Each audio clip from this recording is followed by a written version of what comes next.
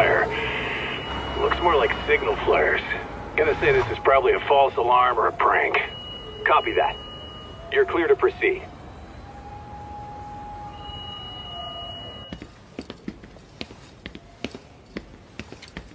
I told you this was a prank. I don't see any fire.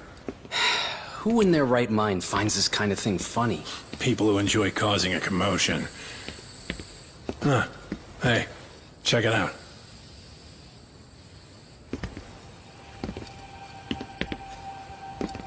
What in the hell?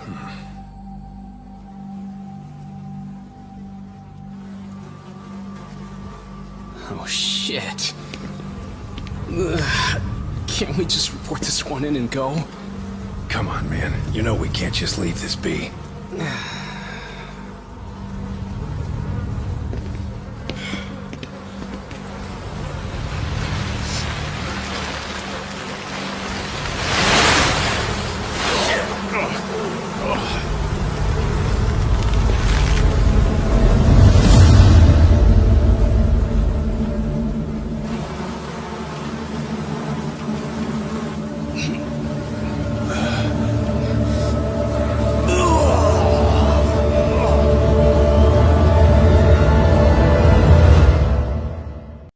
In Japan, 99.9% of criminal trials end with a guilty verdict.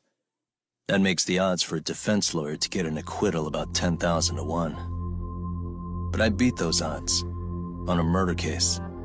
It's a hell of an achievement. Unfortunately, it came with a price. The death of an innocent woman. The shadows of truth escape the courtroom, and when they do, someone has to drag them back into the light. The reality is, the law is neither as perfect or as fair as it's supposed to be. So I've made it my job to give those without a voice a chance to be heard.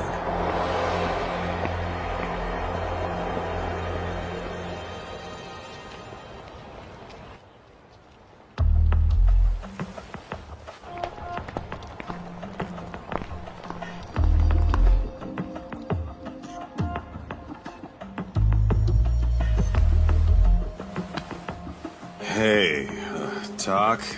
What? Man, I'm bored. Sucks. How about you hit me with some trivia then? That would pass the time. I mean, come on, man. You never know how long this stakeout's gonna last. Even Keiko-chan's losing her mind. I'm sure she is. Give me a sec to come up with a zinger, okay?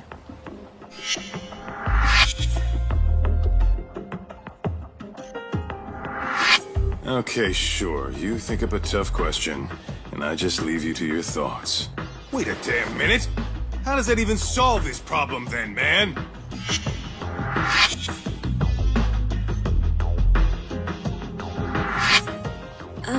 Kaito-san? I don't think I'm really in the mood for trivia at the moment. Okay, fine. We gotta spice this up somehow. So, Keiko-chan, this internet boy, how'd you end up on the raw end of a scam like this? How is this spicing things up? Besides, we don't even know for sure if it was a scam yet, right? Exactly. Kaito-san here is just jumping to conclusions. It'll be fine, Keiko-san. Don't worry. At Yagami Detective Agency, we make sure our clients' hearts are at the heart of our business. That's so great to hear. I know I hired just the right people. Damn straight. Sunshine and rainbows with us. Kosuke-kun did say he always eats fast food for lunch. Yeah, but after 20 minutes, you'd think he'd be done by now. I don't know. He always makes me worry. Even his eating habits. Say, Keiko-chan, how'd a sweet girl like you get roped in by some dude off the net, huh? I wouldn't call it that at all. Would you believe me if I said we took it slow at first? I'd say his patience paid off. Maybe it's hard for you to see, but he is a caring guy. So he drags you to the shadiest dive in Kamurocho and calls it a date? Sounds like a real catch. He was just trying to impress me. He couldn't have known what would happen. Then he sticks his own girl with the bill? dickhead doesn't begin to describe it. I mean, he is still in college. And besides, he said if we didn't pay, they'd call the Yakuza to collect. So they bled you out of 800 grand. 400 still to go. For a total of 1.2 mil. It'd be practically impossible to pay all that in one lump sum. Exactly. That's where Kosuke-kun's idea came in. He said I could make some easy money working one of those clubs. Yeah, I'll bet he did.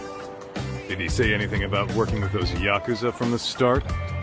Guy meets girl, they go out, he racks up a tab.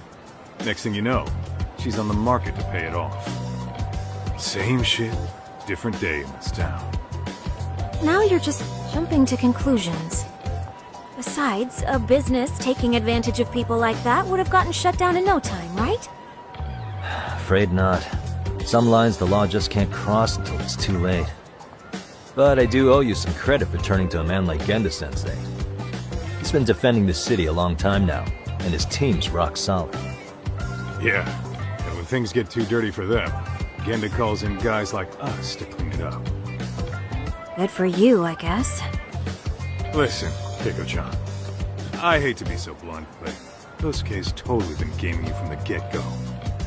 Until you see that for yourself, there's not much we can do for you. Ain't that right, Tak? Well, let's not jump the gun, Kaito-san. We don't have proof of anything yet. Speaking of which, there's our man of the hour. Kosuke-kun. I'm gonna need to follow him. You two stay here. Hopefully we'll get this all cleared up. About time we saw some action. Careful out there, Tak. Hey, Tak, you read me? You gonna be okay tailing this guy? Or do you need the Detective Basics manual? Kaito-san, please. I could tail him in my sleep. The manual says to keep your eyes open, actually.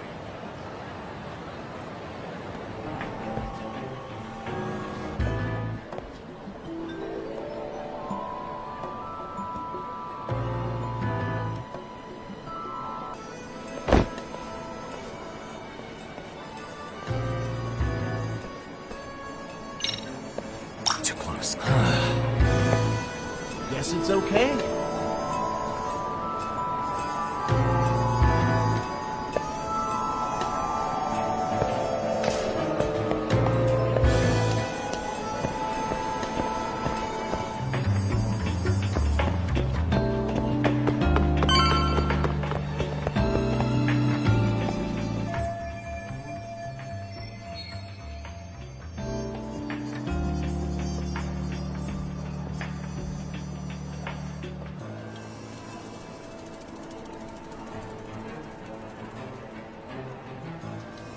Kaito-san, we made contact with a new face. I'm gonna get a shot as evidence. Good call. Now, Kaito-san, just sent that photo to your phone.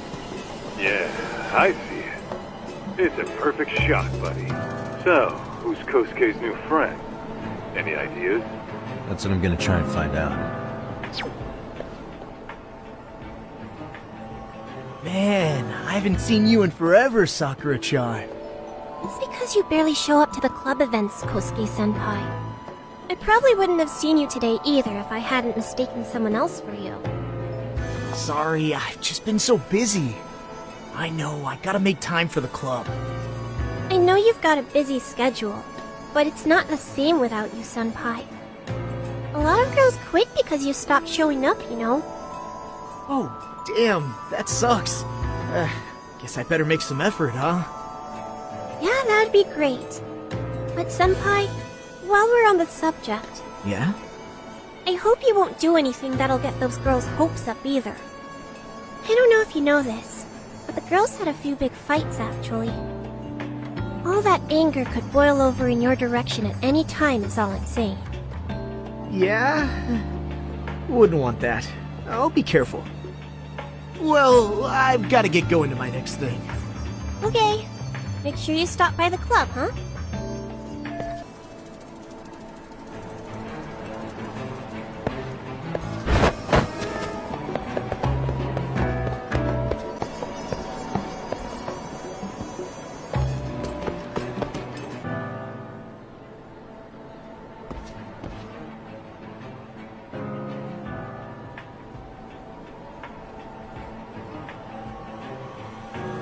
Wait a sec. That's Yagami. He's the detective who reported Aniki's affair to his old lady. Yeah, fuck that guy! Aniki got so pissed he took it out on us! Still fucking sore about it!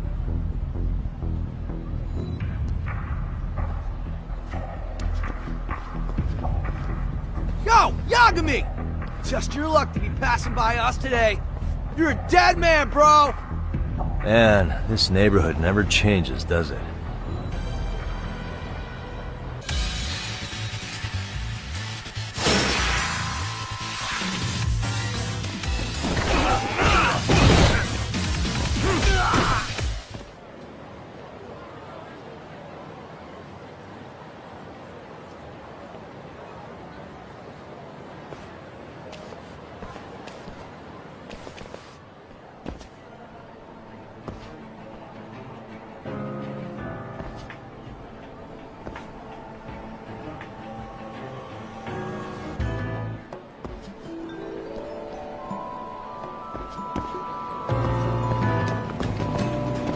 Oh yeah, I need to get more cash.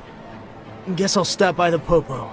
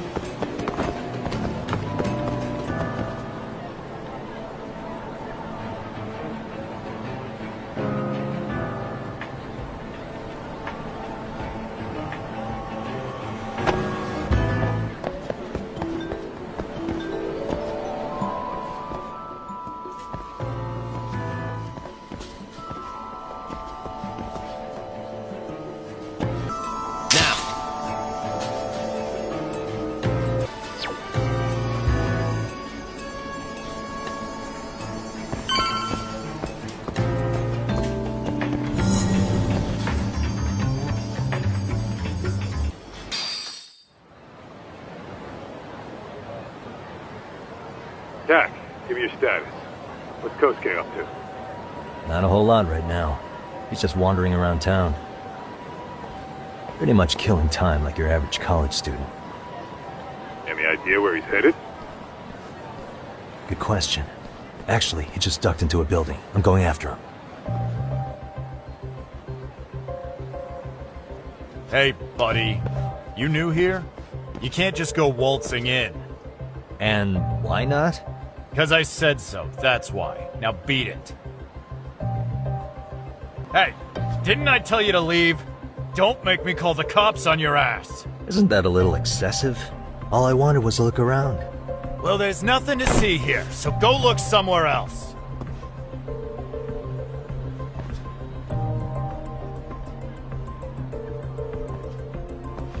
There's definitely more to this place than meets the eye.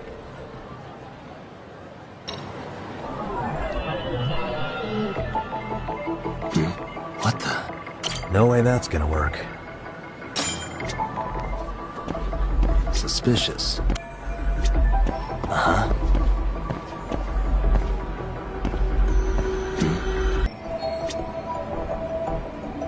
What the?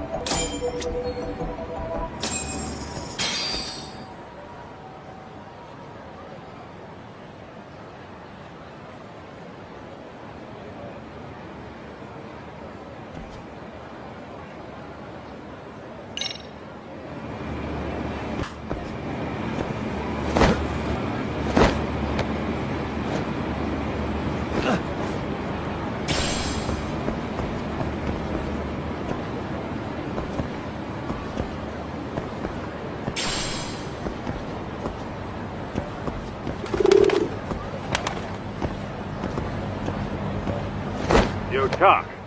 You hanging in there, buddy? Kinda hit a wall here. What's that supposed to mean? You didn't lose. Look, my hands are tied right now. Everything's under control.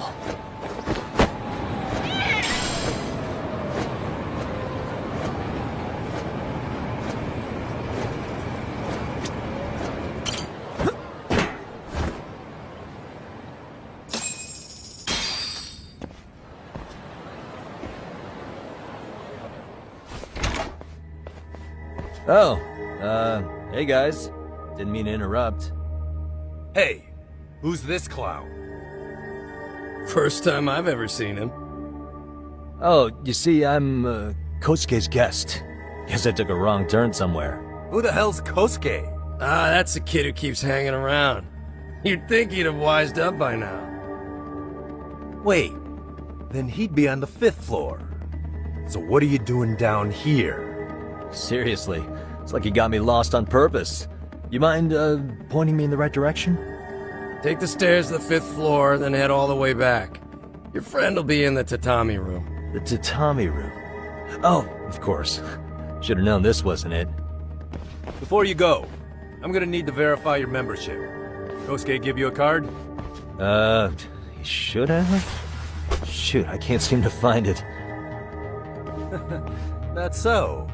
Well, now we got a problem. Sorry. I'll be more careful next time, promise. There won't be a next time, dumbass! We don't carry cards here! Now who the hell are you, and how'd you get in? Better start talking! Here we go. Tell me, what's Kosuke doing in the tatami room? We're not telling you shit!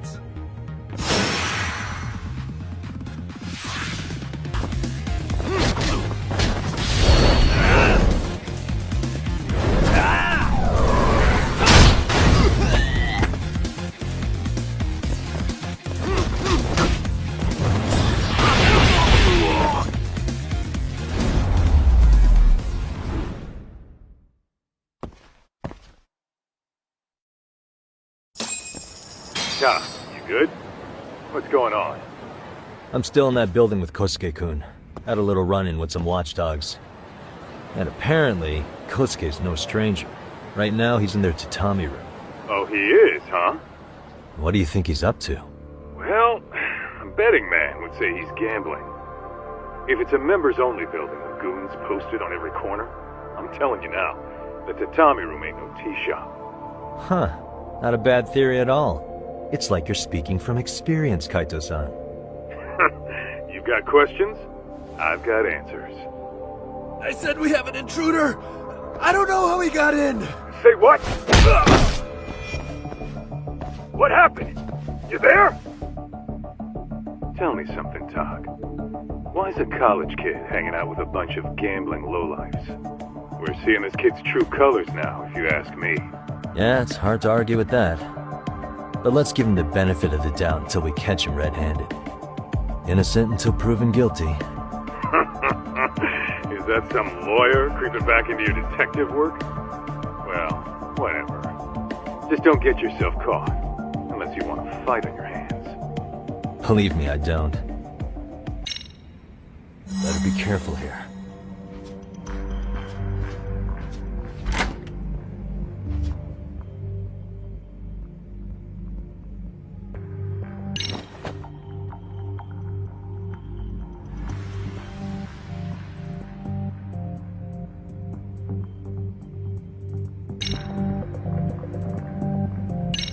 Yo, you got a minute? I heard we got an intruder in here. Let the others know for me. Yeah, okay.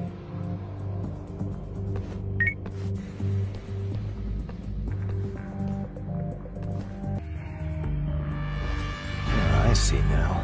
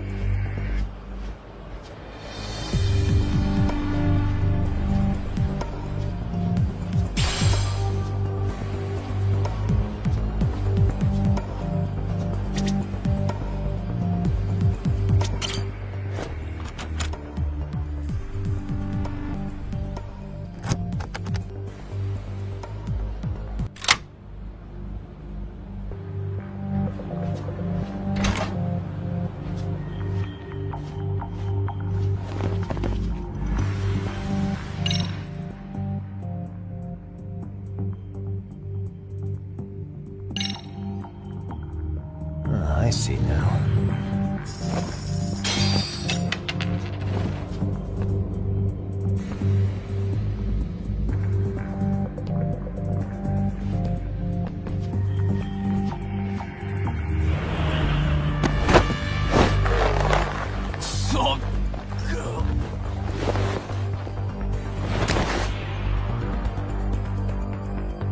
Take a nap, bud.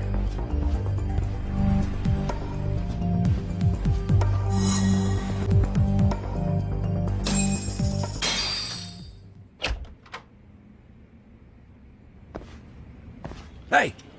Don't just stand there. Shut the door already.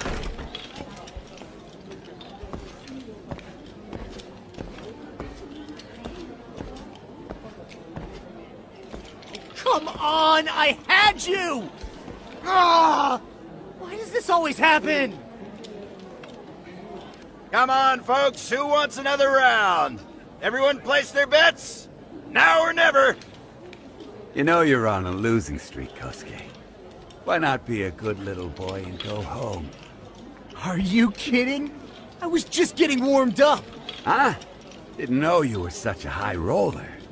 Where are you, getting all that cash from, anyway? Can't say too much about it, but I got me a pretty good hustle. Another girl with stars in her eyes, huh? Jeez, go ahead and tell the whole room. Hey, keeping it a secret's on you.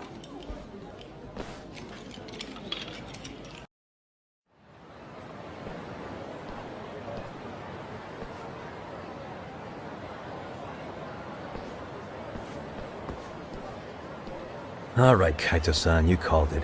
Kosuke-kun just blew all his earnings on Chohan. Told ya. So, what do you say we do? Because I say we cut to the chase and have us a little one-on-one. Huh. My thoughts exactly. Good. I'll bring the car around. College boys about to learn something they don't teach in class.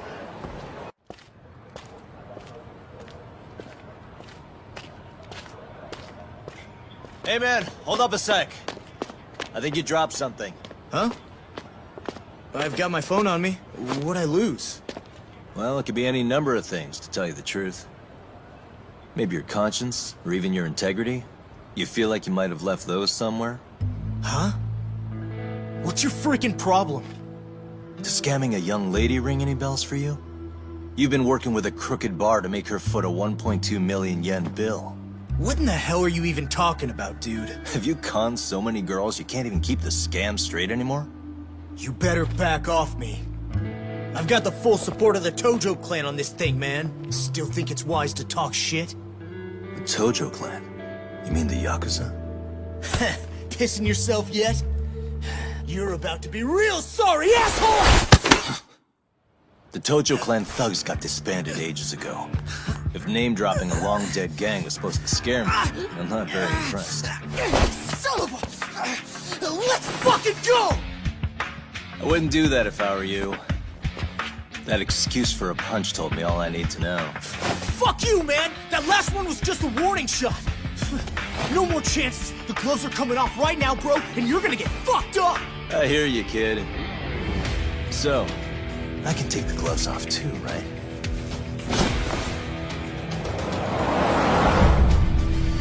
Fuck?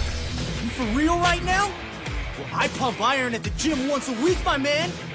You're going down! Don't say I didn't warn you!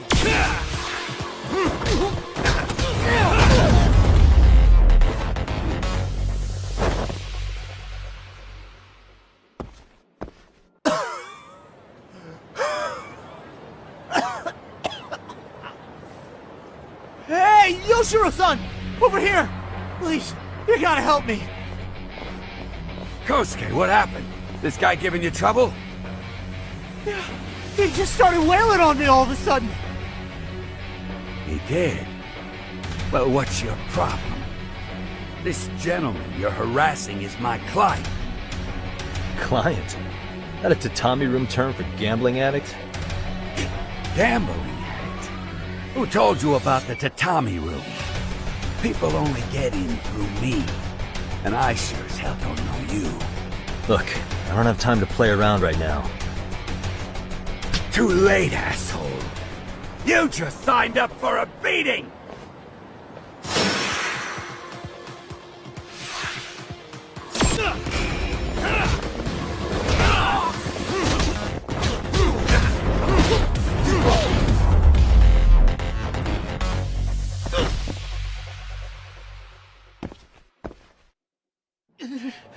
This wasn't supposed to happen. Now you're really asking for it. What's your problem? You won't get away.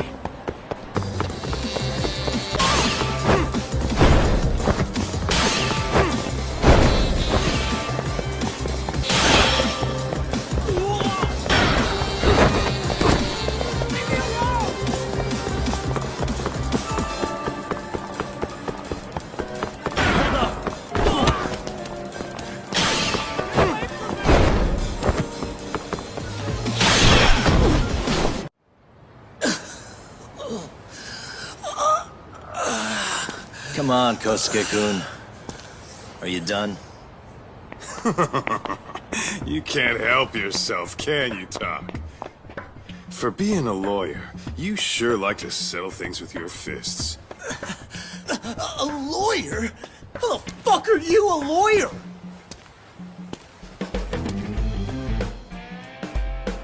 Yagami-san, you're not really a detective? I'm a detective, all right. As for the badge, I still have a license to practice, so I hold on to it. Is it safe to assume then you used to work at Genda Law? Yep. Hit the nail on the head, actually. These days, he hands off to gigs that are better suited for detectives, like him. Now it's making a little more sense. Did you catch all that, Kosuke-kun? Huh? Well, if you want a closer look, I'll be more than happy to accommodate you. What? Yeah, care to go for a ride? We're gonna be buds, Kosuke.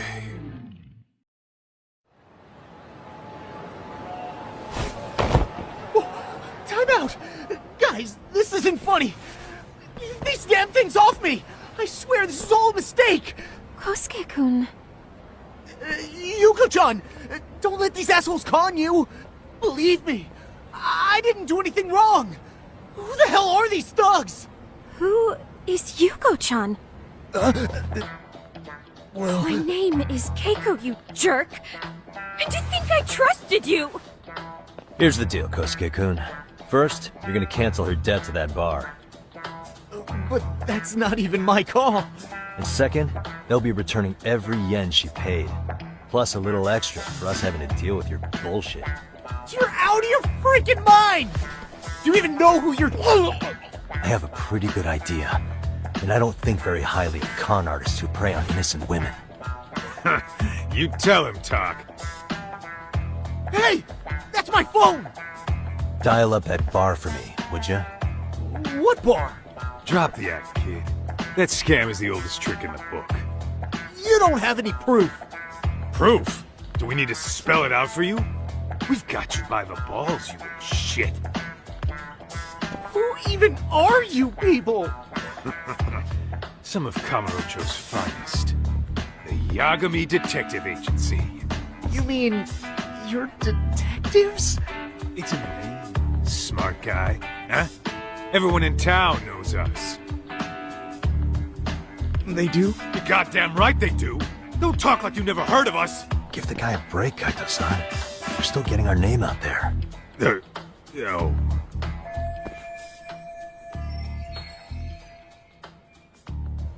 Look, I get what you're after, but give it up. That money's as good as gone. The guy who runs that bar's ex-Tojo clan.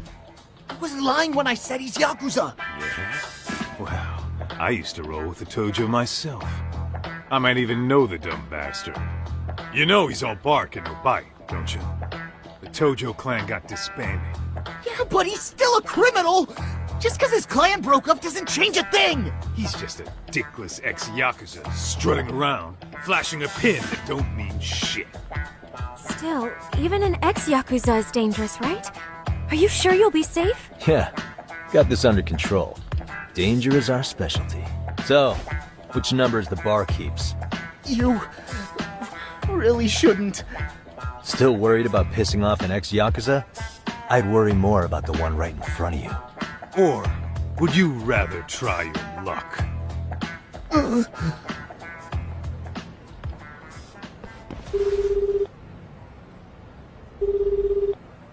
Yo, what's up, Kosuke? Hey, Chief. You wouldn't happen to be back at the shop, would you? Yeah, I am. Why, you, found yourself a new chick, huh? Oh, you just keep reeling them in, don't you? Not exactly. No? Well, hey, at least you still got Keiko on lock. Yeah, these broads will do anything if you know how to squeeze them right. You could make a fortune milking her. Bastard. Wait a minute, though. What happens when Keiko brings you the money? Oh, that's simple. First, we take the cash off her hands. Then we slap on a last-minute late fee and send her sobbing all the way to the soapland. Right. Sounds like you got it all figured out. Wait. Why'd your voice change all of a sudden? Took you long enough. Wait up. Who the hell is this? I suggest you remember this voice. Because I'm about to come knocking, and this time, you'll be the one paying the price. Holy shit. You're kind of insane, man. Sorry to break this to you, Keiko-san. Kosuke-kun had you fooled. No matter what lengths you went to for him, all he ever thought of was using you. You were just an easy mark the whole time. Don't get me wrong, Keiko-san. This did start out as business, but now I've seen, the light. No! That's enough out of you.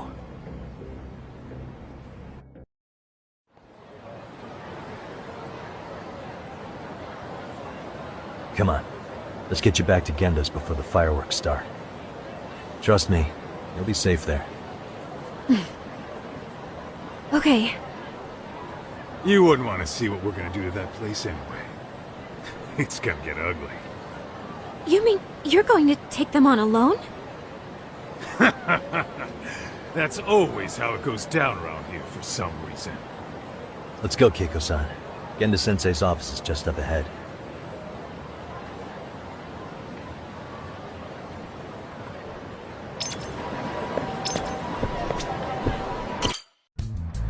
This is Genda Law, where I got my start as a lawyer.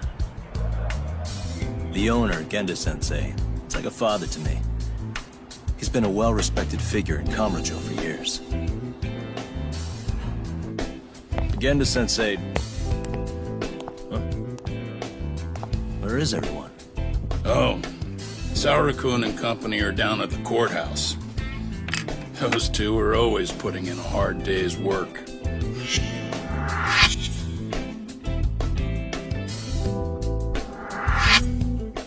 It's good to see you. I believe we met the other day. It was that con artist case. How'd it go? Did Yagami get that solved for you? He goes all in on his cases, but that's about his only redeeming quality. Yeah, he's really gone above and beyond. Sorry to impose, Genda-sensei, but can Keiko-san stay here a while? Fine by me. It was getting a little too quiet around here anyway. Speaking of which, it's rare to see the office this empty. You guys working a big case? Yeah. Big enough to keep Saori-kun and Hoshino-kun out of trouble, I suppose. It's not a murder case, is it? No. It's an anti-nuisance ordinance violation. Huh? Oh, you mean... It's a groping case? She's a smart one. This happened 2 months back. Some good Samaritans at a train station pinned down a groper who was trying to make a getaway. Wouldn't you know it, the culprit was a cop, of all things. Makes you wonder what this world's coming to. Naturally, the press had a field day with it. It was all you saw on the news for a while. Oh yeah, I remember hearing about that. It was all over the internet. Anything that stops the trains during rush hour makes the news. It was all they talked about. Probably because he was a policeman. The judge is handing down the verdict today, and I don't expect he'll be pleased with it.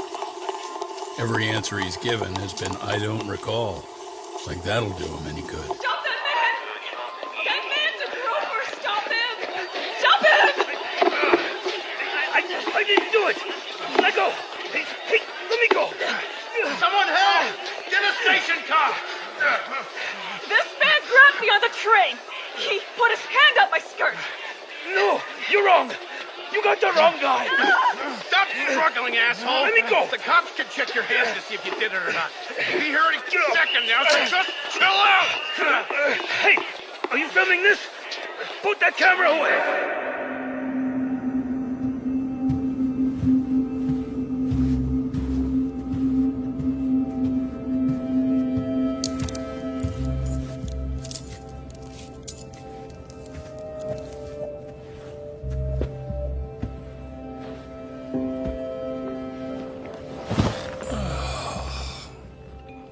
Ihara-san, do you mind sitting up straight in court, please? A bad attitude isn't going to do you any favors.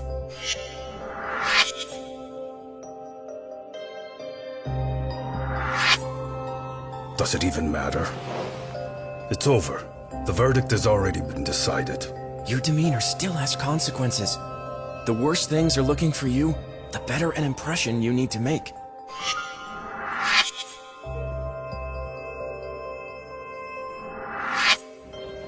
Leave an impression.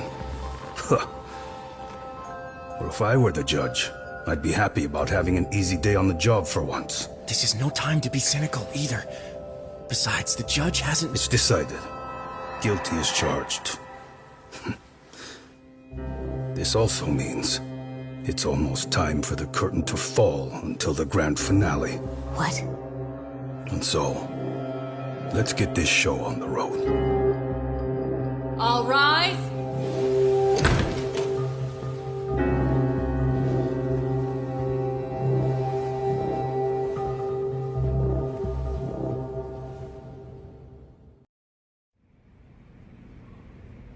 Well, like I said, we should have a verdict coming down today.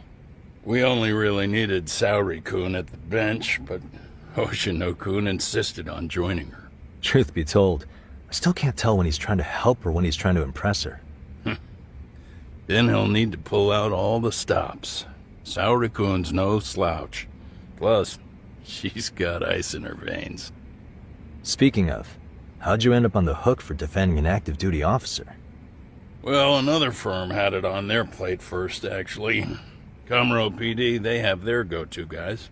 The plan was to get a confession, earning the defendant a nice retirement package and a simple case dismissed. You mean he'd be found innocent? Bottom line, yeah. On the condition he left the force anyway. Correct. But the plan fell apart when the cop kept insisting he didn't do it, in spite of the evidence stacked against him. So, once Comro PD's lawyers decided to throw in the towel, the case went straight to Saori-kun, who just happened to take the call. Huh. Makes sense. I'm sure they'll be back soon if you wanted to stick around. I would, but I gotta tie up a few loose ends. But let us know if any new requests come in. Restless as always. You ever heard of a vacation, Yagami? That's exactly why I turned my hobby into a job. Besides, I like staying busy. Fine. You never did listen to your elders. Anyway, I shouldn't keep Kaito-san waiting. Thanks again for looking after Keiko-san.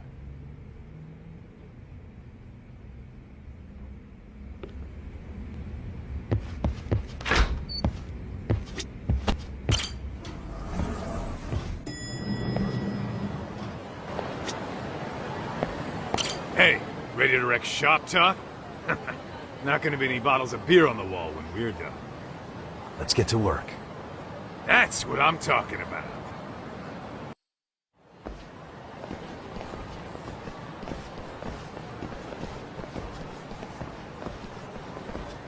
Well, This the dump you brought Keiko-chan to? It is! So could you please just let me go? Not a chance. You get a front row seat for when your boss shows up. What are you, crazy? He'd murder me on the spot! Then he'd murder you two for dessert! Huh. He's that scary, huh? Yes, actually. Not to mention all his boys. All the more reason to put him in his place. Pricks like that need to learn how to treat a lady. Agreed. Oh, hold on. Sugiura. Really? Could he choose a worse fucking time? Talk about a buzzkill. Hey there. You miss me? Jeez, it's been what, half a year? Everything good over there? Good as it gets. Well, I've got some good news of my own I wanted to give you, man. Tsukumo-kun and I have our very own detective agency. Wait, are you saying you started a detective agency? Meaning, now you're a detective? Yep, got our own office and everything. It's in Yokohama. Didn't want to muscle in on your turf. Man, I don't know what to say. Oh, and by Tsukumo, you mean... The one and only. At least, the only one I know. Thought his hacking might give us an edge. Never figured he and I were on the same wavelength about stuff. You wanna wrap this up, Doc? Anyway, we got a pretty big case. And to be honest, we're in a little over our heads. So that got me thinking, why don't we call up the pros? So they can show us how it's done. Do you need an answer right away? We're in the middle of the usual. Oh yeah? More sneaky shit? Yep, I'll tell you all about it later. Oh, come on. Give me just a hint. Sorry, buddy. You all set? Huh. Then let's roll.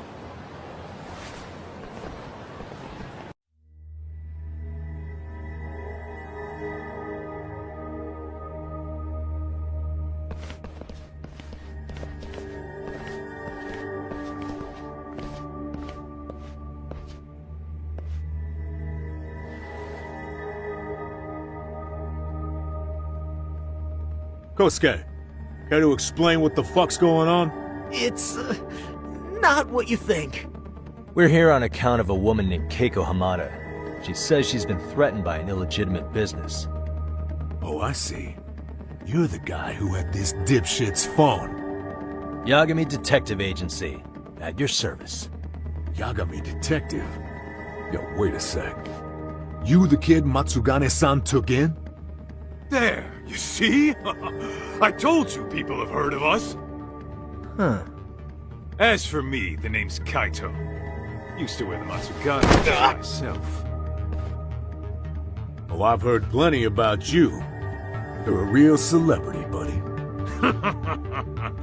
A man's gotta have a reputation, right? Masaharu Kaito. Ugly as an ape and just as dumb. Lets an amateur thief get the drop on him, then forks over the family safe? Yeah, you're a real legend. Don't talk like you were there, jackass. You want an ape? I'm about to go ape shit here! Come on, man. Don't give him what he wants. Fuckhead.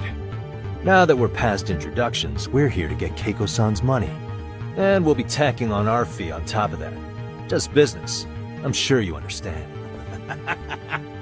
Hear that, boys? The detectives come to collect. You know the best part of breaking ranks with the Tojo clan? The freedom. No more paying cuts to guys upstairs. Makes us even tougher. And guess what I spent the cash on? The walls. Now this is damn good soundproofing. Meaning whatever goes on inside, stays inside. You'll find out just how convenient that is. You hear that, Kaito-san? He says we're free to cut loose. Oh yeah. Best news I've heard all day. I'm gonna open up a can of... Hey, hold that thought a minute. Greetings, Yagami-shi. Did Sugiura-shi call you a second ago? He did, but look, Tsukumo, now's really not a good time. Oh, so you really are just busy? He said you hung up on him, so I wanted to make sure. He didn't offend you, did he? I'd hate to think he upset you, you know? But if so, we didn't mean it. On behalf of both of us, I offer my profuse apologies. Yep, no offense taken, man. But you see my point, right? Sugiura and I are a team. Our actions reflect on each other. Any responsible member of a company, any responsible member of society, it's a matter of respect. Okay, I get the picture. We'll continue this later. Okay, but when is later? Should I call you back? If you have an estimate, I can set a timer. That way I'll know when it's convenient. Right, where did we leave off? You gotta be shitting me! Yeah, pretty lame talk. That's it. You jokers are dead meat!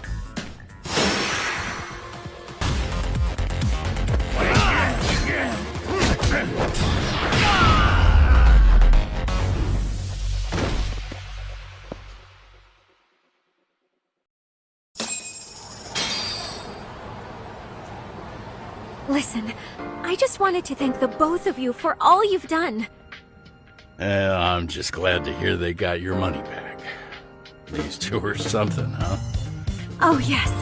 I don't know how I could possibly repay them. Don't worry about it. Besides, those thugs paid our service fee and then some. Nice of them to eat the cost, huh?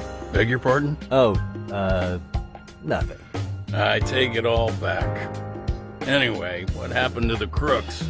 If they're smart, they're skipping town. Doubt they'd reopen after how bad we wrecked the place. As for Kosuke, I made sure to tip his college off about his little side business. Should help him rethink his life choices. So I'd say this case is closed. Well, I've sure learned my lesson. It's a scary world out there. Oh yeah? Mm-hmm. From now on, I choose the place when meeting boys online. And I should probably change dating apps while I'm at it. That's your big takeaway? Really, Keiko-chan? You're laying this all on the app, not the sketchy internet dudes. Oh, I don't think so at all. Plenty of people these days meet their match online. It's true, Kaito-san. Apparently that's a thing now. You see, if you don't seize the opportunity when it knocks, it won't be just the times that leave you behind. Fine, fine. Hear you loud and clear.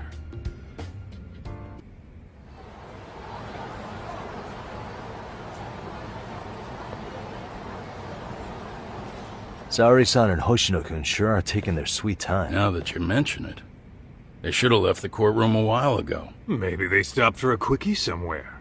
There's nothing between those two. Nothing real, anyway. These old eyes can tell that much. Wisdom comes with age, huh? Damn right it does. And I've got more than you kids on both counts. You talking about Matsugane-san? Yep. The lawyer and the Yakuza.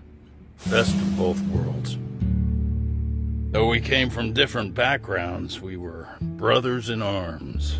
Both trying to make it in Kamurocho. You two ought to visit his grave every now and again. We will. That goes without saying. Well, I guess we should get going. I guess so. Thanks for having us on such short notice. Oh, and give the two lovebirds our regards. All rise.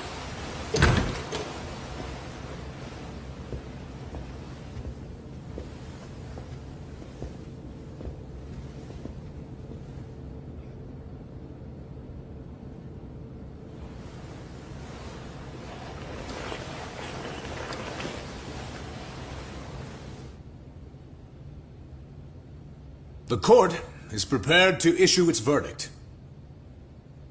The sentence for the defendant, Akihiro Ihara, is 6 months of penal servitude.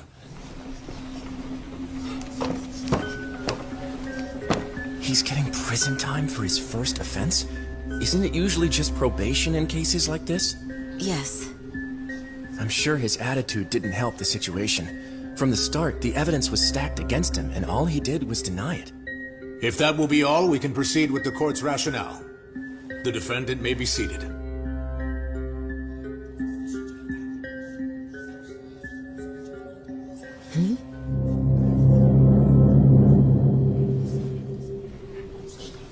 You'd rather hear this standing up?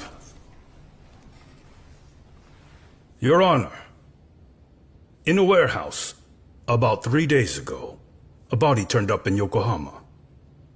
Oh, maybe you hadn't heard that. What? What the hell? What is he talking about? I don't know. I'll take that as a no. In that case, make sure you pass this along to the Kanagawa police. They'll want to know that the body belongs to a guy named Hiro Mikoshiba. 4 years ago, this man took my son from me by driving him to commit suicide. He deserved to die 1,000 times. But he was never even accused of a crime. No, he just went on with his life. The law let him walk. An utterly broken system.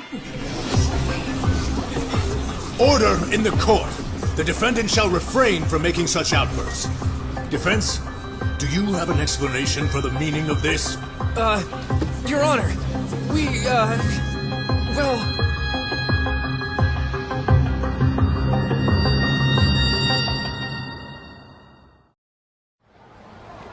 Huh? How's that for an honest day's work? I just want to go put my feet up in the office. Sounds like a plan. I need to get back to Sugiura, too. He was telling us about a big job.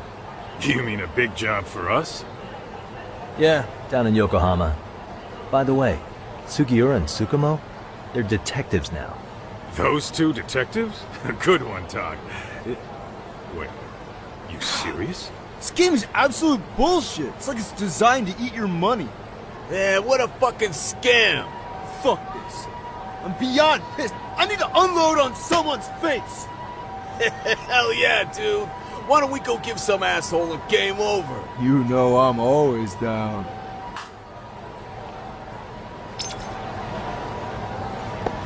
Let's hit it.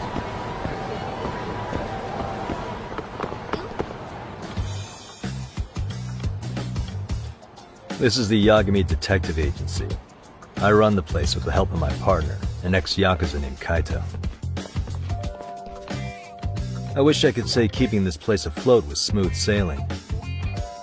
But the reality is, we'd be drowning if it weren't for the gigs we get from Genda-sensei. It's not like we don't have the technology. But when street smarts fail, most of the time we have to get physical. That happens a lot.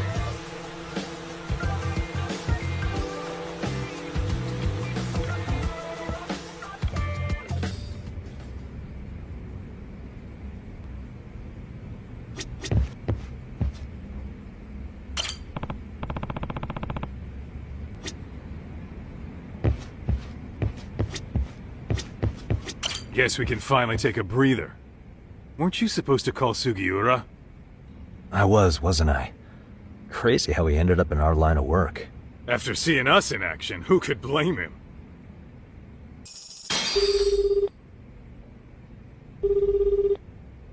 Yagami-san, everything okay over there? Yeah, sorry, it's a long story. You were saying something about a big case? Oh, yeah. Listen, man, you gotta come check out Yokohama. We've been getting jobs left and right down here. And if we can ace this case I've got lined up, we'll be the hottest detectives in town. Oh yeah? You sure it's a legit lead? Hey, have some faith. Would I waste your time on a bad lead? Just looking out for you, man. Well, I do appreciate that. Then, should I save the details for when I see you? Sure. When do you want us over? Honestly, ASAP. Tomorrow if you can swing it. We're based in Ijincho. Look for an office that says Yokohama 99 out front. That's us. The real question is, you free on such short notice?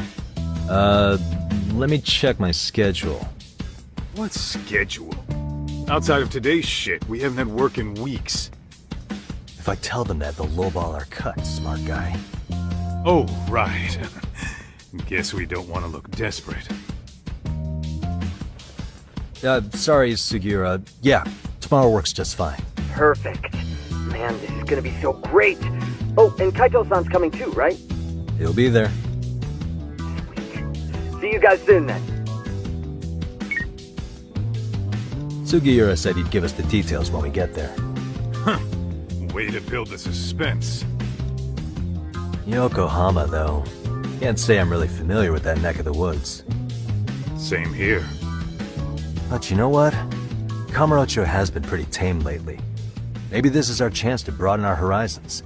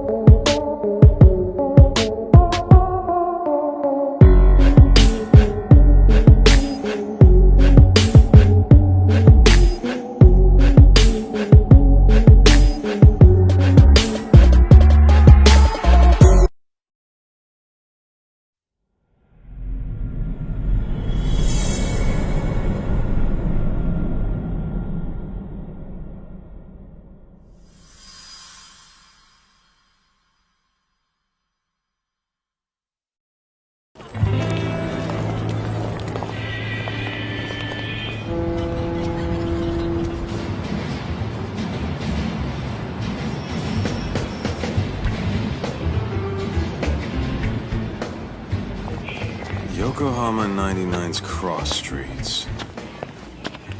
Aw, it's not even close to Chinatown. So much for us getting a decent meal on this trip, huh? Well, then how about on the way home we take ourselves a little detour? Maybe. Tsukumo's place is way out there. Want to take a taxi? I suppose we could. But why don't we hoof it? Yeah, we could see the sights. I guess I'm on board with that.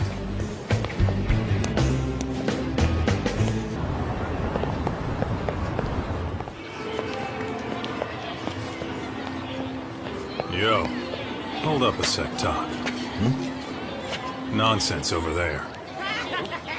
That's not what I said. What'd you call me? What the? Hey, what are you filming me for? Knock it off! Chill out, man. Why do you care? I don't see anything that says I can't record here. Enough! Stop! Just give me a reason. You have one? It's a free country, isn't it? Whoa! Hey! What gives? You just kicked my sign over! Ah, that was the wind, man. A big old gust just came through, right? Yeah, crazy. Just now it whooshed right over. I told you! Put that down! Come on! Kids don't seem to give any fucks about people these days. Agreed. So much for seeing the sights, huh? Well, you're thinking what I'm thinking, aren't you? Do you have to ask? So, anything else you want to accuse us of?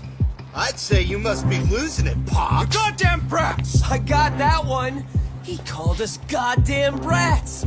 You picking on high schoolers, man? No, I just don't want you loitering in front of my store! That's all I said, okay? So stop disturbing my customers! That part's not gonna make the video. Wow, is that one of those new smartphone models? May I? What the hell?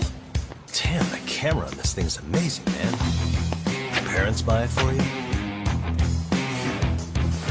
Holy crap, he kicked Sakaki down! You must be seeing things, kid. Anyway, your smartphone's kind of dirty, don't you think? Let me see. Hey! Give me my phone back! You want it back? I'll give it back, but only if you put this poor restaurant owner's sign back up first. Asshole. You think you can fuck with us? We're gonna kick your ass!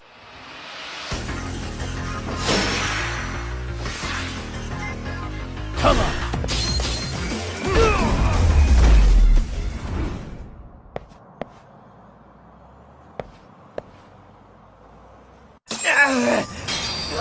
That stinks like a bitch! For fuck's sake, these guys are monsters!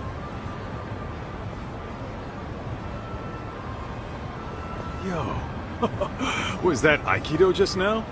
Oh, don't tell me you're training at a secret dojo or something. Just more of my own thing, really. Figured I'd find a way to hold back for punks like them. Here, this came from one of those kids. Your call what to do with it.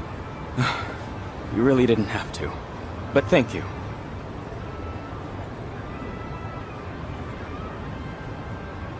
Those were students from Serio High.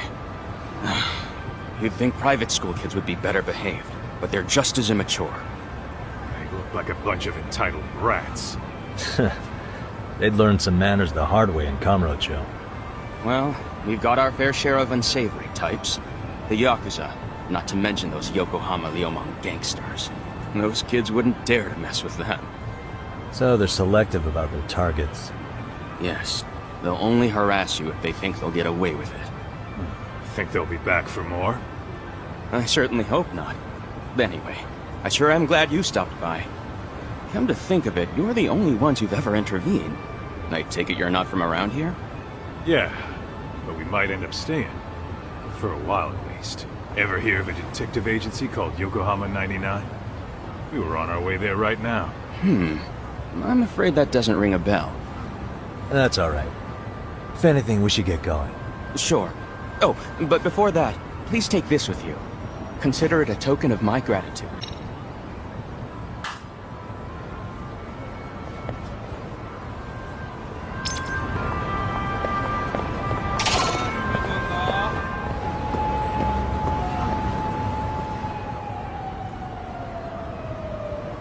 Yokohama 99. Yep, that's the place. Whoa, not too shabby, guys.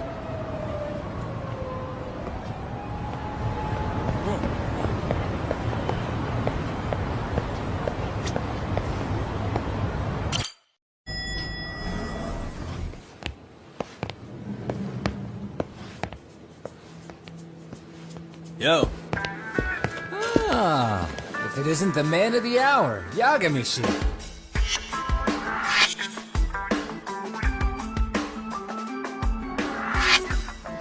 Gentlemen, welcome. How are you? This guy. First he falls off the radar. Now he's got this sweet office.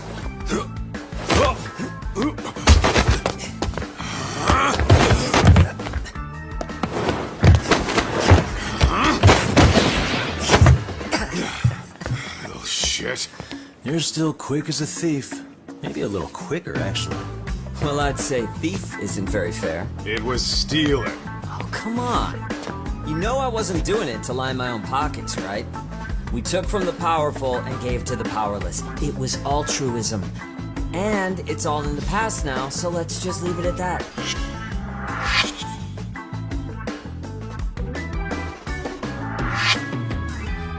The place is nice, though. It's kind of familiar, even. It should be. You're our inspiration, Yagami Detective Agency. You guys are the goal. Huh. For sure. So, how about you guys take a load off? If you're ready, I'll give you guys the briefing. Say what? A briefing, man? Let him go over what we know. I've actually got an agenda for today's meeting, too. An agenda? Just roll with it. Give him a chance. All the detective talk has made him go a little overboard. I'm sure it'll work itself out. It's all good. Imitation really is the sincerest form of flattery.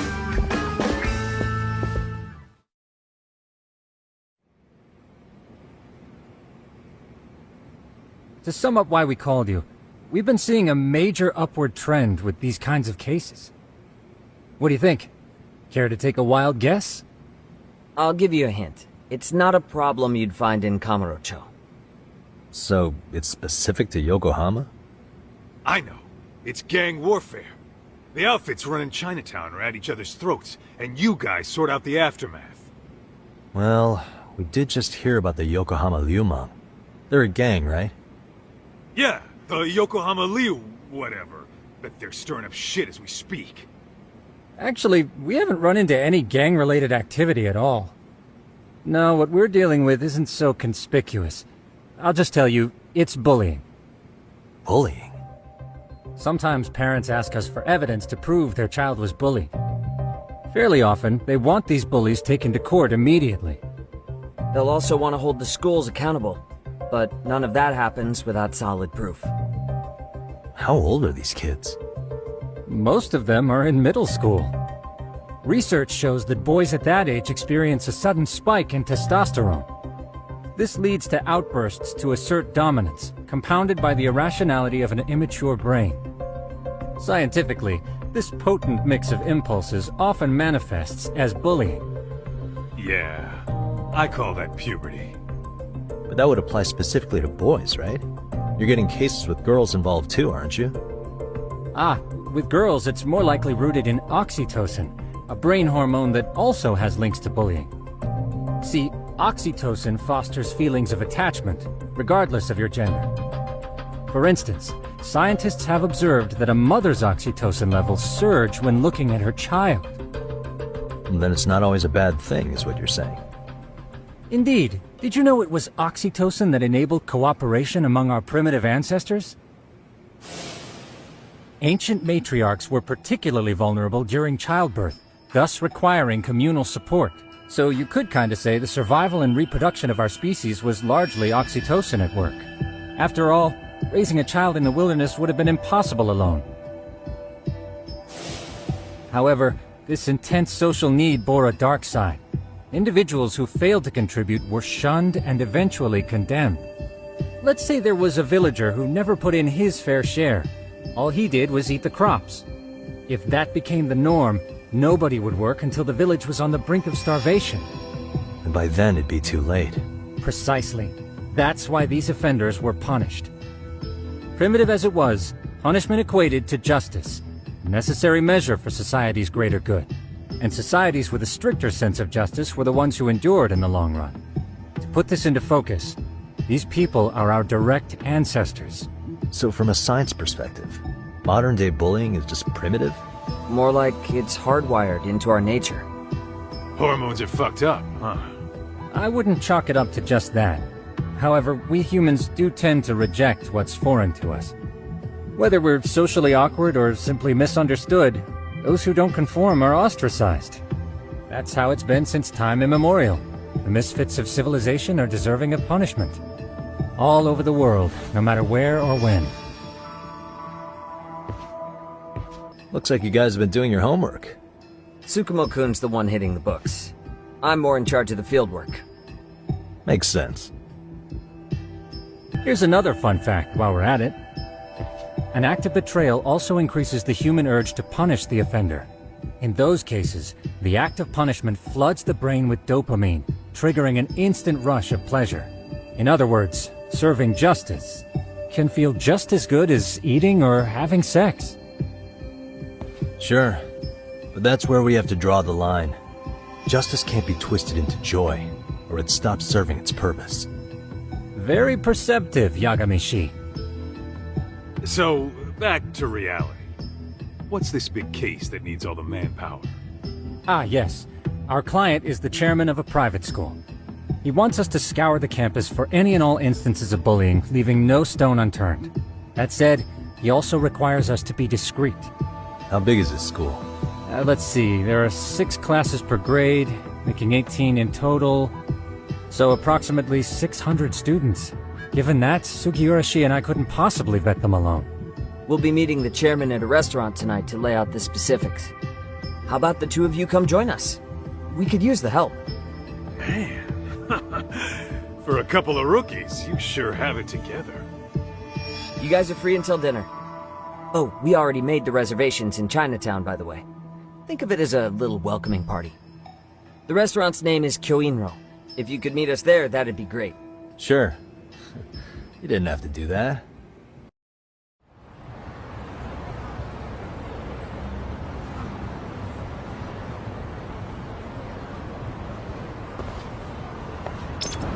Let's roll, Tom.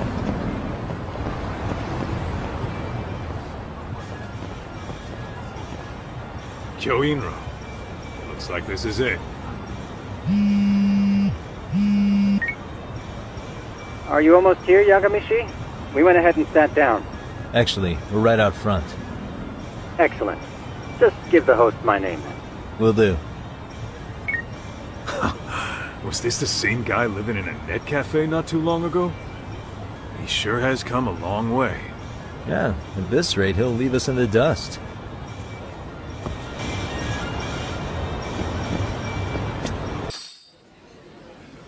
Without further ado, allow me to introduce Yagamishi and Kaito-san, the gentlemen I mentioned before. They are, without a doubt, the finest private eyes in Kamurocho. Ah, yes. Tsukumo-san here has certainly been singing your praises. My name is Okuda. I'm the chairman of a private high school, Seirio, if you've heard of it.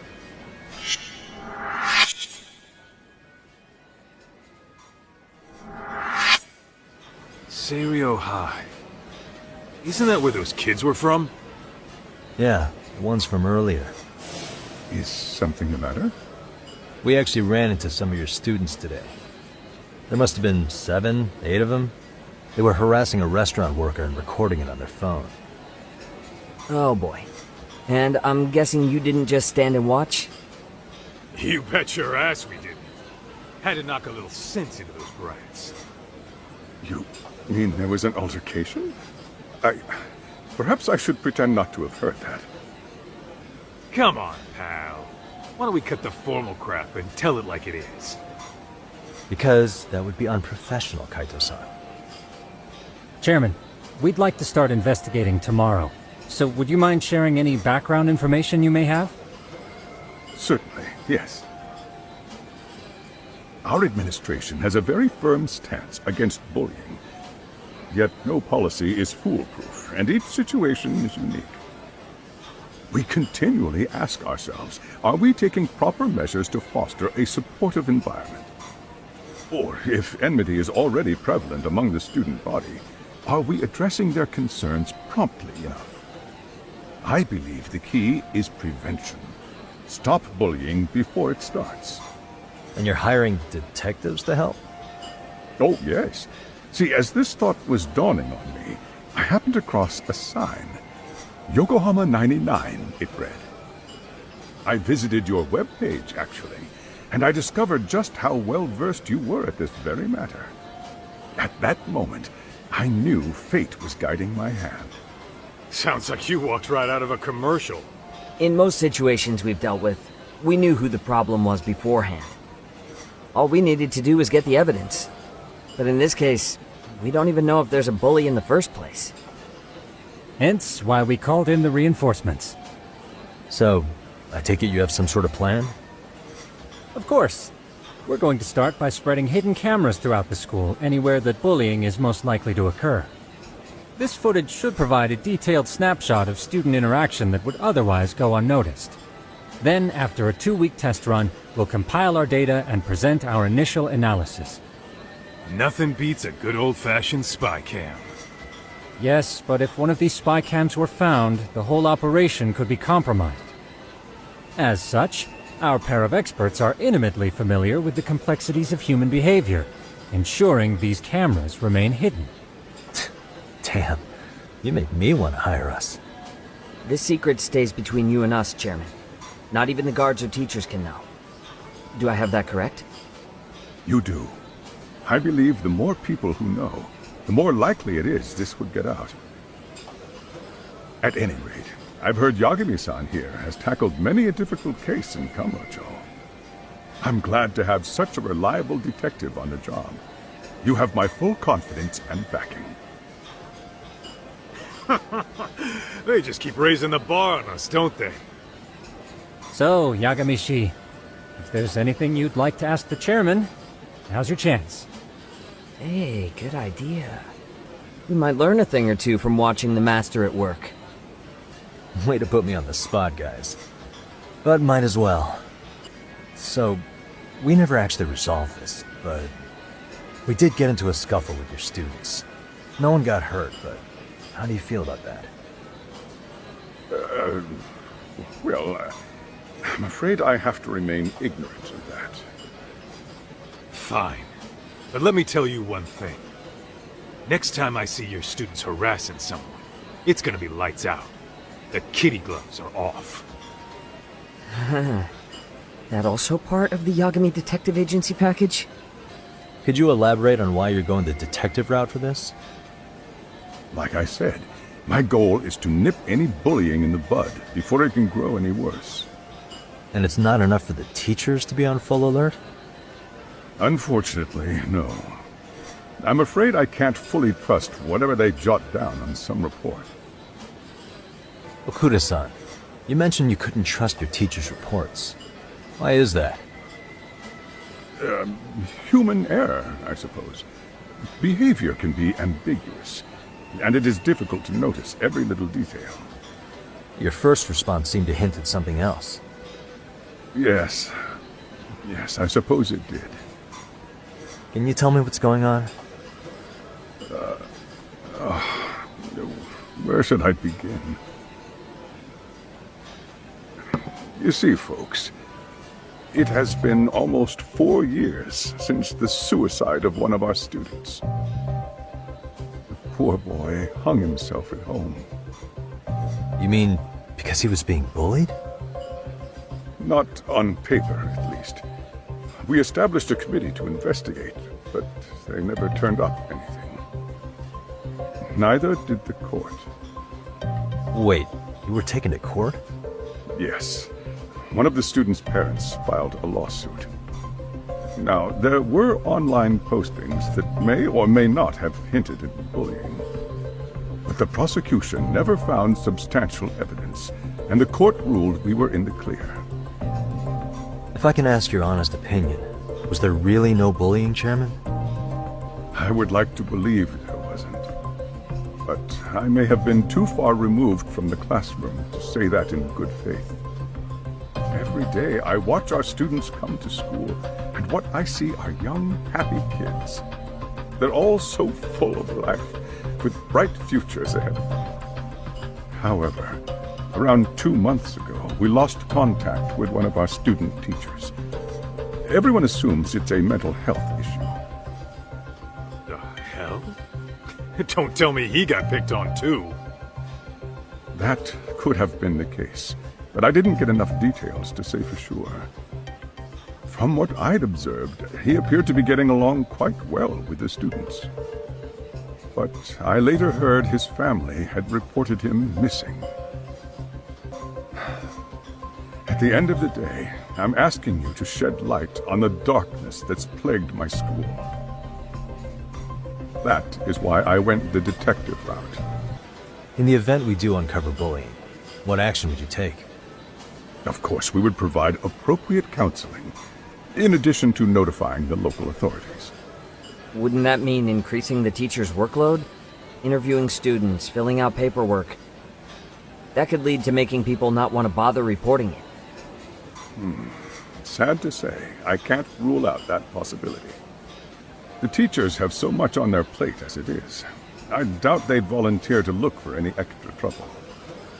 That is why we must strike at the root of it. What if you offered your staff a bonus for catching any bullies in the act? I know that'd motivate me. You don't think that'd backfire?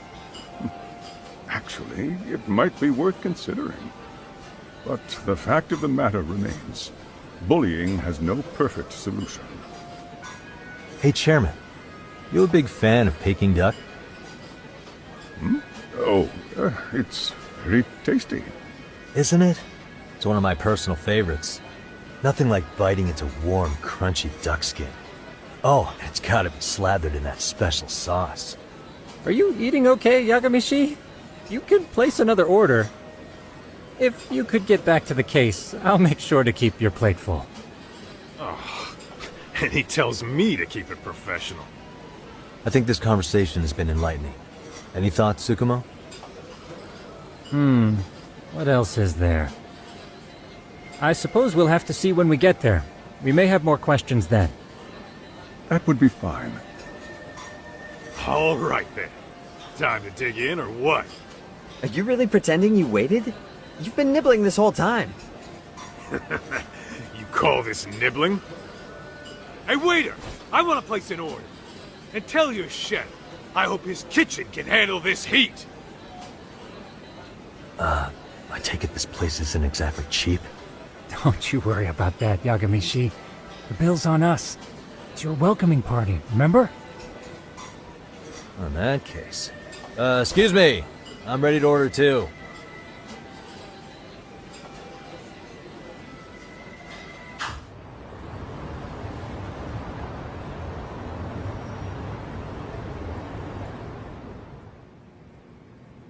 So, how was that for your first day's work?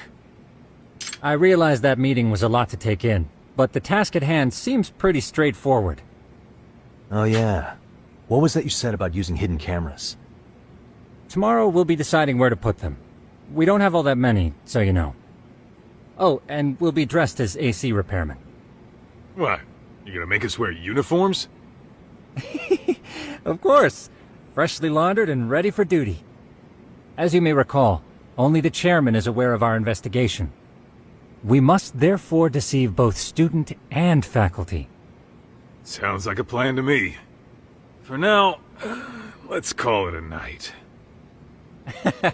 You've got a point there. In any case, try to make yourselves at home. Apologies in advance if you find our amenities.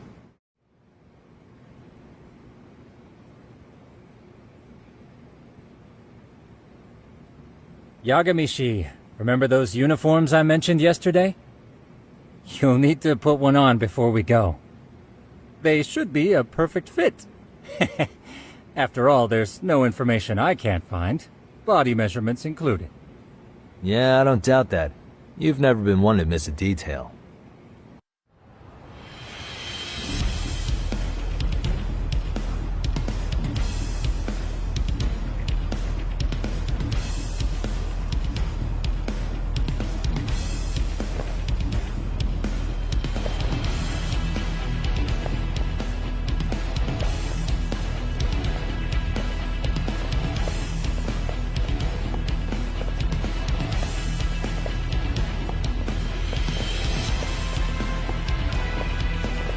What's up with those guys? They sure look like men on a mission. But for what? We will now commence our journey by taxi to Seiryo High. Gentlemen, are we all ready? Remember, this case can open up a lot for us depending on how we solve it.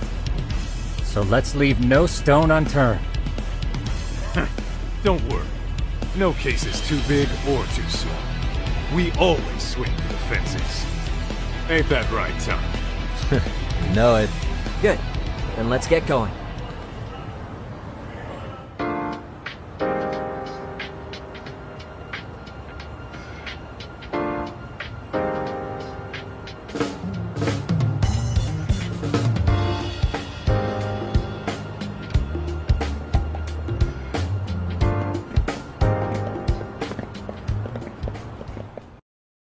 Ah, you must be the repairman.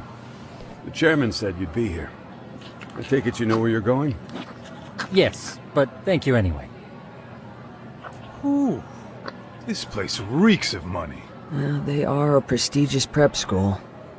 Wonder if the kids are on recess. So, our first order of business is to analyze the layout of the school. The schoolyard should provide the proper vantage point. Let's head there.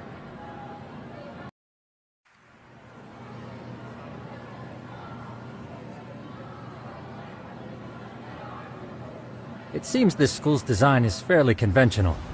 See, There's the classroom building, and that must be the gym. By the way, how many spy cams do we have? 20 in total, all of which feed directly to my computer. Think we ought to split them up between us? We could, but that might draw extra attention.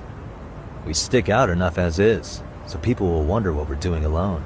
But if we moved in pairs, they'd write us off a lot easier. Clever as always, Yagami-shi.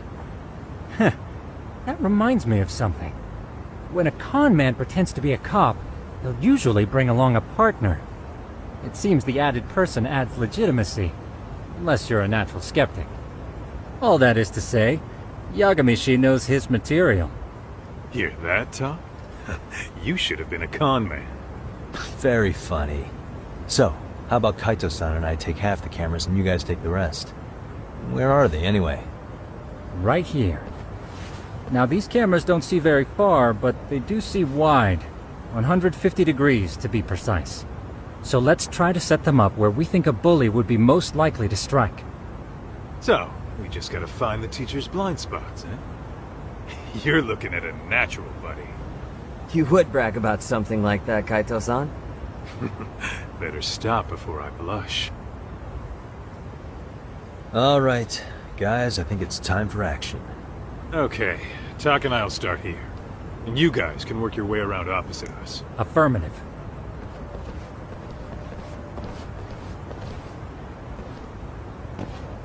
We've only got 10 cameras, so we gotta use them smart.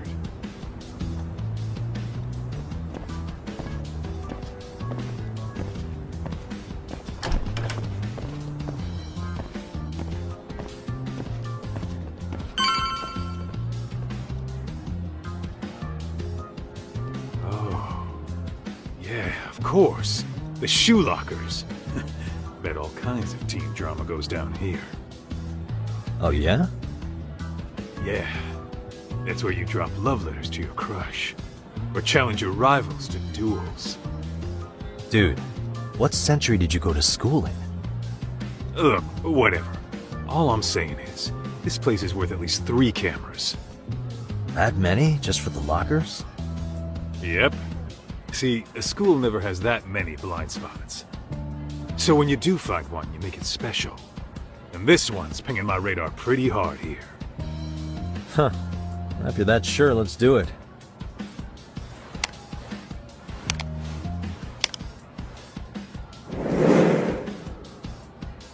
Tsukumo reporting in. I see you've set up a few cameras already. Feed is coming in nice and clear. You guys are doing awesome. Thanks. How's things on your end?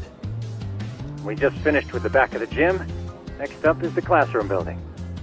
Copy that. All right, Tak. Just follow my lead.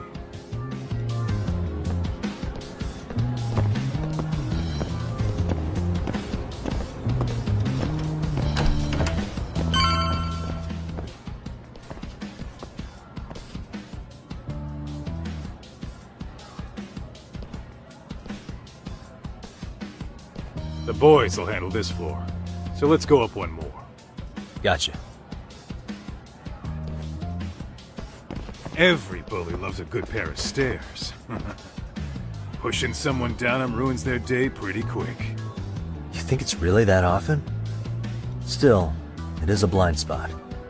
Yep, close corners make for poor visibility, making this a #1 choice among assholes. You don't say. All right, then let's get a camera here.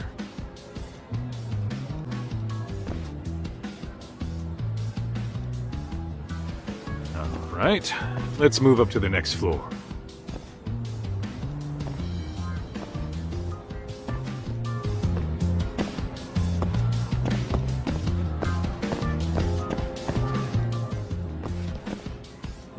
Yagami-shi, are you perhaps on the second floor? Yeah, we're about to start setting up. Okay, we're almost done with the first floor, and we'll be heading to the east building after. I think we can handle that all on our own. So can you finish up the second and third floors here?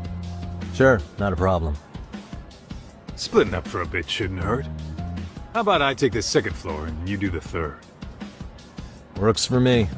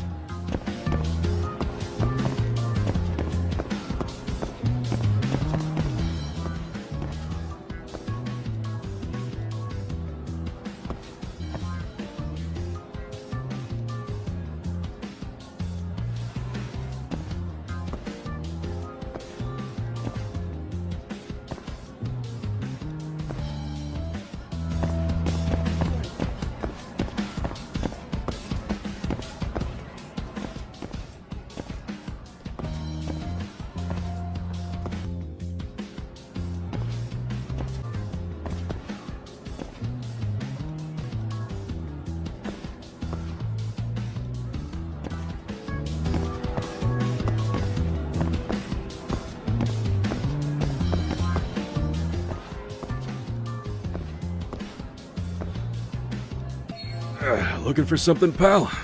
I'm kind of busy, in case you couldn't tell. Here, 1,000 yen, no questions asked. That'll cover a pack of smokes, maybe 2. You're saying I should take this? Well, yeah. Kinda sucks asking you to move on your break. You know, you're not such a bad guy. In all honesty, the budget's been tight this month.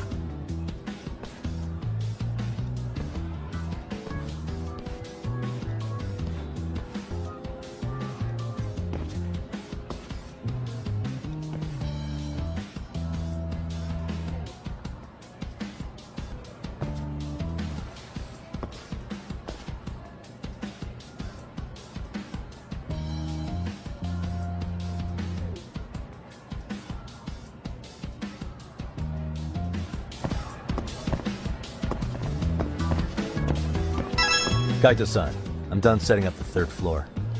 Same. I've hit up every blind spot I can think of. Thing is, I've still got 2 cameras left. Maybe this tight corridor might be good. The teachers probably passed by without a second glance.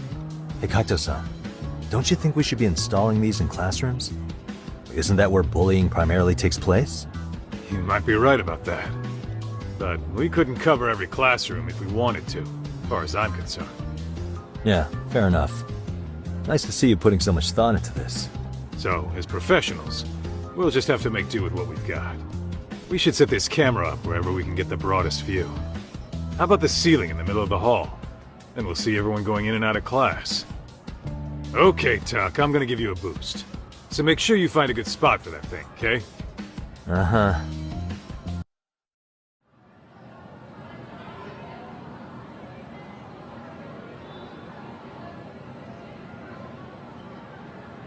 You know, we totally could have done this during recess.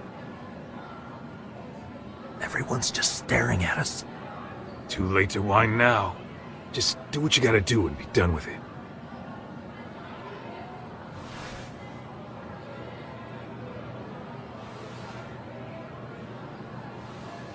Huh?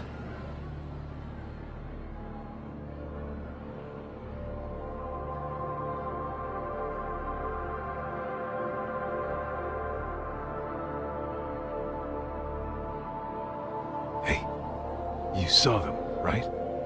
Those kids who started trouble at the restaurant. You noticed too, huh? Classroom 2-2. Sounds like we've got some bullies in there for sure. That'll be a prime spot for the last camera. Alright. Just make sure they don't see your face.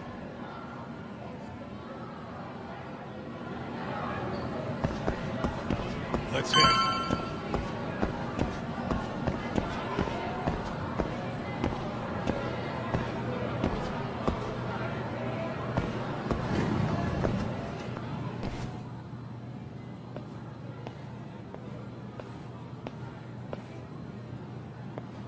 Excuse me, but I don't recall there being an inspection today. Whoa. Sorry to be in your way, ma'am. We won't take long. I understand, but nobody notified me we'd have any interruptions. Yeah, and nobody notified us this school hired such gorgeous teachers. You know what? I don't seem to recognize either of you. Probably because our usual repairmen were here just last month. I can't say I know anything about that. We're just here doing our job, man. You can call me Sawa-sensei, not ma'am, and you're in my classroom. Forgive me, but who may I ask called you here?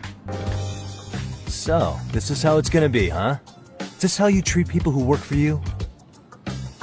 I beg your pardon? You call us here, put us to work. Then you give us the 3rd degree? Not our fault you weren't notified by your own school. Isn't it the teacher's responsibility to keep track of scheduled maintenance? But hey, what do I know? We'll just pack up and go. Now, just a minute. I've been in this business a long time, and not once have I been insulted like this. We could have been in and out of here in under a minute, but whatever. Your problem now. And you better believe we'll be reporting this little exchange to your boss. Really, there's no need to go that far. You'll be done in under a minute? 40 seconds if you like. Well, if it really is that quick, fine. Then let's just take care of it. That's 40 seconds for the youngin' here, but I can get it done in 35. Right, of course. Please continue as you were. And I apologize for grilling you like that. Consider it water under the bridge. Why ruin our budding relationship over a little misunderstanding? I suppose. Come on, Teach. No need to be so down. You know what they say. Nothing ruins a pretty face faster than a frown. What? Ignore him, please. Like I said, we'll get this done quick and be out of your hair.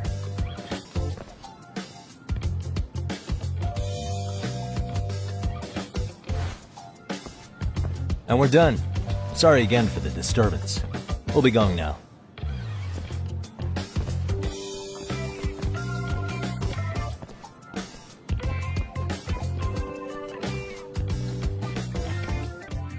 The hell was that, Kaito-san? You forget we're working here?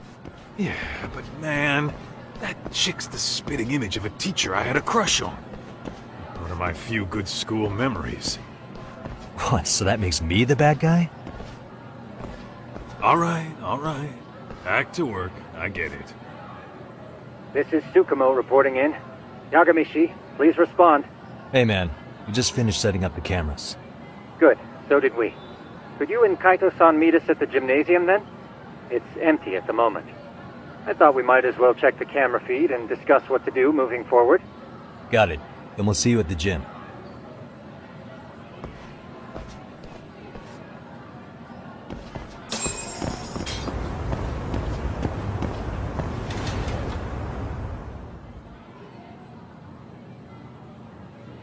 Excellent work, gentlemen. All cameras are fully operational. So, now all we do is sit back and watch? Something like that, yes. By the way, Yagamishi, I noticed you installed a camera in a classroom. Did you find a lead there or something? Yeah, that classroom had those problem kids from yesterday. Thought they'd be worth keeping an eye on. Aha. Well, nothing unusual's turned up yet. Guess we'll have to watch and wait. If there's any bullying happening at this school, this is a surefire way to find out.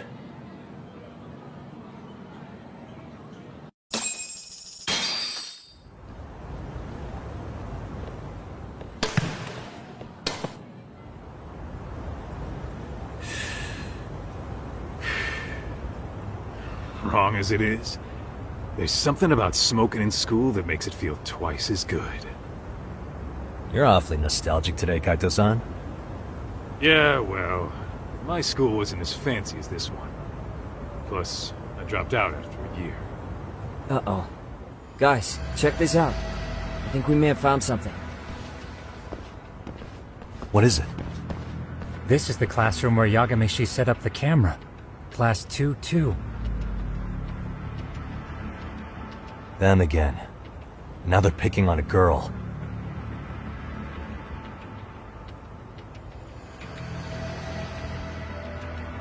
Whoa, did you see that?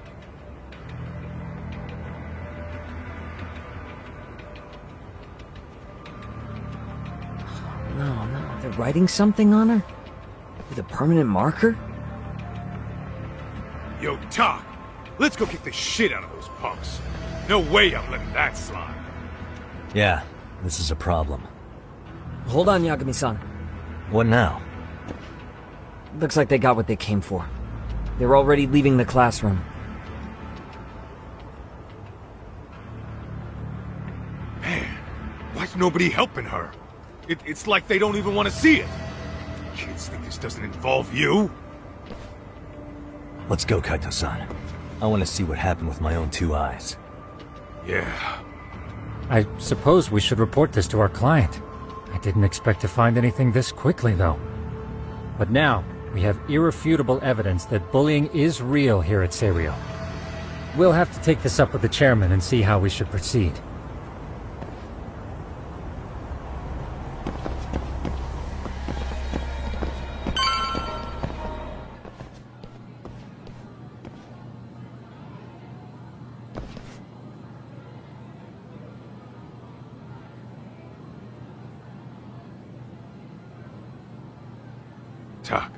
That's her. The girl we saw on camera. Let's get a little closer and see how she's doing. This is Tsukumo, paging Yagamishi. Yeah, what's up? I've just reported our findings to the chairman. Could you meet us here? His office is on the 3rd floor of the east building. On our way.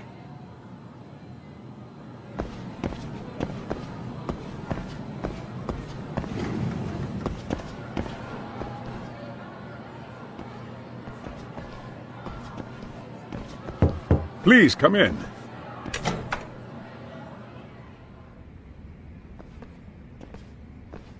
Huh? You're that teacher. Sawa-sensei, wasn't it? To what do we owe the pleasure? All of these men are detectives? Yes, and I'd like you to keep their identities a secret. These gentlemen here are Yagami-san and Kaito-san. I see. Very well then.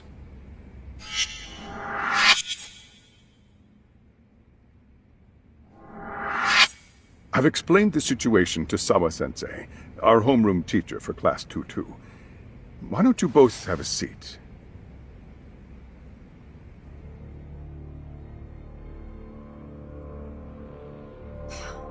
I knew something was wrong, but I could never put my finger on what. The girl being bullied. Her name's Mami Koda. Do I have that right? Yes, she's in the basketball club. And so are all those kids surrounding her. Wonder if that's where the bullying started. Sawa-sensei, you mentioned noticing something was wrong? Well, only that Koda-san hasn't been herself lately. Suspend him. Expel him. Kick those bullies the hell out of here. The video we took has all you need. Let's not get ahead of ourselves. For one thing, it would be quite problematic to use this video as evidence. True. The school can't just come out and say, we've been recording your kids without consent. Yes, and let us bear in mind, they still have their whole lives ahead of them. We cannot treat this lightly. You're not saying we should look the other way, are you? Hey, last night you said the total opposite, man. If you intend to cover this up, let me just begin by saying... No one is suggesting we cover it up. Then we need to act now. We have no idea how close to the edge Koda-san could be. If there's a chance... What if she does something drastic before tomorrow? Pardon me for saying so, but bullying is rarely resolved by the victim and the perpetrator coming to a mutual agreement. Thus, a third party must intervene. I presume you read that in a book somewhere. I can tell you from experience that no victim finds it easy to open up about their situation. Not to family, friends, anyone. It takes a tremendous amount of courage for a bullied child to come forth and seek help. So if we, as outsiders, are to intervene, we must consider the ramifications. Even so! No, I think the chairman's right. Making a big scene might only make things worse for Koda-san. Oh, come on, Talk.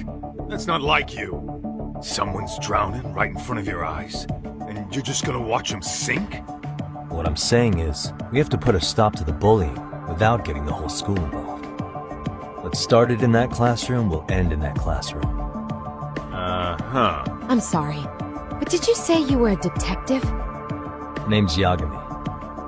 And you want to put a stop to the bullying, like it's that easy.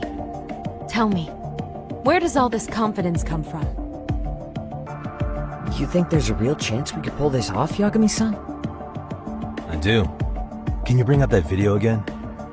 Sure. One moment.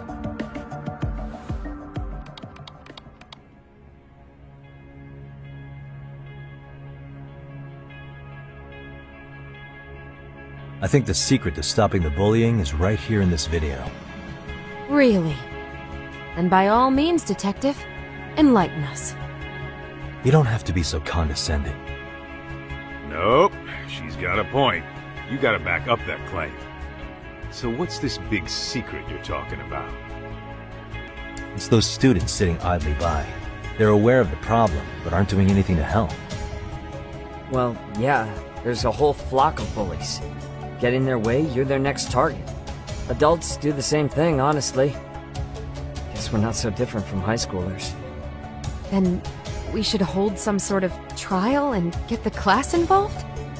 Is that what you're trying to suggest? Again, something like that would only spread the issue. And that would only bring more pain to Koto-san.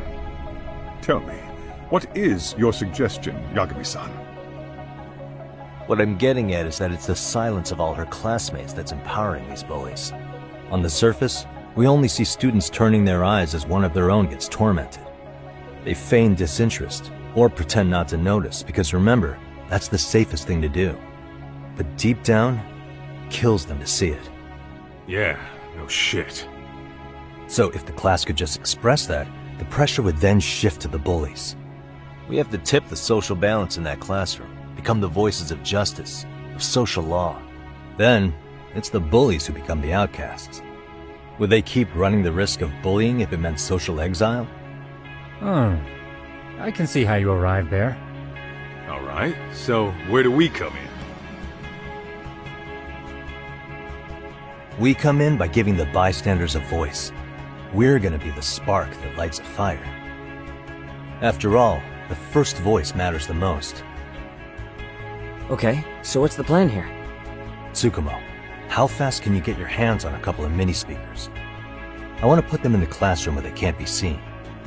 I can have them here momentarily, but I admit I don't really grasp the plan here. I don't blame you. I honestly can't say it'll work, but I think it's worth a shot. I see. In that case, I'll be back before school's out. Chairman, I don't know what these detectives are planning, but I'll tell you this right now. I refuse to stand idly by while a student gets pushed to the breaking point.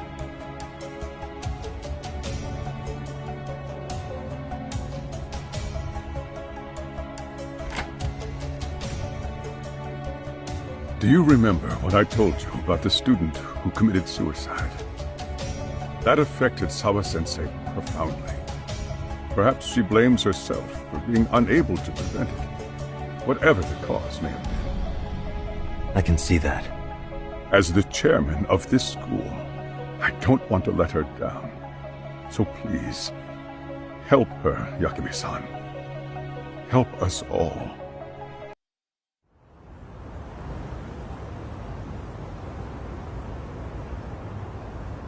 How's it coming along, Yagamishi? No complications, I presume? So far, so good. Looks like most of the students have gone home. Do you have the speakers I gave you? Yep, and they're just what I needed. You're the man, Tsukumo. Heh. How about we save the praise for after our plan works out? Anybody in the classroom right now? In class 2-2? Let me check. Now that's odd. What's wrong? Well, that one's fine, but there's something wrong with the camera in the classroom building. The one on the second floor by the stairs. Is it broken? No, still getting a signal. Something might be blocking the lens? Alright, I'll check it out on the way.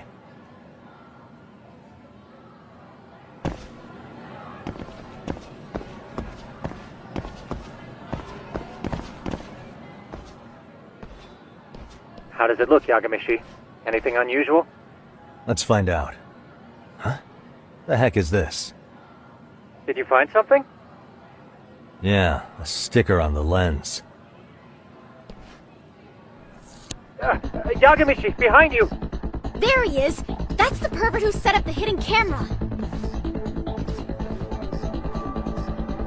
See, when you find a hidden camera, your first thought is to take it down. That's wrong. What you do instead is block the lens. That way, when the perv finally notices, he goes back to fix it and BAM! Caught in the act. I get it, Amasawa. Just stay back. Hey, what is it you're doing over there? I told you, he's trying to peep on us. Oh, wow, that girl's pretty sharp. Looks like we've been caught red-handed. Come on, let's catch him already. Stop! Hey, wait!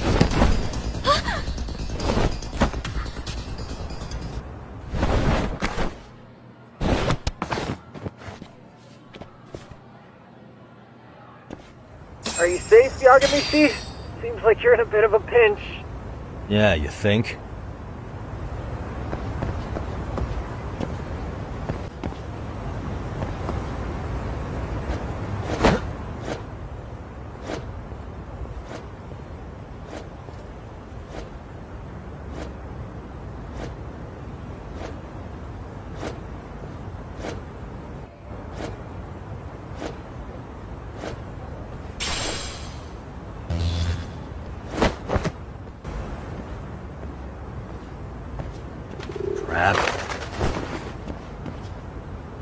Yagamishi, you should see a ladder that goes up to the gym's roof.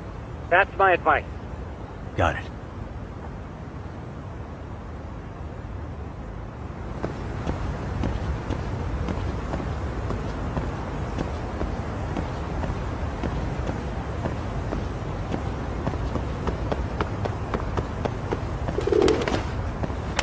Don't panic, but the school just contacted security.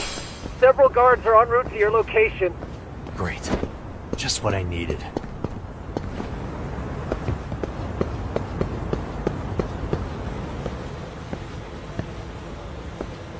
Looks like you've made it to the rooftop. Where have you been watching from this whole time? From the drone, Yagamishi. I found a spot that's pretty inconspicuous. From here, use the drone as a guide and jump from that roof toward the classroom. You're gonna have to clear a big gap. Right. I'll try not to die.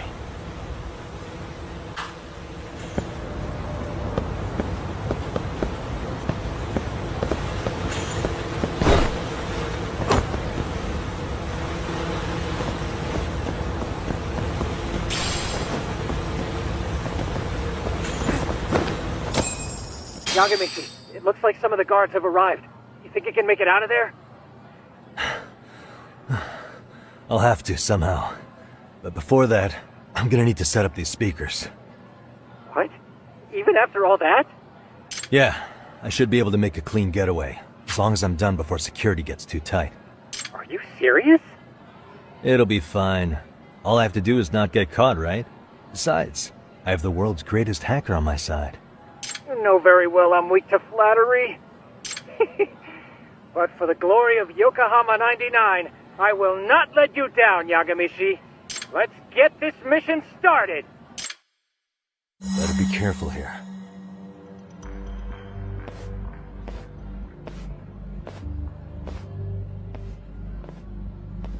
Like I said, I should be able to help you get to your destination without incident. Make sure you don't lose that earpiece, okay? Got it.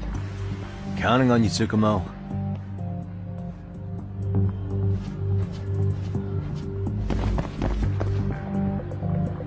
I see now.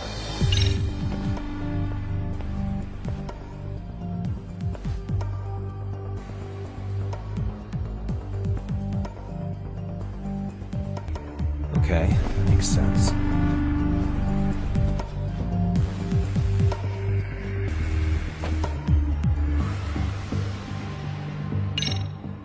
Damn.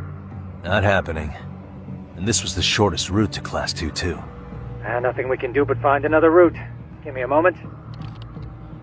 Yagamishi, it seems the rooftop might be a more viable option. Let's abandon this route and try it, shall we? Yeah. No sense waiting for the guards to just give up their posts.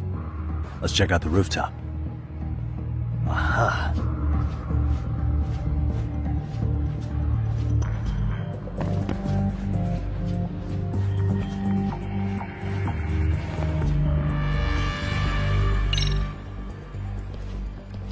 The hell, another roadblock? My apologies. I'm afraid that was a blind spot.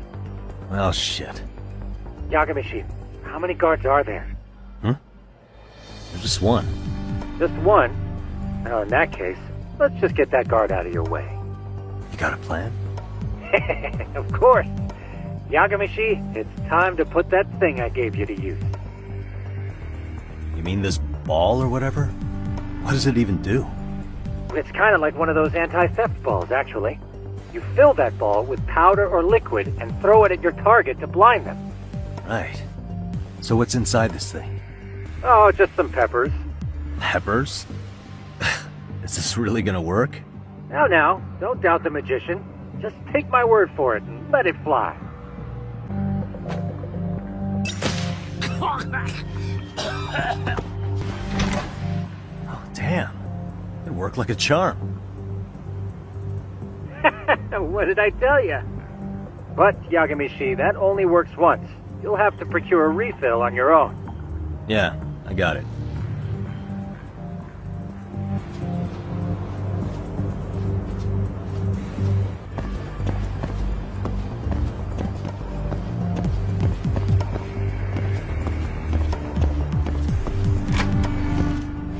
Tsukumo, can you hear me? If I keep going down this way, I'll just end up back at the scene from earlier, right? The landing where you were accused of being a pervert? Yes, that's correct. You have any idea how it's looking right now? I'll take a look. There's no sign of that sharp girl who framed you. The onlookers seem to have dispersed too. Oh, then I'm good to go? There is one guard posted there, but I'm sure you can get past him. Yeah, piece of cake if he's alone.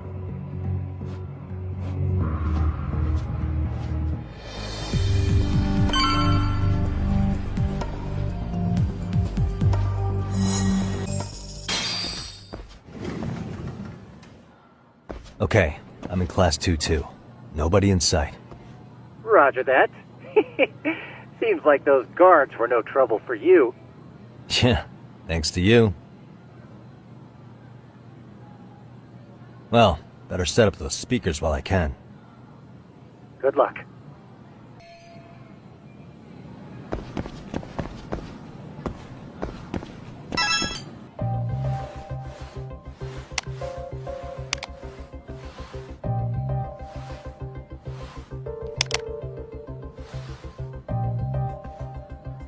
Tsukumo, could you say something through the speakers?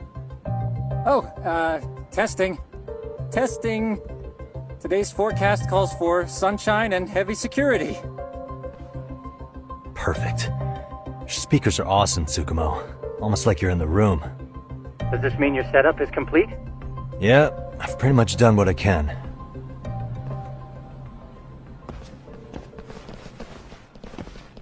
Huh? Oh, no you don't. You stay your ass right there. Go get Yakun and the boys. I see you got security all riled up. They've been looking all over for you. Didn't think you'd be dumb enough to stay. Could have sworn I saw you earlier on lunch. Now where have I seen that face? Oh, you're the guy from yesterday. The guy who stole my fucking phone. I'd say it's time for some payback. Don't lose heart, Yagamichi. Already come this far. Right. I can get through this.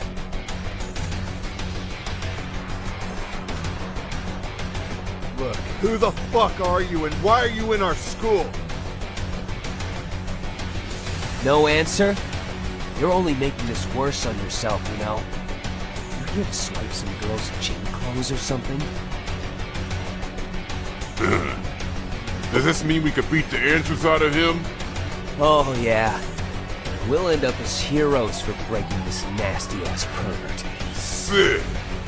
I always wondered what it'd be like to shatter a human bone. Whoa. What is this shit? This guy doesn't mess around, Yakun. We all need to take him at once.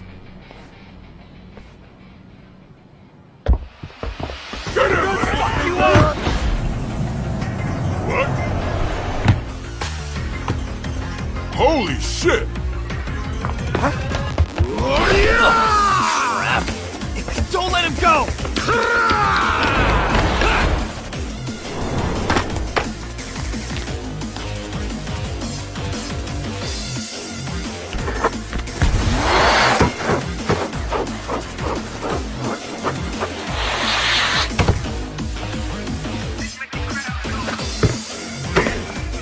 Damn! I guess he's more than just your average creeper.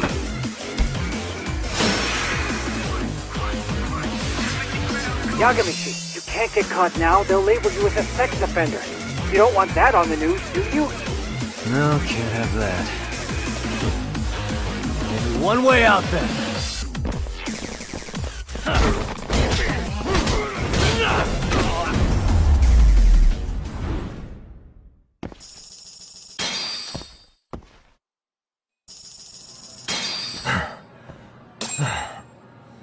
Should I have gone easier on them? Never mind those guys. You need to make yourself scarce. Unfortunately, you're on your own from here. The three of us need to make our exit now, too. We'll all regroup at the office, okay? Got it.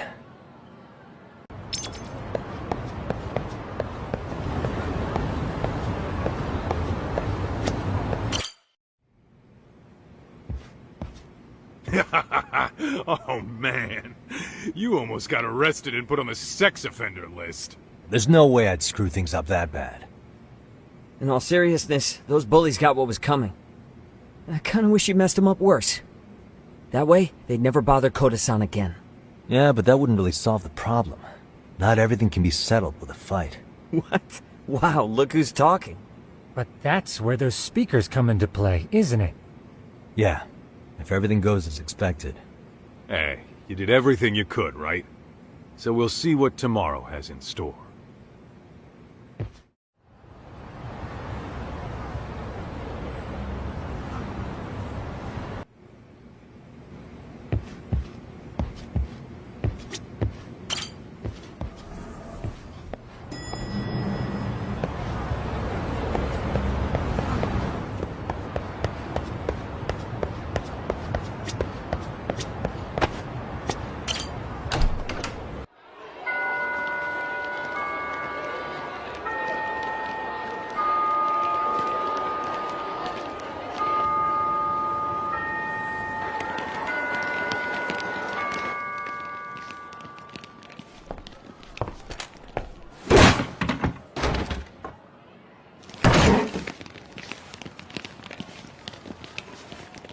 Yo.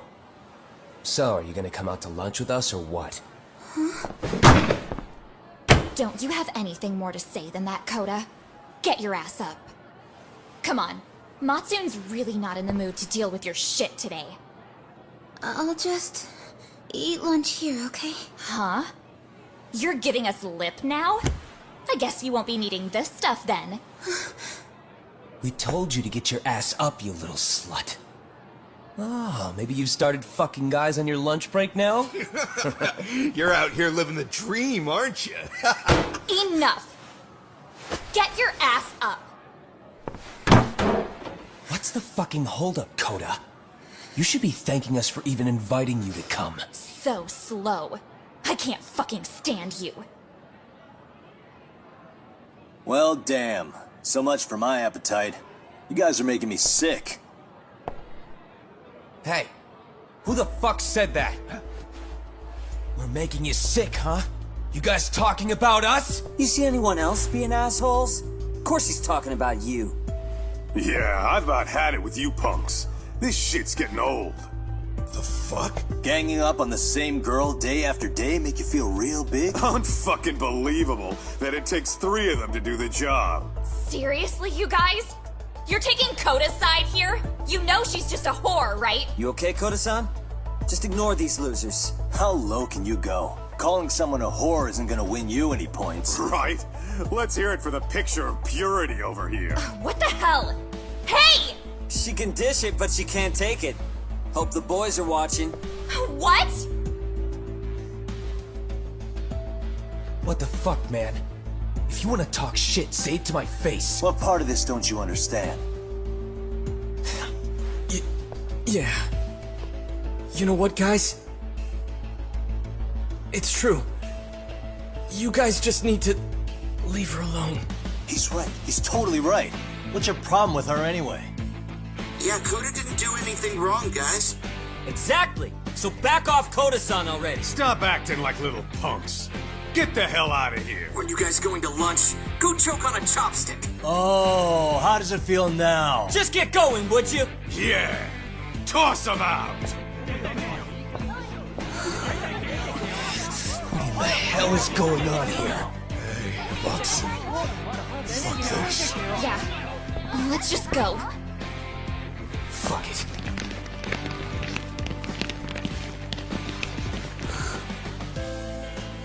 Wow. I've never seen those kids band together like that. They all knew what was going on in there now.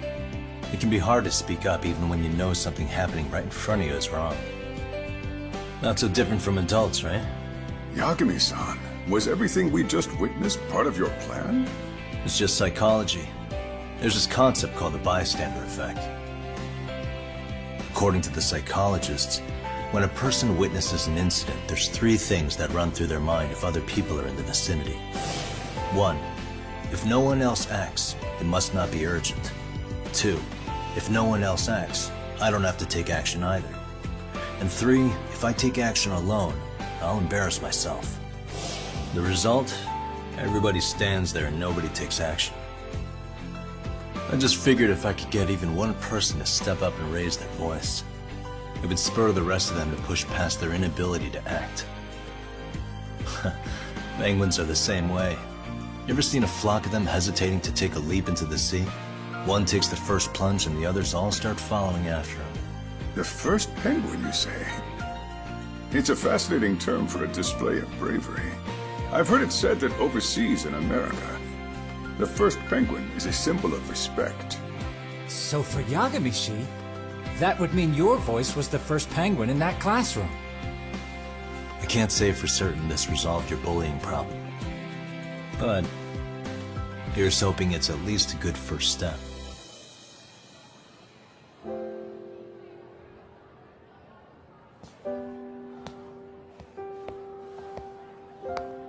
They're gone. You should be safe from them for a while.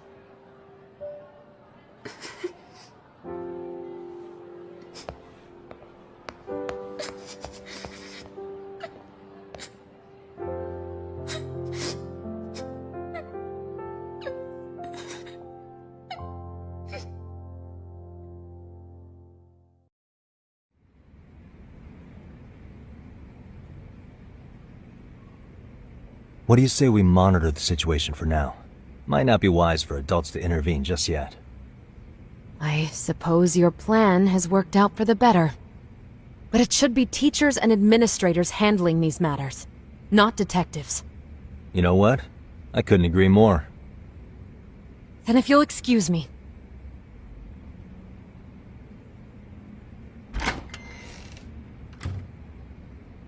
Oh, come on, man. Lighten up a little. You didn't have to rub it in her face. You know what she thinks? She thinks we're some bums off the street trying to meddle in academic affairs. Well then, I apologize on her behalf. But Yagami-san, that was some magic you worked there. Hard to admit this at my age, but I learned quite a bit from what you did. I wouldn't go that far. Good stuff, Yagami-san. Naturally. I knew you would deliver. Huh?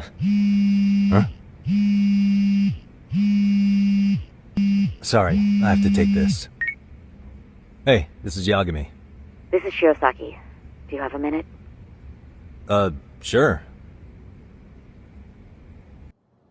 I have a rather urgent request for you.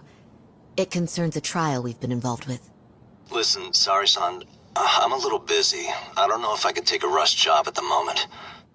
We aren't even in Kawachi right now. Actually, I'm in Yokohama. Really? That's interesting. I'm helping Sugiura out with a case for his new agency. We're on site right now. At Serio High School. Sorry-san? You there? Serio High? Somewhere near Ijincho? Is that the school? Have you heard of it? A college-age student teacher from that school went missing about 2 months ago. It was all very sudden. Huh. I think I heard something about that, actually. He himself was a Serio High graduate. He'd returned to his alma mater to finish his teaching credential. Just a sec. How do you know so much about this? The teacher's name is Hiro Mikoshiba, and his body was discovered a few days ago. They found him in one of Ijincho's abandoned buildings. Huh? The body was badly decomposed. but Kanagawa police have just released his identity. Moments ago, in fact. Moments ago? This is gonna end today? Thing is, someone else knew Mikoshiba was dead, before the police even confirmed it. A sex offender, Akihiro Ehara. I defended him in court. The day Mikoshiba disappeared, Ehara was arrested at the station for groping. He's also an active duty officer. So you're saying he committed the murder too? No. The victim was still alive while Ehara was at the station in Tokyo committing sexual battery. He was caught and arrested on the spot. And he's been in jail for the 2 months since. So if I have this right, he has an alibi for the murder? Right. But there's more to it. A few days ago, someone lit flares at the location of Mikoshiba's body. It obviously couldn't have been Ehara, so I suspect that's the real culprit. But whoever that is somehow connected to Ehara. Yeah. Otherwise, there's no other way he could have known about the body. Exactly. There's clearly more to Ehara than an officer turned groper. More than likely, he's an accomplice to murder. Okay. So do we have a motive? 4 years ago, Ehara's only son hung himself in their home. He was a student at Seiryō High at the time. And the way Ehara sees it, his death was the result of bullying at the hands of his classmate, Mikoshiba. You mean it's revenge? In that case, could he possibly have hired someone else to kill the guy in his stead? It's highly likely. As for my request, I'd like to see what you can find out. Mikoshiba's murder is too suspicious. Up until today, I wrote Ehara off as just another train groper. But he got arrested for that on the exact day that Mikoshiba was killed. It can't be a coincidence. I mean, you couldn't ask for a better alibi than being arrested for a different crime, right? Otherwise, the cops would have pinned him as suspect number 1. But groping as an alibi? Why go to all that trouble? There had to have been a better way than that. I'm worried. As his attorney, I have to admit there's a chance Ehara planned this, which means I've made a critical oversight. Even worse, I let a misguided court issue a verdict. I can't allow that to stand. I need to reconsider both the harassment and the murder, because I think the truth is these cases are one and the same. All right. Well,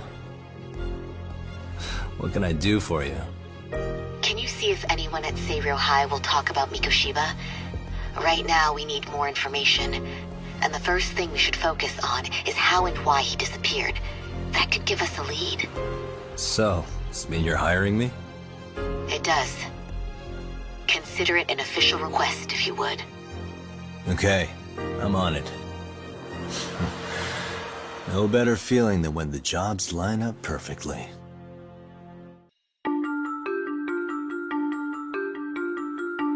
Ijincho, Yokohama.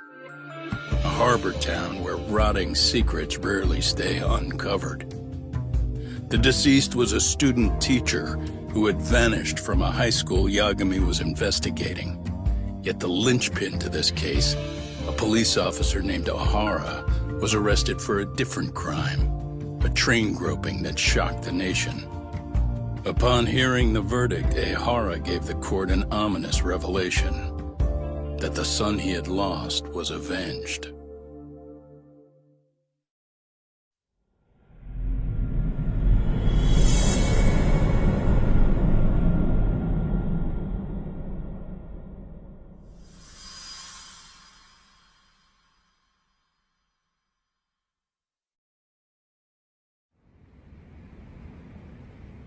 Before I go all in, can we go over the defendant's profile?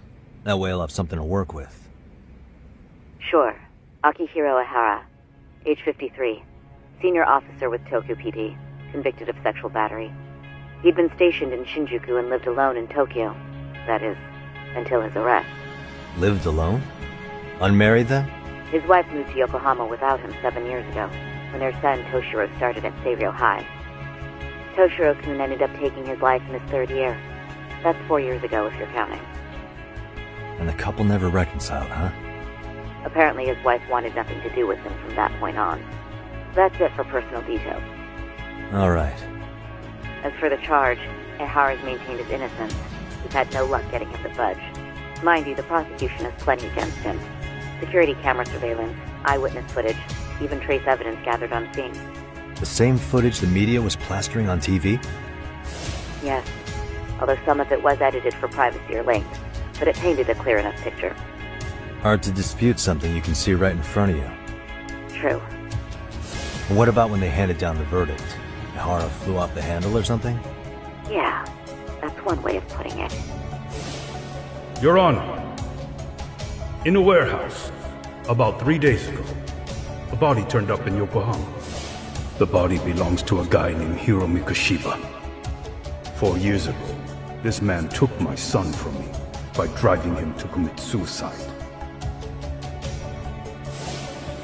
Ehara seemed convinced that Mikoshiba had bullied his son, and to get his justice, he even took Seiryō High to court. However, the court ruled against him, claiming there was no substantial evidence of bullying. I still need to dig into the court record of that case to see if there's anything of value. Sounds like I'm on deck then. I've got someone involved in the case right in front of me. Who? The chairman of Seiryō High himself. Are you talking about me? I don't know how you pull these things off, Yagami-san, but let me give you a word of caution. I'm listening. Mikoshiba's murder hasn't been made public yet, so please don't go around talking about it, especially at his school.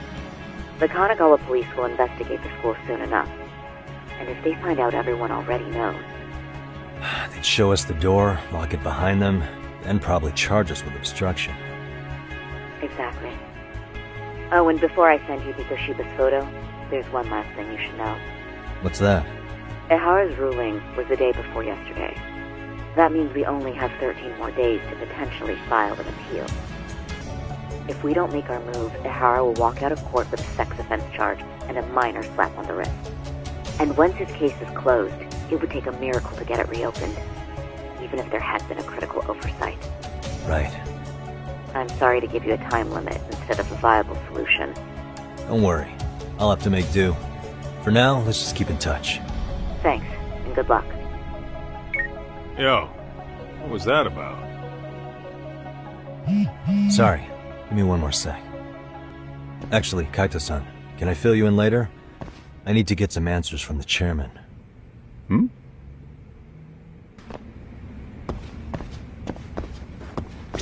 May I help you with something, Yagami-san? You sure can. Only thing is, where to start? Remember how you told me about a student teacher went missing?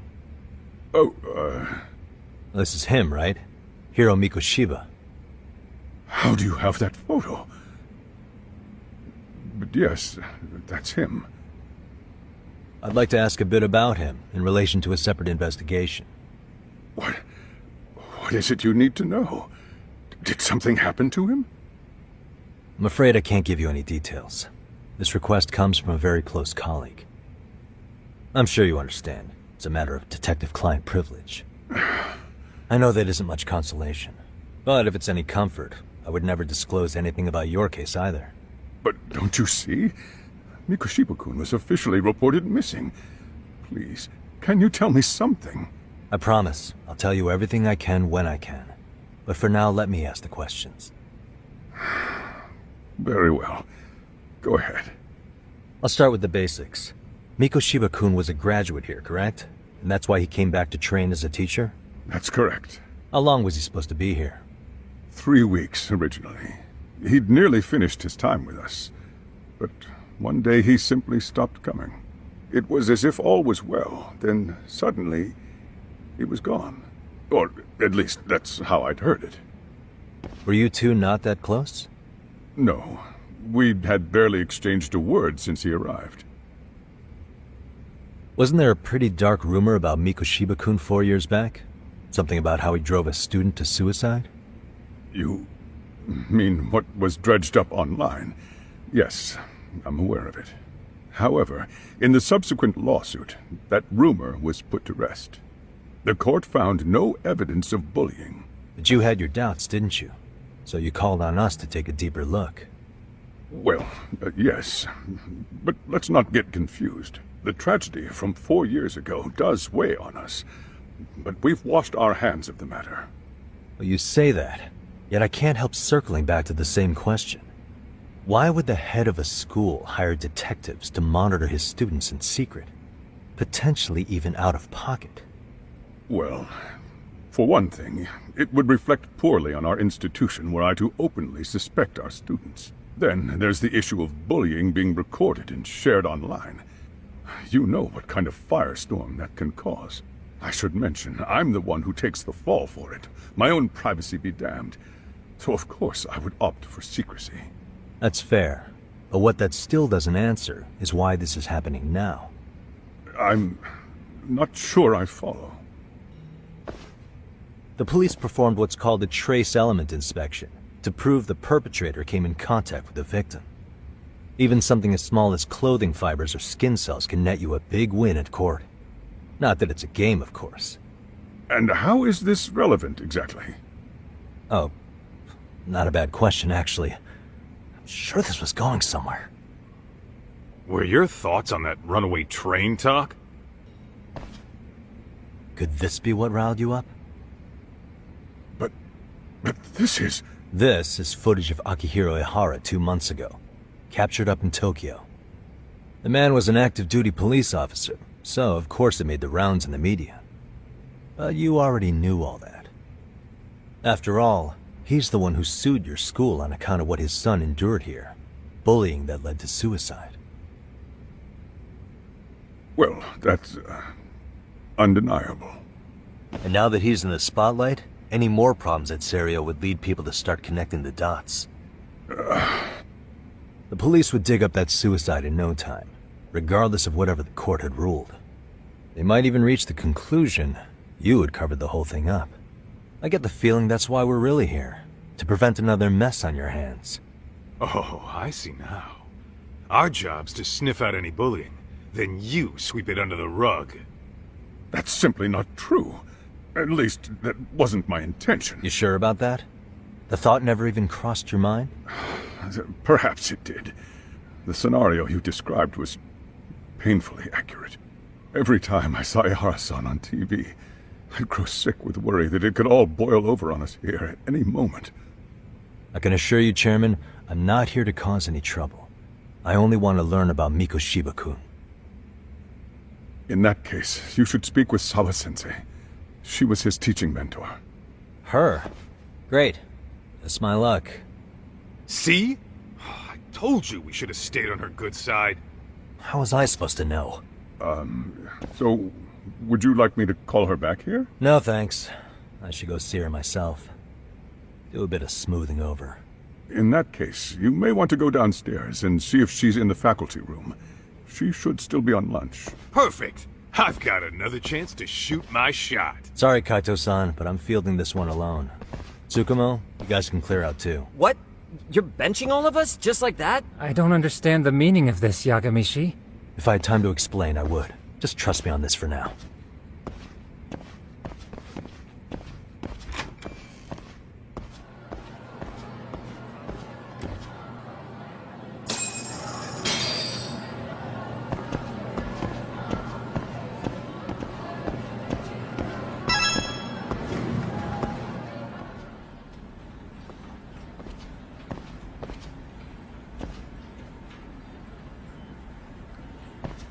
I'm sorry.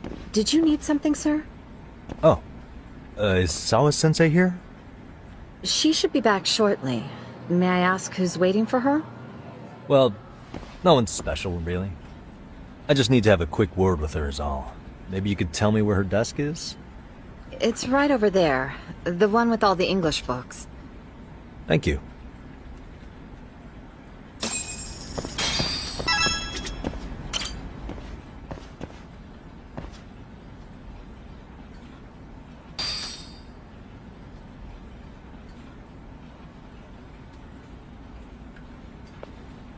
What are you doing here? I thought you'd have gone by now. Yes, well, I need to ask you a couple things. Such as? Such as how close you were to Hiro Mikoshiba.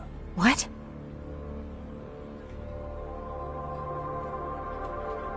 I heard from Chairman Okuda you were mentoring him as a teacher. I believe this was 2 months ago?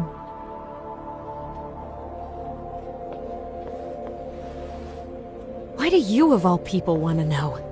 Did you notice anything unusual before he disappeared? Any sign of trouble he might have had? I can't say for sure. He just stopped showing up one day. Really, that's all I know. Is that really all you can tell me? Nothing jogging the memory? I said that's all. You know what, let's start over. Why don't we talk about him as a student? You were already a teacher here by then, weren't you? Mm-hmm. Back when a student here committed suicide, there were rumors online about how it could have been caused by bullying, and Mikoshiba-kun's name came up as one of the potential bullies. Yes, but those were just rumors.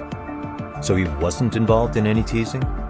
I teach English, and that's what I was focused on. So as far as I knew, Mikoshiba-kun was a good student with solid grades back then. And during his time in training, I was under the impression he got along with the students just fine. He's not the type to bully then? I would say no. Then why would those rumors exist in the first place? You're asking the wrong person. 4 years ago, the court determined this school was not responsible for a bullying-related suicide. You mean Ahara-san's lawsuit? The father of the student who died and an officer in Tokyo? He was arrested the other day. Well, I'm sure you've seen the news. Yes, but what of it? What exactly is the point you're trying to make here? I believe Ahara-san still thinks his son killed himself because of Mikoshiba-kun. Let me ask you something, Yagami-san. By all means. What are you trying to accomplish? Didn't you finish this whole business with the chairman? If that wasn't enough, you got security called on you. You clearly have zero regard for anyone here. You should have had the sense to leave long before now. Believe me, once I learn what I need about Mikoshiba-kun, I'm gone. In that case, you've already got everything you need from me. One last question. You and the chairman both mentioned how Mikoshiba-kun got along with the students here. Anyone in particular that he was close to? The kids in the basketball club? Mikoshiba-kun was in that club back when he was a student. Apparently he was showing up to their practices. The basketball club. That includes the gang from before, right? Yes. They all spent quite a bit of time with him. Alright. With that, I'll get out of your hair. Appreciate your time, Matt. Sawa-sensei. Just a minute!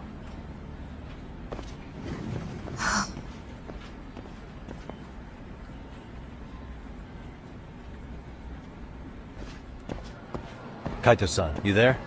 Tell me you're still on campus. Why? You suddenly decide you need me after all? Man, don't be like that. You enjoy playing teacher's pet with Sawa-sensei? You mean, did I enjoy getting eviscerated by her? She hates my guts at this point. That aside, I did get some interesting intel. And that's where you come in. Huh? What for? I want to find those bullies in the basketball club. Think you can fly the pigeon for me? So I do have a purpose. Ain't that something? Alright then, it's drone time. Thanks.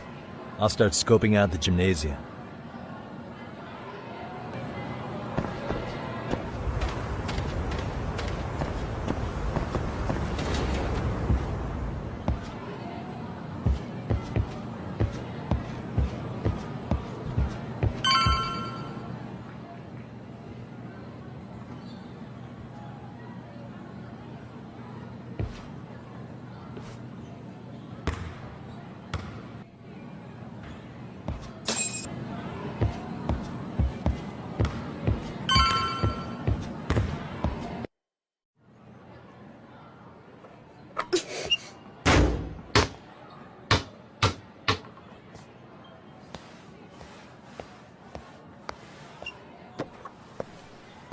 Close one. Almost got it. Huh? You're Koda-san from Class 2 too, right? Basketball too? Yeah? You have a second? I have some questions about a student teacher who taught classes here named Mikoshiba. Ow! Really? Yo, you read me talk? That posse of little shitheads just went strutting into the gym with some bats. Kaito-san, can you at least try to warn me a little sooner next time? Why? You worried? Hey! Why are you still here, asshole? Who the hell are you anyway? Talking pretty big for taking a cheap shot while my back was turned. You had it coming, shady old fuck! Coda! Hey, you been spilling anything to this guy? I didn't say anything. I'll fill you in. I was asking her about Miko Shiba, a student teacher who disappeared from school not too long ago. You guys know him, right? A basketball club would. Don't bother trying to talk to us like we're your fucking friends, asshole. I wanna bash your fucking skull in. You'll die before I tell you shit. You wiped the floor with us yesterday. Only fair for you to take a handicap. I don't mind at all. Sure. All good. But it's still gonna be pretty one-sided. You're so full of shit. I'm gonna kick your ass!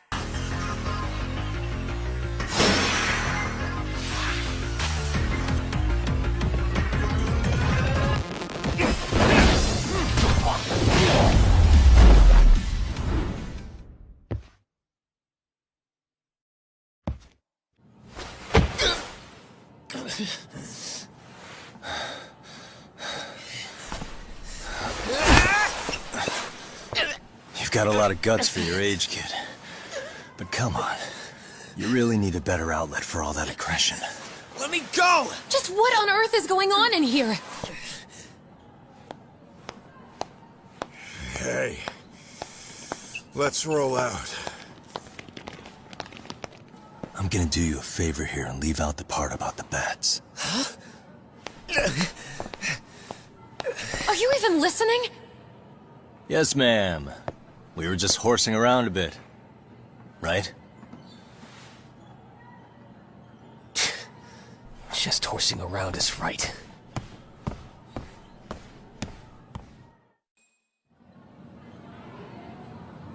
You really are unbelievable. Why are you attacking defenseless students on their school property? How many times must I tell you to leave our school alone? For what it's worth, the chairman asked me to be here. Oh, good. Let's drag him into this. How should our chairman explain you to the mob of irate parents that will be at his door any second now? Don't worry, there's a very good reason we hired these ragtag detectives to spy on and beat up your kids. Not the words I'd use. If I hear anything else about you, anything, I'm going straight to the press. I'm under no obligation to cover for anyone. Oh, and your attire is atrocious. When you show up at a school, at least try to look the part. Now go home.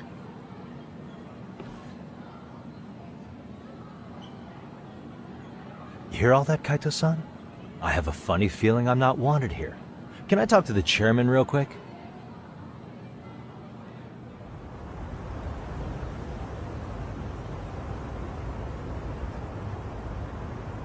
I'm afraid Sawa-sensei's made her point clear. Perhaps it's best you take your leave. After all, you've satisfied the bulk of my request. Wait. Okay, how about this? You can hire me on as a teacher. That way, I can stay on campus no problem, right? But you can't teach without a license. You don't happen to have one, do you? No, but I do have a lawyer's badge. How's that for certification? You're a lawyer? Well, that certainly is a respectable position, but it's not exactly a license to educate. Can't we work something out? I'm afraid something isn't specific enough. Although, there is always the off chance that you can serve as an outside consultant. A guidance counselor, perhaps. Oh, yeah. Like a club advisor. Do you happen to have a kung fu club? I've got a few tricks I could show some kids. No, there's nothing of the sort. And on that note, I believe each club already has an advisor assigned. That's unfortunate. Me again. I say it's time we hightailed it out of here. No use sitting around on our asses, right? Why don't you meet us back here and we'll go? I can't. Not until I find something for Sari-san. Suit yourself. Don't work too hard now.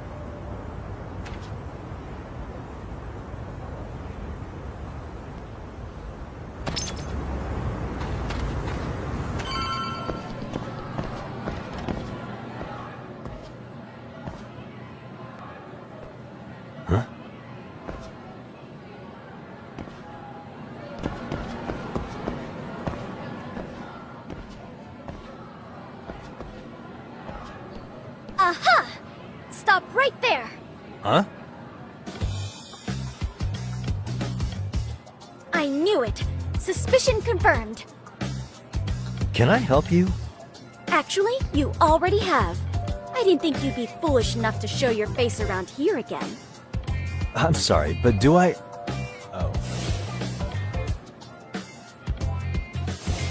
They always say perpetrators return to the scene of the crime. And you just proved the old adage true, Monsieur Voyeur. Monsieur Voyeur? What are you talking about? I'm talking about your pervy little upskirt scheme. Seriously, hiding a camera under the stairs? And at your age? Shame on you, sir! Yeah, you lost me. Now, if you don't mind, I'm kind of in the middle of something. Oh no, you don't! I have irrefutable proof of your crime. Why, the very shoes on your feet! You're wearing the exact same sneakers as the pervert from yesterday, and don't think they'll carry you to safety today.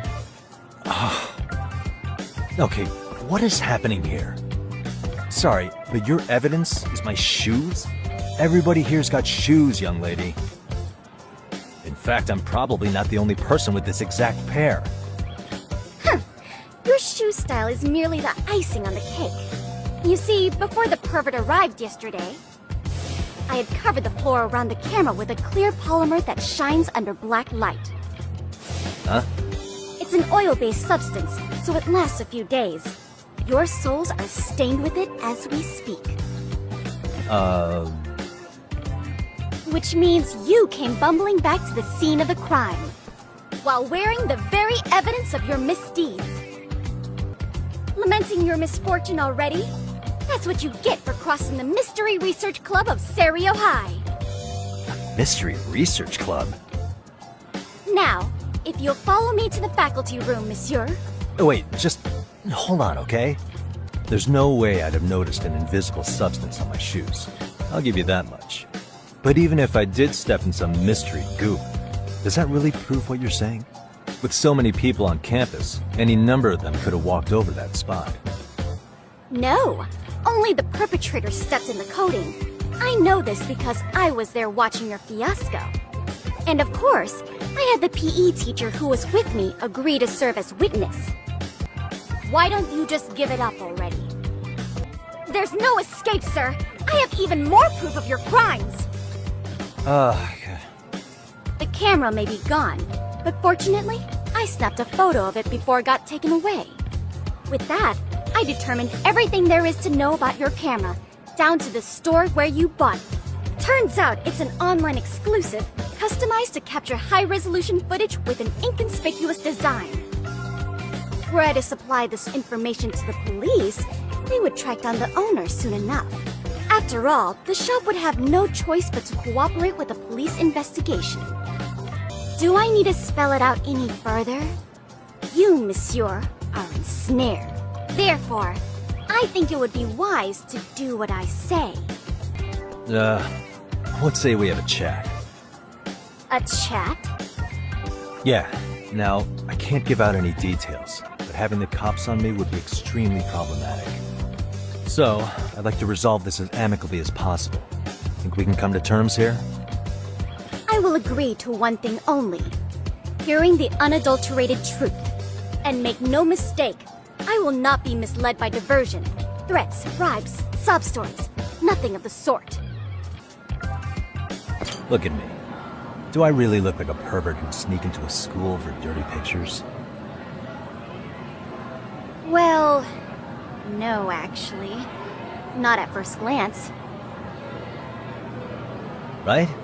So, drop the Monsieur Voyeur... But I would be an utter failure as a mystery connoisseur to fall for such elementary misdirection. What? No matter where or when the story is told, the perpetrators in mysteries are often those who draw the least suspicion. This trope carries over into the real world as well, so the fact that you don't look like a criminal proves nothing. Really? If you think you can fool this mystery fiend, you'd better think again.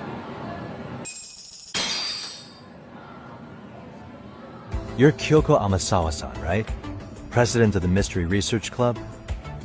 So what if I am? I saw your flyer. Sounds like your club's in a tough spot. You're not wrong. Our current advisor got married and quit teaching, and we can't find anyone else to take her spot. On top of that, the chairman's been reluctant to bring in anyone from outside, so the MRC may be in dire straits. But your arrival marks our revival. Should I turn you in as a voyeur, it would make a fine feather in my cap. It would also prove the value of the MRC, so the chairman would have no choice but to solicit an advisor for us. Well, that all sounds fine on paper. But the real-life logistics may not play out that way. You'll need a competent professional in your area of interest. But you think they have time for volunteer work? When you put it that way, it does seem like a long shot. Right? So here's my proposition. How about you make me your advisor? You? Advise the MRC? Why not? A Kamurocho-based detective not good enough? You're a detective? Oh yeah. I'm Takayuki Yagami from the Yagami Detective Agency. I was asked to come investigate your school. That's about all I can let slip. So then, the hidden camera was for your investigation? I'll let you deduce that yourself. Client confidentiality and all that. But I will say one thing. I'm here to stop shady business, not start it. If he wasn't shooting up skirts, then what was he trying to see? Rather, who was he trying to see? Who put him up to it? Our staff? Ugh, so many variables! Listen, I don't mean to interrupt, but hello? As I was trying to say, becoming your advisor could work out well for both of us. I'm not done here by a long shot. One of your teachers is bent on seeing me gone. Really? Who? Sawa-sensei. She thinks I have no business being here, and frankly, it's been hard to prove her wrong. But if I were to advise your club, it'd be all the reason I need to stay on campus. So what do you think? It's a win-win situation, wouldn't you say? Oh, and if it's experience you want, believe me, I've been around the block when it comes to mysteries. I believe I understand. The purpose you stated for being here does fit the circumstances better than my original theory. But I will not be persuaded so easily. So, I propose a test. A test? Right this way, please. What? Hey!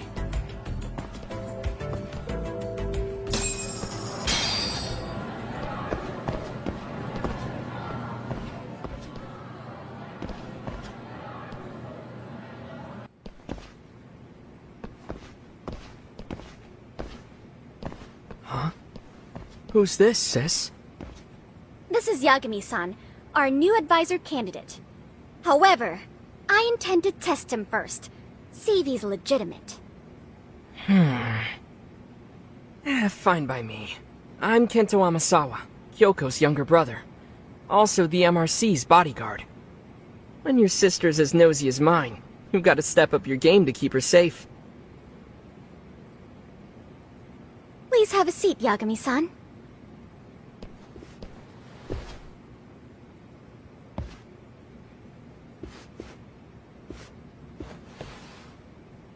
After you. Oh, how kind of you. So, Amasawa-san, back to the topic at hand here. So, getting back to this test of yours. Yes. So, based on what you've told me, I'm inclined to drop your charges altogether. A detective setting up cameras is believable. That being said, I'd also be a fool to take you at your word. If this is a ruse, I'd be unleashing a pervert on the school. Well, the caution is admirable. Then you shouldn't mind if I test both your skills as a detective and your character as a person. And once that's over, the club will reach a decision. We'll either accept you as our mentor, or turn you in as a deviant. I get the picture. So what does this test entail? Actually, we've been dealing with a rather risky case as of late, so your job is to resolve it. How risky are we talking? Well, it's about as risky as it is risque. Yagami-san, have you ever heard of a sugar baby? Huh? You mean a younger girl getting paid to date an older guy? You know it. Now our current case involves one such sugar baby. It seems that one of our dance club girls has grown a reputation for dating older men. Unfortunately, I've yet to pin down exactly who this is. All you know is she's in dance club? Well, I understand why you'd want to know more, but what about this warrants investigation? She in danger? The issue at hand is that she may be doing more than dating, and it's putting her safety at risk. Well, we found this out online, so we're admittedly speculating a bit here. But apparently this girl's pretty infamous for what they call her vanishing act. Care to elaborate? She strings the mark along, going on a few dates for an agreed-upon sum. Then she goes in for the kill. She gets a large upfront payment for promising to seal the deal. And then, poof! Gone with the wind. Okay, I can see how that might make her enemies, but that's on the guy, isn't it? I mean, he's paying to date an underage girl and he thinks he has the right to complain? You're not wrong. Problem is, her latest mark, a violent, foul-mouthed thug, isn't so self-aware. I believe rape and murder were his choicest threats. So yeah, we can't just write this one off. Oh, yeah. That's a concern. Mm-hmm. And now he has his gang roaming the streets, searching high and low for the girl who conned him. I'd say that establishes the risk clearly enough. As soon as we found out, we've been trying to find the sugar baby and warn her ASAP. Yeah, I get it now. If we don't act, she could be in very real danger. I think we're finally seeing eye to eye, Yagami-san. After all, the truly artful detective can solve incidents before they even occur. That's not quite how it works, but sure.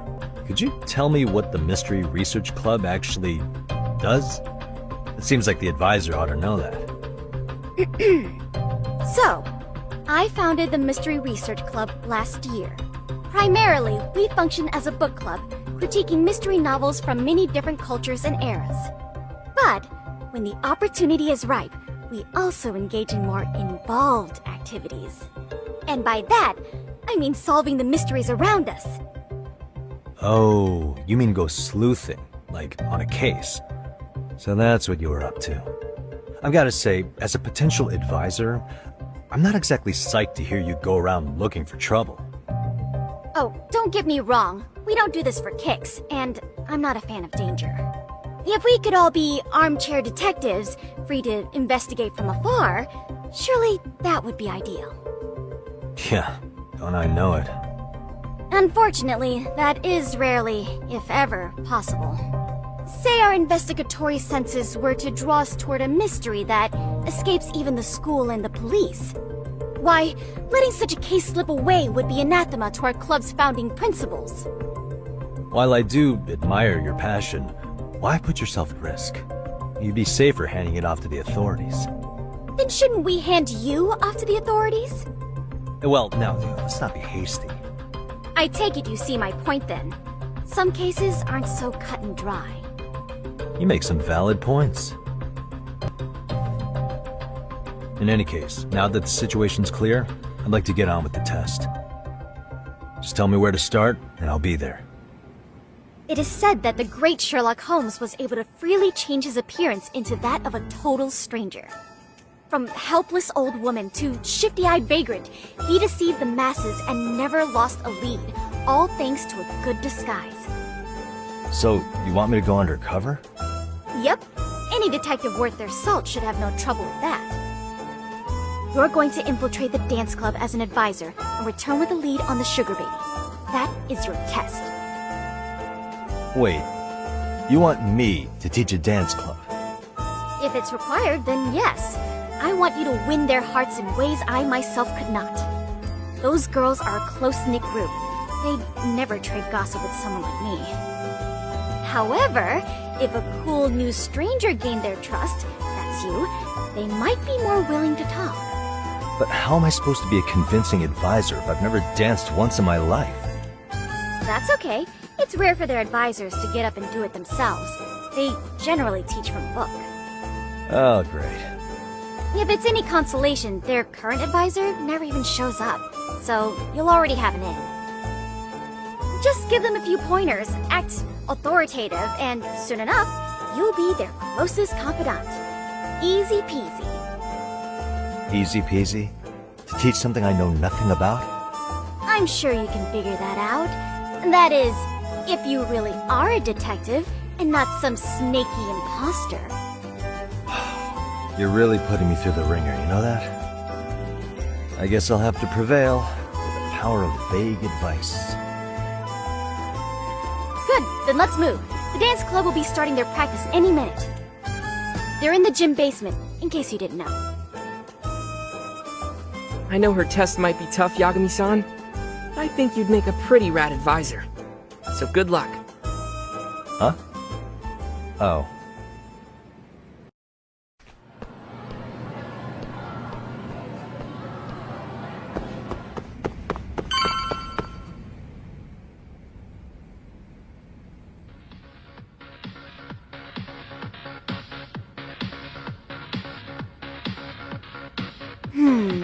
Where's the captain?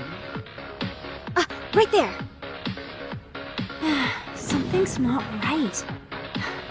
I feel so out of it. Sayaka Nishizono, I'd like a word with you. Hey, aren't you... Amasawa from the Mystery Research Club? You betcha. Don't worry, I come bearing good news. Oh great, the MRC. What do you want with us? We're not up to anything. Calm down, I'm not here to expose your secrets to the world. I only wanted to introduce you to someone. What are you getting at? To preface this, I noticed your club advisor hasn't been showing up much lately. Yeah, apparently he got really sick.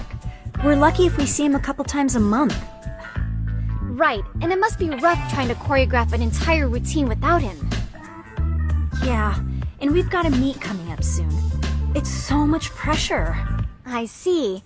Then the stars really did align in your favor. What? Listen, Senpai, I know we might seem desperate, but it's not like we need any favors. Don't worry, you don't owe me for this. I'm offering you a potential advisor as a token of goodwill. Potential advisor? Let's not sweat the small stuff. The important thing is, Yagami-san here said he'd agreed to help you with your routine as a stand-in advisor. Help with their routine? When did I ever say that? Oh my gosh, really? This is just what we needed! You know, I could tell you had a certain something about you. So how long have you been a pro dancer? I'm not. Oh, so modest. This is like one of those dream come true moments in a movie. I've been literally racking my brain trying to come up with a workable routine. I'm so glad that's on you now. Whoa, time out. I'm missing some important qualifications here. Yagami-san, this is your Reichenbach Falls moment. You need to dive headfirst into the challenge. Don't you get it? No? Do you think we can get started? We've been practicing and practicing, but something about our choreography feels off. We all know our moves and everybody's got rhythm, so all that should be left is bringing our A game. But it feels like we're still missing something, you know? That wow factor. It's really kind of down to the wire to be figuring this stuff out, but I know we'll push through if we try. So can I ask for your first impression? Does our routine need more going on, or...? You know, it's hard to say what's going on at this point. I shouldn't have to say this, but keen observation is elementary for a detective. And? And you need to tell them what you observed. You did have your eyes open, didn't you?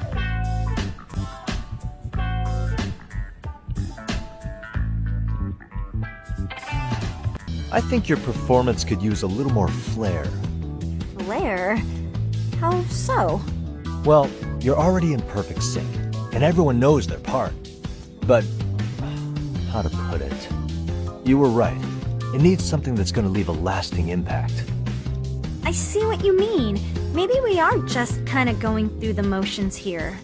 If only we could come up with better stuff. Oh, maybe you could give us some suggestions. Ah.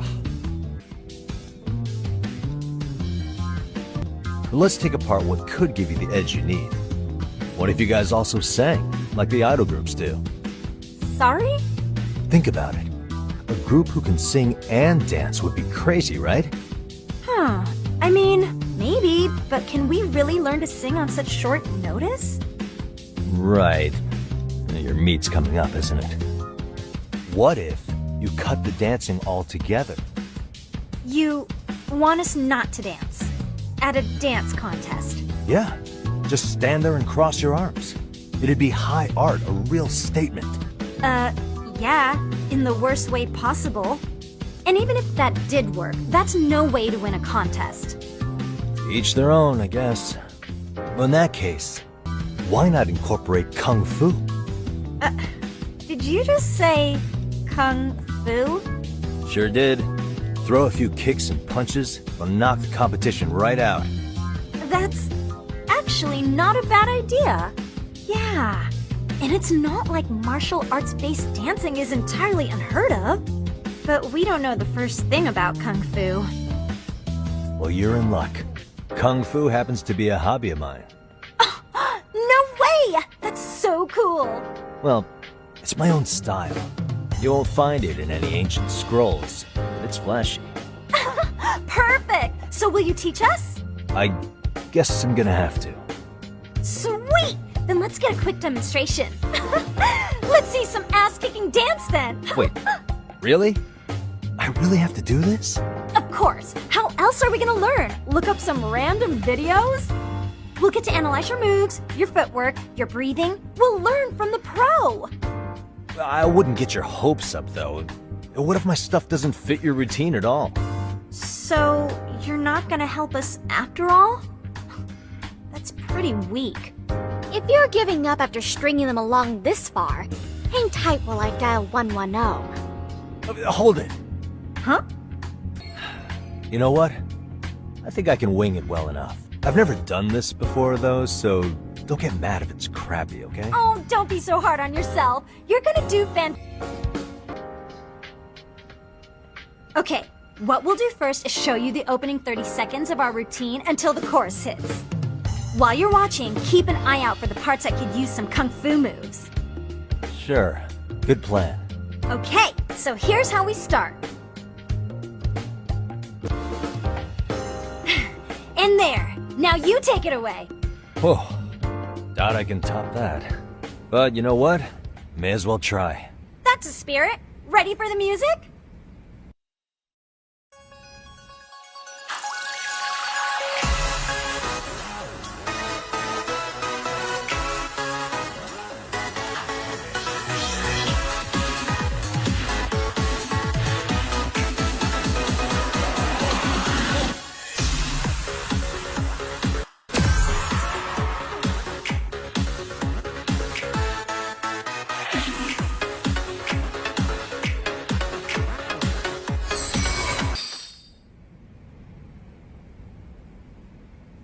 Incredible. Oh, he's amazing! That was amazing! Like it? Wow! Wait, is that I could never do that. Gosh, I hope he doesn't knock someone out! See it? Oh, look at that! Did you see that? Yagami-san, what was that just now? I thought you said you couldn't dance. Believe me, I'm just as surprised as you. Winning is part skill and part pulling it out of your ass. I don't think a seasoned athlete could pull that off. Yagami-san, that was incredible! You're not just a pro, you're a master! Wow. You're giving an amateur way too much credit here. No way an amateur moves like that. You're something else. Maybe you don't realize it, but you have a gift for this. You're totally a born dancer. I don't know about all that. What you call a gift, I call muscle memory. Well, whatever you call it, we're gonna use every last bit of it in our routine, if that's okay. You seriously saved our necks just now, Yagami-san. Hey, I'm just glad it all worked out. If it's okay to ask, could you drop by and give us more pointers sometime? Ever since our advisor stopped showing, we've barely been keeping it together. And we could all use some guidance from someone we can trust. If you guys will have me, then sure. Not sure I have many pointers left. Oh, you're the best! I think it's time we headed back now, Yagami-san. Huh? Oh, sure. So, did I pass? I'd say I made plenty of headway with the dance club. Indeed you have. Honestly, I'm still in shock over how easily you won Nishizona-san over. Every time I try to approach her, she reacts like I'm there to accuse her of something. Gee, I wonder why. I'm sure the MRC has gained some notoriety. Well, all the more reason we need an amazing advisor who can keep up with us. Oh, I'm amazing now. Does this mean I'm no longer a criminal? Yeah, I really should apologize for that at some point. Also, I have another theory as to why you installed that camera. Yeah? Let's hear it. So, a hired detective shows up to covertly monitor a specific group of students. Meanwhile, spreading through the news like wildfire is the case of Akihiro Ehara, a man connected to our school. Put those pieces together, and your objective here starts taking shape. But I wouldn't want to hamper any important detective work of yours, so for now, I'll let that theory sit. At any rate, Yagami-san, I'll go ahead and let the chairman know of our arrangement. That is to say, I'll formally request you as our advisor. Well, that'd be great. But do you really think they'll hire me just like that? Sure, so long as you're officially considered an outside guidance counselor, I don't see why not. Also, we do need another faculty member as a supervisor, but that's more of a formality than anything. Their only responsibility is signing the paperwork. You'll still be the one running the club. Our school makes you jump through a lot of hoops just to be welcomed as a guest, huh? Yeah, sounds like they won't let in just anybody. Anyway, is there a teacher you had in mind? Yep, no worries there. The chairman actually promised to sign off on whoever we chose. Well, I made him promise might be a bit more accurate. What? Really? Man, I wish he'd told me. He told me the club's already had advisors and left it at that. Typical. I doubt he wants to actually keep his word. After all, if we get into trouble, he'll be directly responsible. He probably thinks the MRC is a big enough liability as it is. I wonder why. Well, with all that said, welcome to the Mystery Research Club. Can't wait to see a real detective in action. Hey, you'll get your chance, and it's a pleasure to be on board. Oh, when you have a spare moment, could you join us in the clubroom for a talk? I'd like your advice on another case we're monitoring. What, you've got something besides the sugar baby? Yes, and this one may actually be even nastier. In fact, the sugar baby may be but a single thread amidst a larger, more sinister web of conspiracies.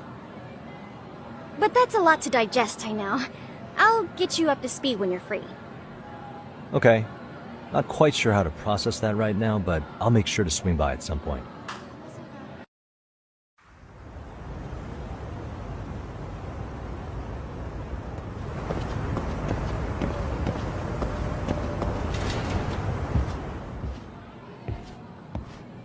Hey guys, how we all doing? Sweating it out on some layups? Who are you? The name's Yagami. I've been the MRC's advisor for all of a couple minutes, and I need to ask the basketball club a few questions. Okay. There was a student teacher who used to hang around here as recent as, what, October? Mikoshiba's the name. Oh yeah, Mikoshiba-san. Anyway, he stopped showing up out of nowhere. Any of you have any theories? Okay, scratch that. Then, what kind of teacher was he? Was he nice? Was he a jerk? I wouldn't say jerk, but he was enthusiastic. Yeah, I mean, he did show up almost daily. The club was really good back in his day. That's probably why he had us hustling even harder than the coach. So, would you say he was on good terms with you all? I guess. Wait, where's Koda and them? Oh, from Class 2 too? I don't know. I haven't seen Matsu, Nakane, anyone.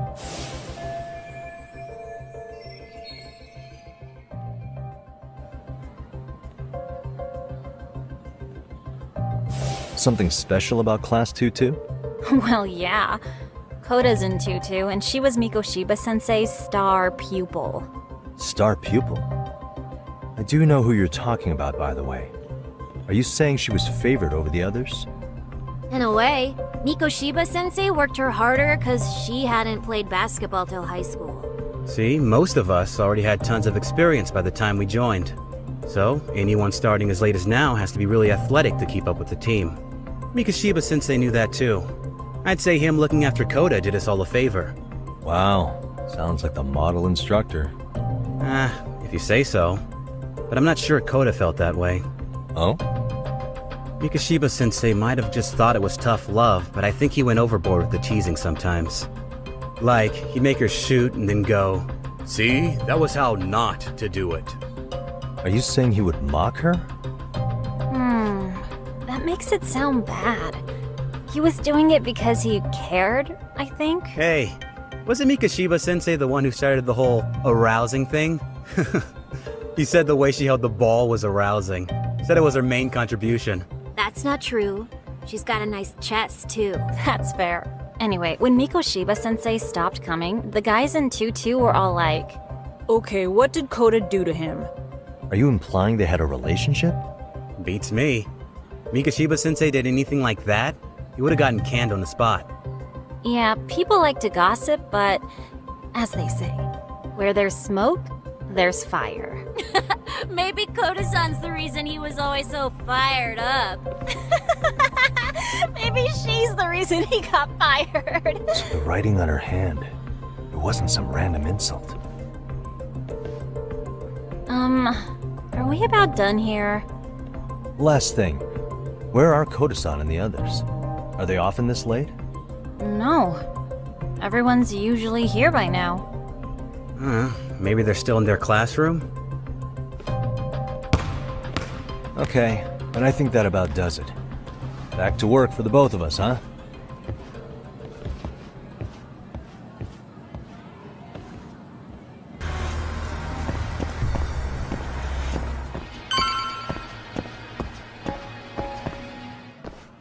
You spacing out on me? Look at me when I'm talking. You can't face us because you're weak. Who gave you permission to quit anyway? Newsflash, you're nothing without the club. Yeah, think about us for a second. Who has to pick up all the grunt work when you're gone? Maybe she feels special after what happened at lunch. Like people suddenly give a shit about her.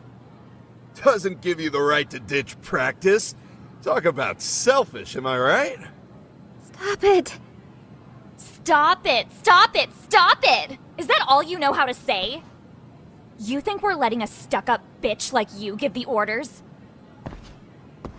You guys still haven't learned to play fair? This fucking guy. Why's your dirty old ass still here? Attention students! Be on the lookout for a creeper showing up in your classrooms! If I were you, I'd watch my mouth around a club advisor. Say what? I'm Yagami, from the Yagami Detective Agency, and your chairman just hired me to advise the Mystery Research Club. Bullshit. I guess word hasn't gotten around? Maybe I'll let a few wisecracks slide for now then. But mark my words, I'll be here every day of the week, so be on your best behavior. We'd better get to practice. Yeah, you do that. Oh, and, break a leg out there, Matsun.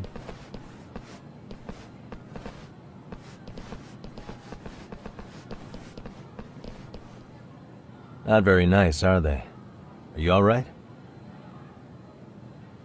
I'm fine. Koda-san, I'm sorry to spring this on you, but as I said, I'm a detective, and I need to talk about Hiro Mikoshiba. He started training as a teacher here pretty recently, right? And one day he just stopped showing up? At the time, did you notice anything strange about him? Maybe he seemed troubled, or you saw him hanging around strangers? Why are you asking me?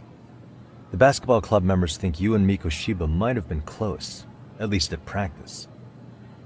They said that? Well, I suppose there wasn't much truth to what I'd heard then. Don't sweat it. Just so you know, I'm actually going to be hanging around here at the school for a little while longer. If it's cool, I hope we can find a way to be friends. See ya. Wait a sec. Earlier today it was your voice that I heard, wasn't it? I just never expected anyone to actually stand up for me in school. But you could say I didn't really stand up to them for myself much either. We all just treated it like it was a normal thing. Sometimes people would even laugh about it. But then, today, something changed. Leave her alone. Everyone suddenly decided to take a stand like they'd seen enough. I couldn't believe it. But that first voice, the one that told them to stop, that was your voice, wasn't it, Yagami-san? Who could say? I knew it. It was you. Thank you so much for that.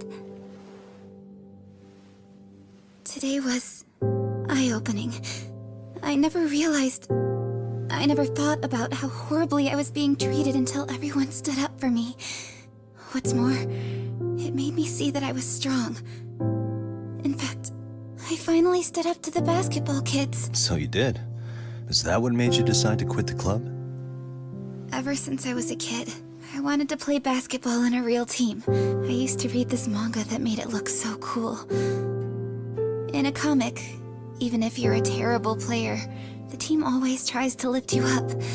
I tried. I wanted it to work, even if all they did was tear me down. But today, I just up and quit. That's not cool at all, is it? You did nothing wrong, Koda-san. Truth is, there's a lot of injustice in the world that goes unseen. And some people decide it's easier to be part of the problem than be part of the solution. The kind of people who only feel joy when they see others in pain. You can only do so much to make people see the light. At some point, you've just got to let them go. You know what I mean? Then there's no shame in quitting. But Yagami-san, I think you can only say that because you're such a strong person. Okay. In that case, we won't call it quitting. Huh? You can play. Doesn't have to be with the basketball club.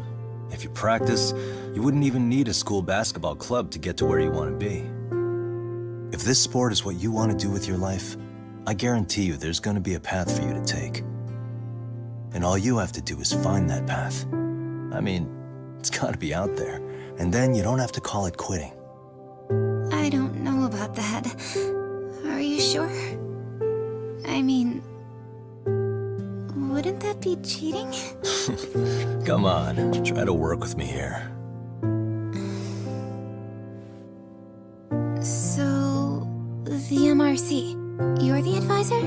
Yagami-san? Yeah. If you need anything, you just let us know. Anything at all. For example, if you hit any more trouble with those basketball club kids, you find me. Sure. You've got this.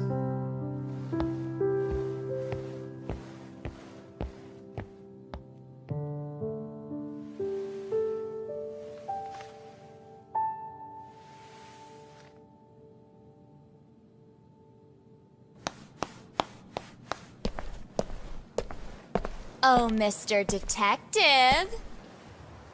Yagami-san, right? Yeah. Shouldn't you be at practice with everyone else? Yeah, Well, remember Matsune and Sakaki? You know, the two other guys I'm always hanging around? They're ready to talk to you about Mikoshiba-sensei now. Huh. Well, Detective, I think they have a lead for you. Hey, you're here on some kind of case, right? You know, Mikoshiba-sensei talked to us pretty often. I think maybe we can help.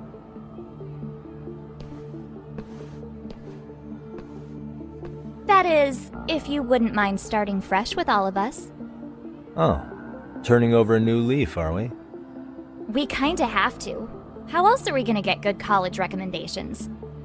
It would really bite us in the ass if you went and narked on us, so... Will you at least hear us out? Matsune and the rest are just upstairs. Please, be a nice guy, we're really sorry. Okay, I see where this is going. How many guys are up there waiting to jump me? The next floor up is for third years, right? You rope some of your senpais into this too? Wow, you don't even know us and you're throwing out accusations like that? How are we supposed to become upstanding citizens with teachers like this? It's just not fair. Fine, I'll hear you out. Tell your friends I'm on my way. Really? Awesome!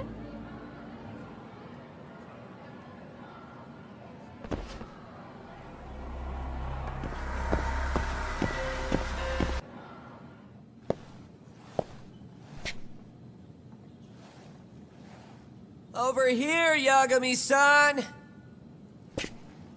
Sorry to drag you all the way up here for this. You wanted to talk to me? About Mikoshiba-sensei? What? I can't hear a word you're saying, man! Why don't you come closer so we don't have to shout? Yeah, let's get this over with.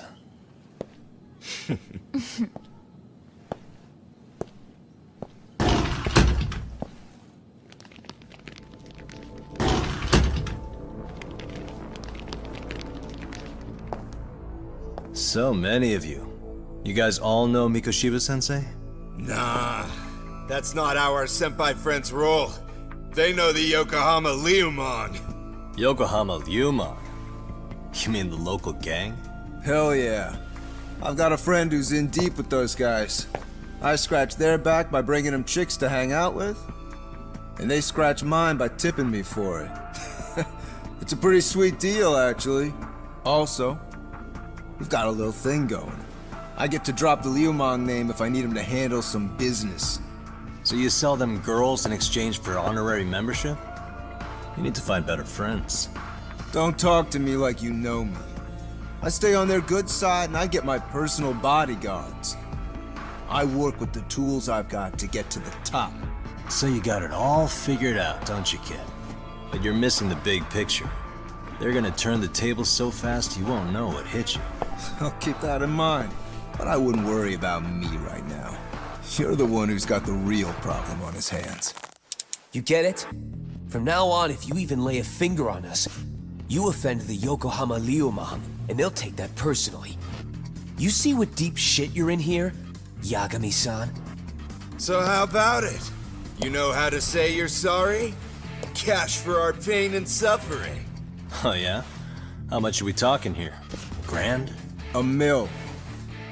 If you're short, I'd be happy to hook you up with a loan shark. I know a guy who lends for the Seiryu clan Yakuza. First it's gang, now it's the Yakuza. Keep bringing adult shit into this, I'm gonna start treating you like one. Huh? You wanna see what happens to gang members? I'll show you. You sure you want to do that? We're gonna charge you extra. Oh, you got this shit down, Matsui. Let's take this asshole down! Fuck him up!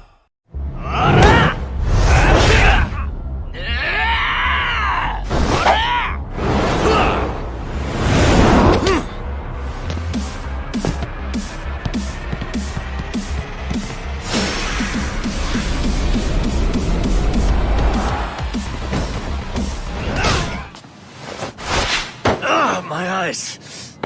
Cheap shot. Can't see? Got you now! No, you don't!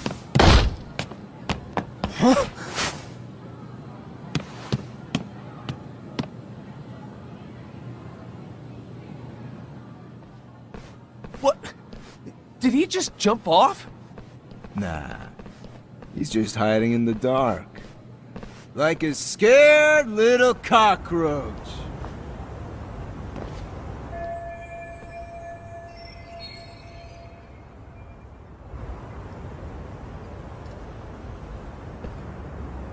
You guys go look for him and tell me when you find him.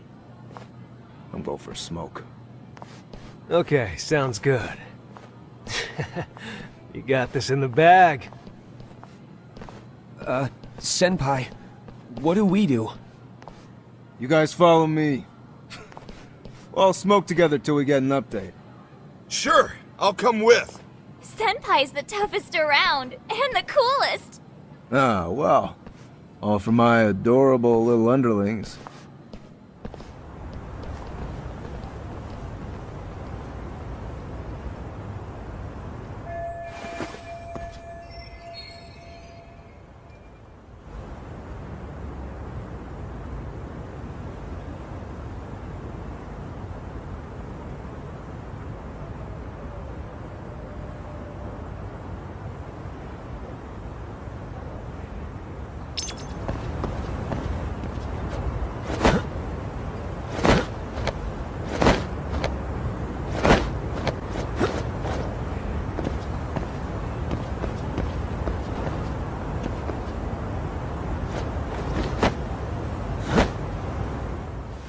Tastes good, Senpai?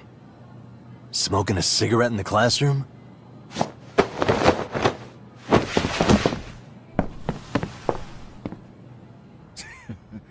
So you came all this way just to get your ass kicked?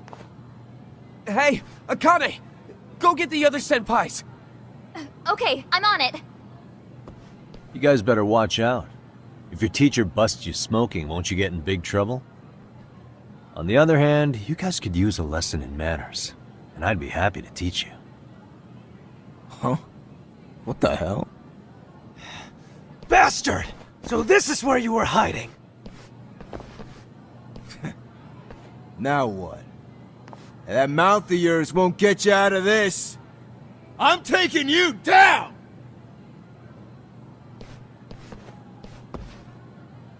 Don't give me that smug look!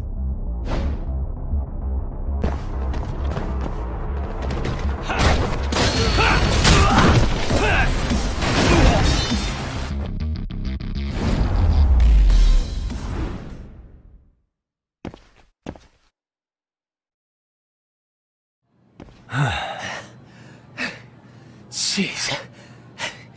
This guy's a maniac. He's too good at this, man. Hey, you mentioned compensation for pain and suffering. That still sound like a good idea? No, we were just being stupid. Could you maybe forget all that? Then from here on out, we're buds, right? Ow! Ow, my shoulder! Holy shit, that hurts, Yagami-san! Tell me everything you know about Mikoshiba. After all, you guys were pretty close, right?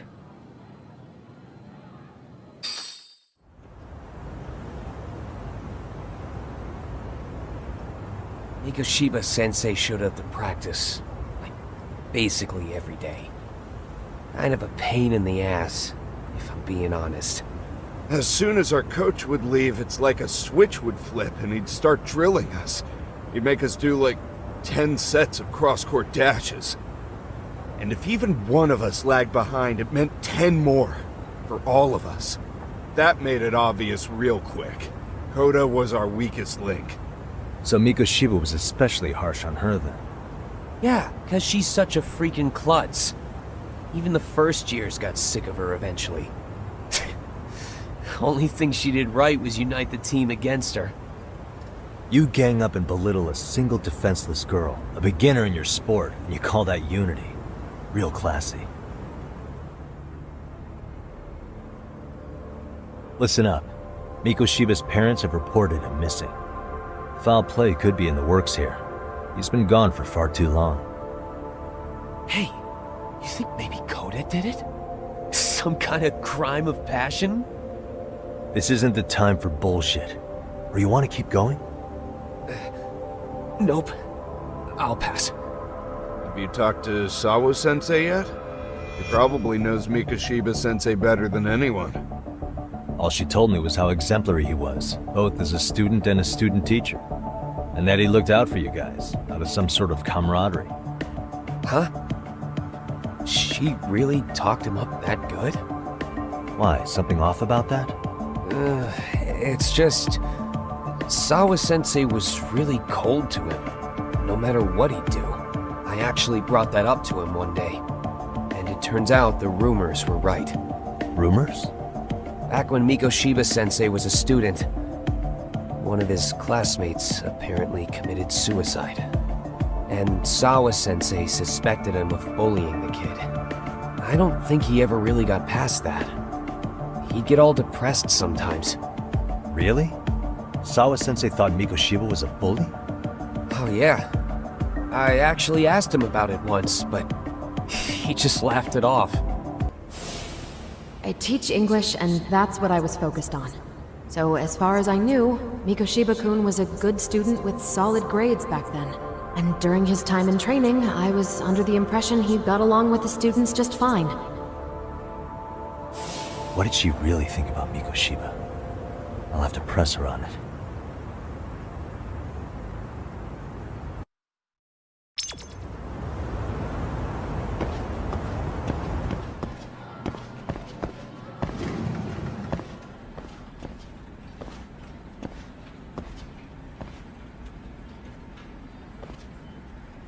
Hi there. Has Sawa-sensei gone home?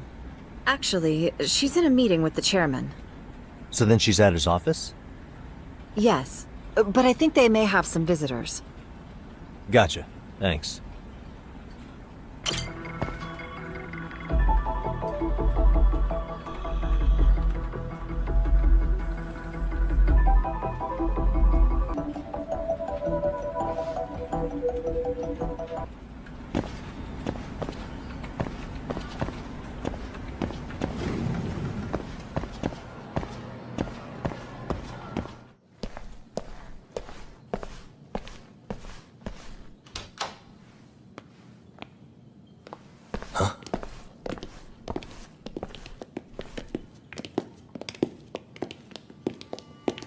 Pardon.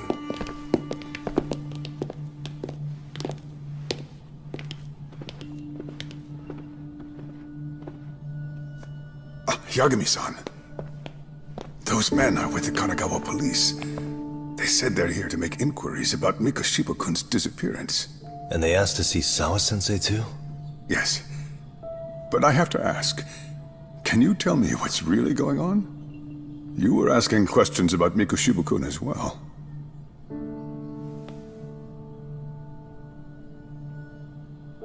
I should leave it to the police to fill you in on that.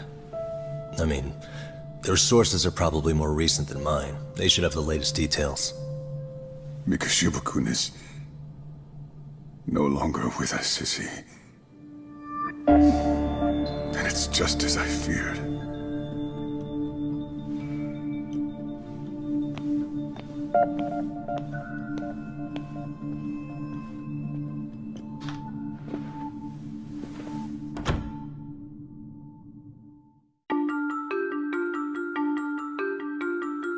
Two months ago, a young man named Hiro Mikoshiba went missing during his stint as a student teacher. Mikoshiba quickly becomes the center of attention when his rotting corpse is discovered. And Yagami scours the school for any clues left behind. Rumor has it, Mikoshiba drove a classmate to suicide in his student days. A rumor that the school faculty is seemingly unable to deny.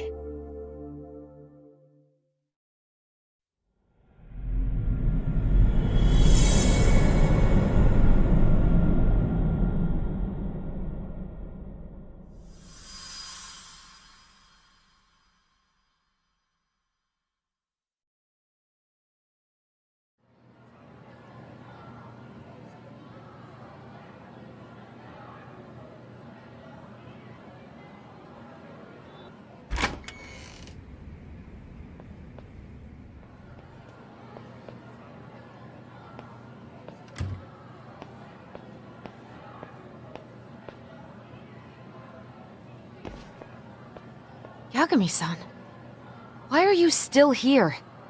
Because I care.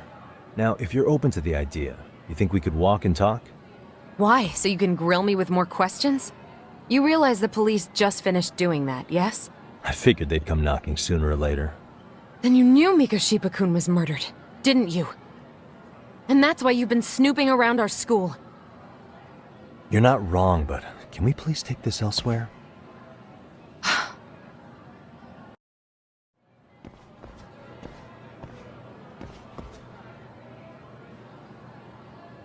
If you knew Mikoshiba was murdered, why didn't you tell me up front? Because that information's not public. Didn't the police ask you to keep quiet about it? Well, yes, but even so... What sort of questions were they asking you anyway? I thought I was supposed to keep quiet. Cute. Now I'm going to ask you one last time. Please, stay off our campus. You don't belong here. I mean, what if you end up injuring a student? It would be a nightmare for all of us. Nobody's getting injured. All that's water under the bridge now. Is that so? Yeah, and I should probably mention, I'm the new advisor of the Mystery Research Club. I have the chairman's approval and everything. So, it looks like I have a place here after all. What? Since when? I think we're getting sidetracked here. Did the police ever mention a suspect? No. All they told me was what happened to Mikoshiba-kun. That he's no longer a missing person. That he's dead. And was dumped in a derelict building. My condolences. That was all we found out. The police were the ones asking the questions, not us. They hardly gave us room to breathe. Yeah, sounds like an interrogation, all right. Is there anything else? Actually, there is. I'd like to know your thoughts on Mikoshiba-kun's killer. What? For example, take Akihiro Ehara, a man who took this school to court over his son's suicide. Mikoshiba came up even then, as a culprit bearing some responsibility for that. Ehara-san? But he got arrested for that groping incident at the train station. So the police really are keeping their lips sealed. Must you always be so cryptic? It's possible Ehara-san had a hand in Mikoshiba's murder. What? Despite being incarcerated for 2 months, he knew exactly where the corpse would be. He revealed it upon being sentenced. This was before the Kanagawa police had even ID'd the body. Then, was it really Ehara-san? A court would say being in jail is about as solid an alibi as you can get, but he could be connected somehow. How do you know all this, Yagami-san? I'd tell you, but I showed you one of my cards, so now it's your turn. Huh? I've heard you weren't as big a fan of Mikoshiba as you led me to believe. That true? This again. You knew he was a bully all along, but yesterday you told me he wasn't the type. I just want to get the story straight here. Did you have a sudden change of heart, or were you lying to me for some reason? It's not that simple. Oh, one more thing I learned today. It was Mikoshiba who turned the basketball club against Koda-san. Pretty sadistic for a would-be teacher, don't you think? That's enough. Then it's not a stretch to say he probably was a major factor in the death of Ehara's son 4 years ago? And I think it's also safe to assume you know more than you're letting on, right? This is murder we're talking about here. Lies aren't doing anyone any favors. His name was Toshiro. Sorry? Everyone keeps saying Ehara's son, like he's just another statistic. He had a name, for heaven's sake. Toshiro. Right. I'm sorry. Now, if you'll excuse me, I have papers to grade. Zawa-sensei, please! 9 o'clock tonight. I'll be at Plage on Isazaki Road. We'll finally have a real talk? Something like that.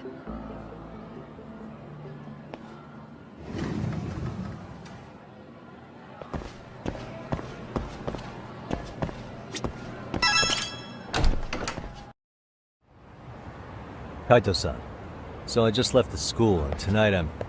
Wait, where are you? Third stop of our bar crawl, that's where. I thought work was done for the night. Licking the wounds of rejection, huh? Is the 99 gang with you? Just Sugiura. Tsukumo said he had to get back to the office to take care of some kind of system trouble. A computer crash or something? Don't know. Something about a Buzzy searcher going haywire. I've pretty much tuned it out, man. Anyway, you gonna come take his place? Nah, I gotta stay sober. I'm meeting Sawa-sensei in a bit. You what? God damn it, man, you are killing me today. Would you simmer down? This is work, not whatever it is you're doing. Oh, then I ought to come be your backup. Where we headed? Come on, you think I need a drunk co-pilot? Knock one back for me, though. Hey, I better not find out you two got it on. Don't do this to me, Doc.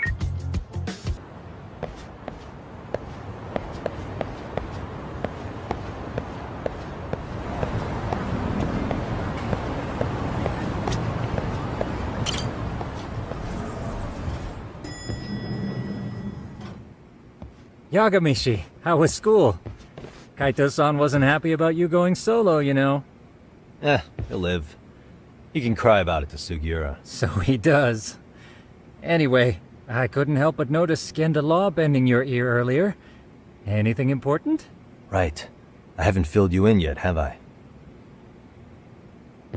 So a policeman arrested for sexual battery might have actually been involved in a murder? Fascinating, if not perplexing. Yeah. And its roots could very well be Serio High School, where a student was driven to suicide 4 years ago. In fact, the motive for this murder may even be revenge. Tsukumo, could you find any mention of that suicide online for me? Already done, I'm afraid. Once the chairman asked us to take his case, I looked into everything on the school I could find. If memory serves, he was a third-year student who hung himself at home. The name of the deceased, Toshiro Ehara. Yeah, that's him. So, while I did find some murmurings about it online, nothing really substantial ever surfaced. He didn't leave a suicide note or a will, and investigators never found anything salient. So I was right before. His father, however, suspected there may have been a bully and promptly took Serio to court. But without enough evidence to back it up, the system more or less spit him out. Even so, the lawsuit dragged on until this year. But that level of news hardly makes a ripple online. Yeah, I doubt it would. And that's all the intel I've dug up regarding the case. Huh? What's that sound? I'm testing a system I've been tinkering with. Thought I'd fixed this bug already. A system for what? Well, it predicts the occurrence of crimes. It predicts crime? No way. Perhaps that was a bit of hyperbole, but it does come pretty close. Essentially, this system is designed to monitor and detect danger zones within a specific area. The city itself, to be exact. That still sounds pretty amazing. If you say so. I basically cobbled it together out of pre-existing tech. Yagamishi, do you remember when I used my chatter search program for you not too long ago? Oh yeah, that was a real trip. You pretty much hacked Chatter to see an entire social network at a glance. Yep, and this system I've developed is a souped-up version of that. Though there are substantial differences, the principle is still... how about you just try it out? We'll start with this little window. It displays all relevant chatter posts after filtering the fluff. And these posts are all pinpointed on this map of Ijincho? Right. It maps out where in Ijincho each specific post was made. So my AI constantly combs through Chatter's database as it updates in real time. Then it extracts only the trouble-related chatter for display on the map. So it actively seeks out trouble? It's wild that you can program around such a vague concept. Well, in its current iteration, the AI isn't exactly genius material yet, so it still pings some false positives. There's something else, Tsukumo. What are you going to use it for? I'd like to use it for promotional purposes. Like advertising? Yeah, since we're still relatively new in town, we don't have the kind of rep that brings in regular business. Oh, okay. And that is where my buzz researcher comes into play. Buzz researcher? consider the glut of trends and terms strewn across social media. These buzzwords are sometimes clues to trouble beneath the surface. So, when the system picks up one of these words and we rush over to save the day, the hope is our reputation will flourish as a result. Damn, that's some pretty intense marketing you've got going. Well, we probably won't be paid for impromptu cases, so this is sort of an upfront investment. But directly intervening before a situation gets out of hand will build us the brand we want. At least in theory. I'm not sure how it'll all pan out yet. Well, I think you've got something there, Tsukumo. Mind if I give it a shot? I thought you'd never ask. Though the system's got a long way to go by my standards. But with you as a tester, I know I'll get strong enough feedback to have this baby running in top form. So you wanted me as your guinea pig all along. You sure cracked that case quick. Anywho, let me get this app booted up on your phone. May I do the honors? Go right ahead. And that should do it. Here you are. Okay, let's see here. This is just a big mess. How am I supposed to know where to go? This is indeed too much noise. In fact, this is entropy in motion. This won't do it all. To solve this, we narrow down the keywords. In other words, simplify our search? Yeah, by manually filtering keywords, we can decrease false positives, thereby locating the right spot more accurately. Well, how do we do that? Does the AI do it for us? No, not entirely. What the AI does is pick up on any keywords it deems important. Emphasis here on the word any. Meaning it'll turn out duds every now and again. Yeah, that's still pretty busy. And therein lies the predicament. To narrow these results down any further, we must depend on instincts, experience, and even inspiration. So you're saying human intuition? Precisely. Even in this day and age, human intuition will trump AI every time. That is, until we all become cyborgs. But that's getting ahead of myself. As it stands, Yagamishi, you've got the best intuition out of all of us. Well, let's just start with a post that smells like trouble.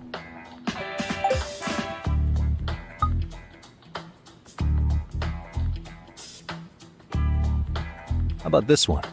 I can smell the trouble brewing already. Oh, interesting. And let's filter our results around that specific term. And there you have it. See, there's a concentration of suspicious keyword usage on this street here. As to what sort of trouble is brewing, you'll have to rely on your good old-fashioned eyeballs. Shady activity isn't always the easiest to spot, so maybe think of it as a sort of treasure hunt. A treasure hunt for trouble, huh? Does sound right up my alley. Doesn't it? I can already picture you out there, helping people in need until it all pays off. What could await you at the end of the trail? My heart rate is already spiking. I'm just glad to have a helpful app for once. You know what? That reminds me. I also have a gadget here you may find useful. Can't always be glued to your phone, right? What is this? It's a high-end sound collector. It boosts the volume of mid-distance sounds, making them easier to hear from farther away. A sound collector, huh?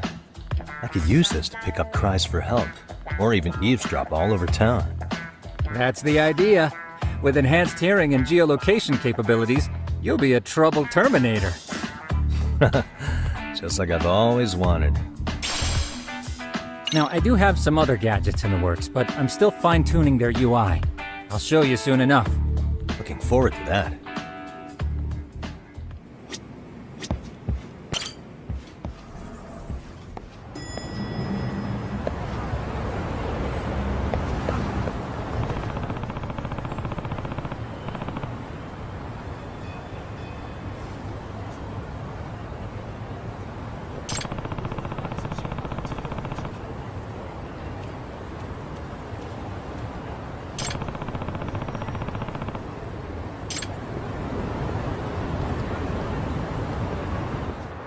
I can hear it.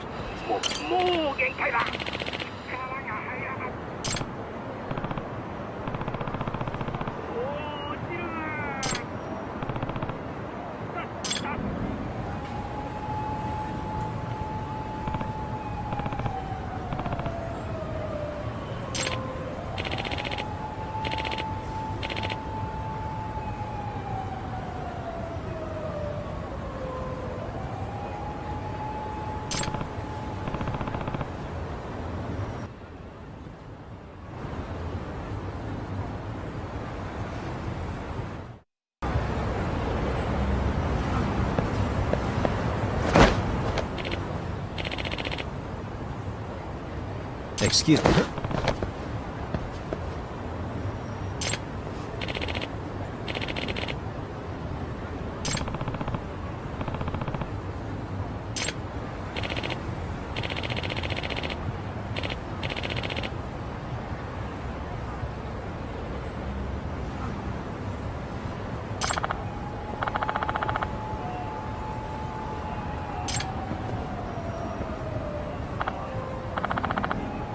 Please.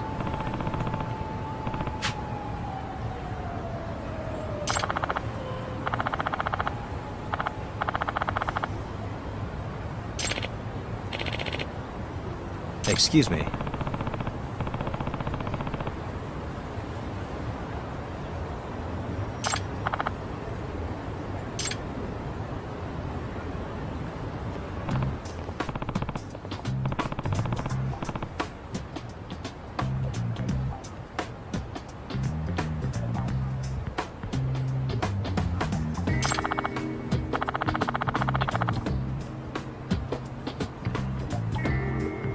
Yagami. Yep.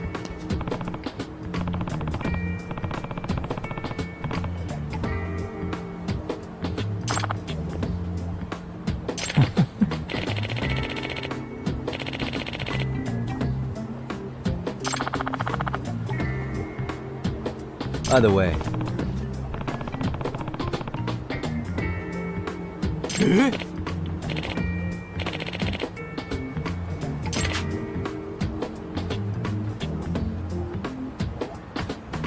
Hmm? Aw.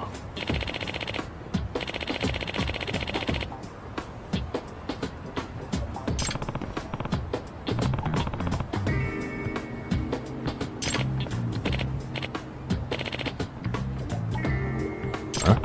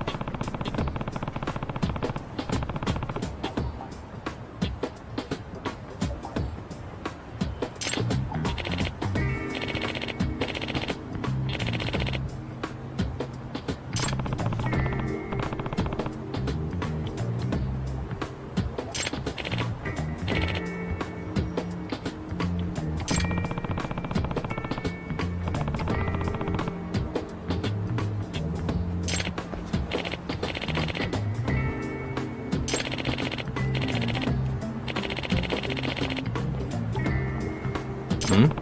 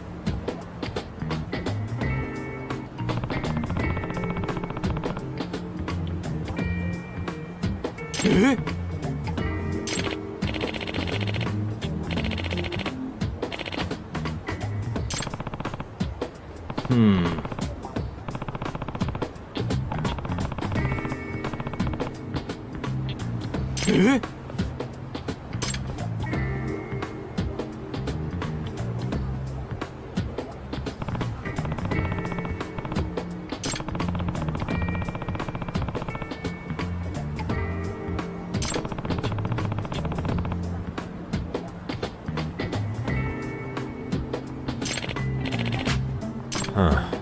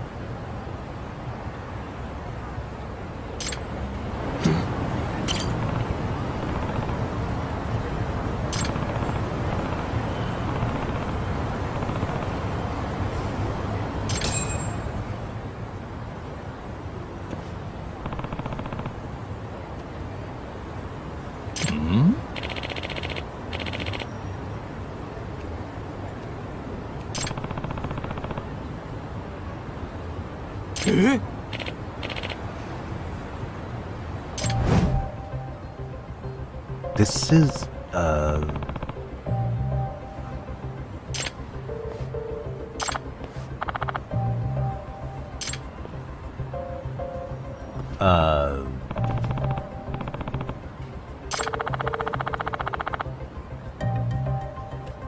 I see.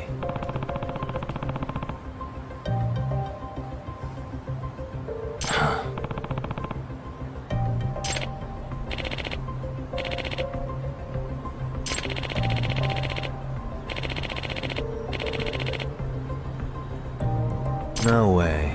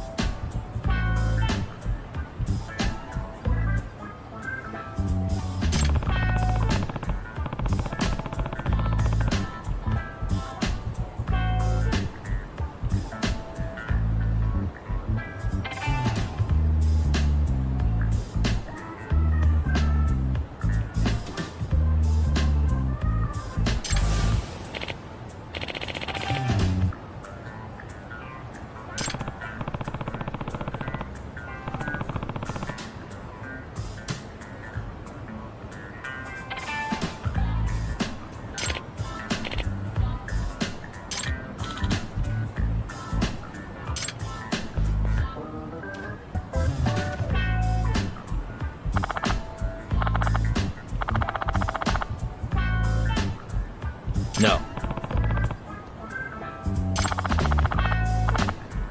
Yep.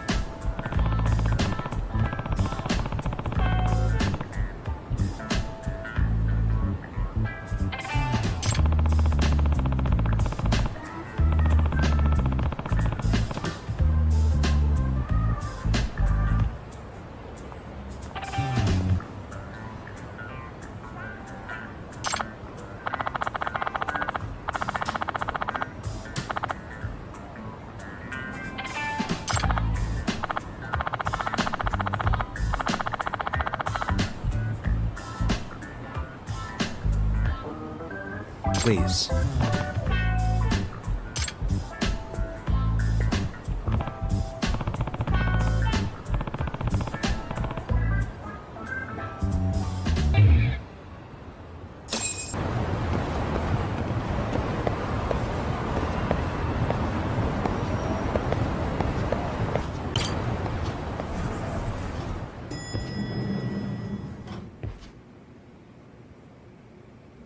Yagamishi, how was your first outing?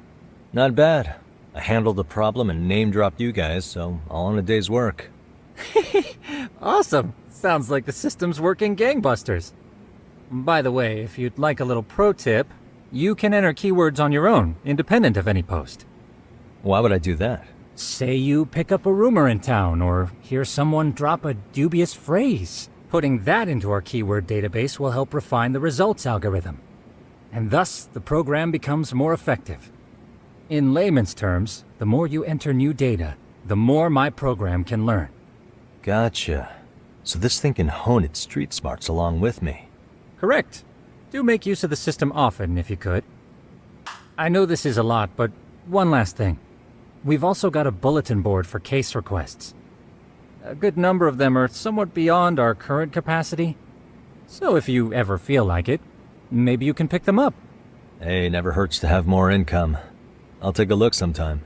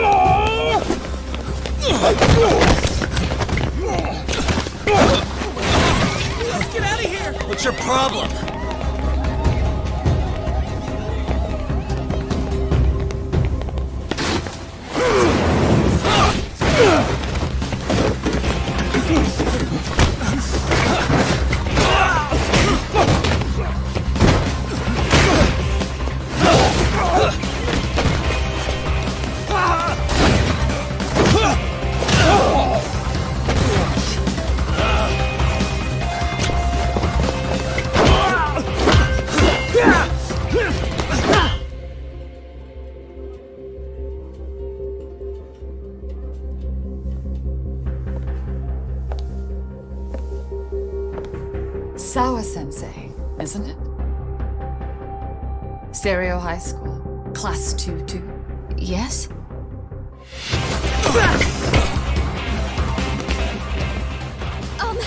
Sir? Take a break.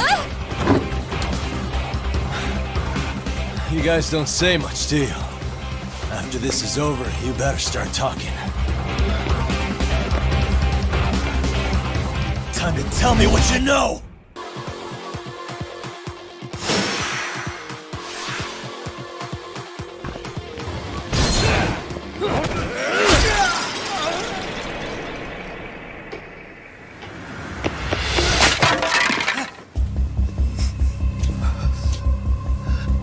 Sir, are you okay?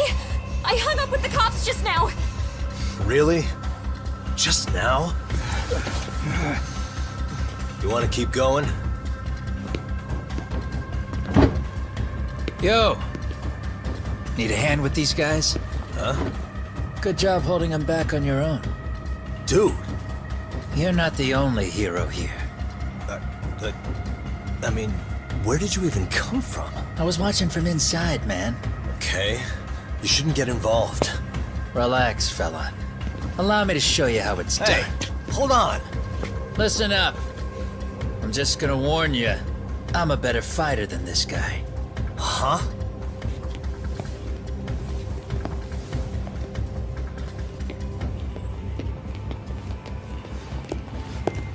Fuck.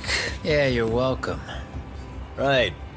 Thanks for making them slink into the night before I could even ask who they were. Huh? Later.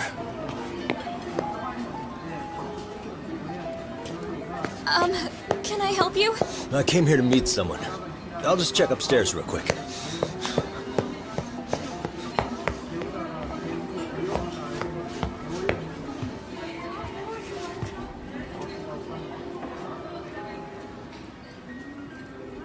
Sensei, are you okay? Did someone get here before me? I'm sorry. There's nothing I can say. I can't tell you anything you don't already know. What happened up here? Did someone come to intimidate you? Someone who might be involved? I couldn't make out who the woman was. She had sunglasses on. What did she say to you? That I need to stay away from this. The whole Mikoshiba-kun case.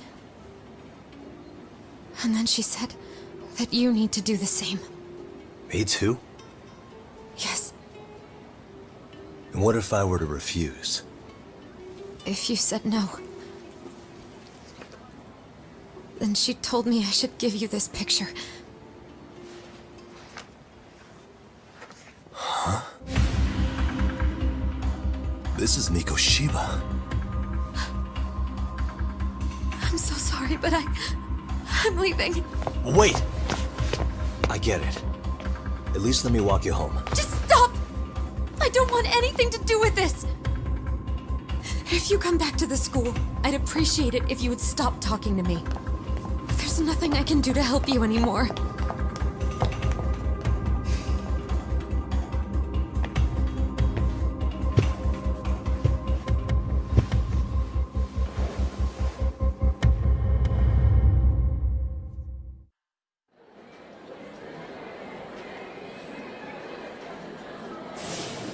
Still so many unanswered questions.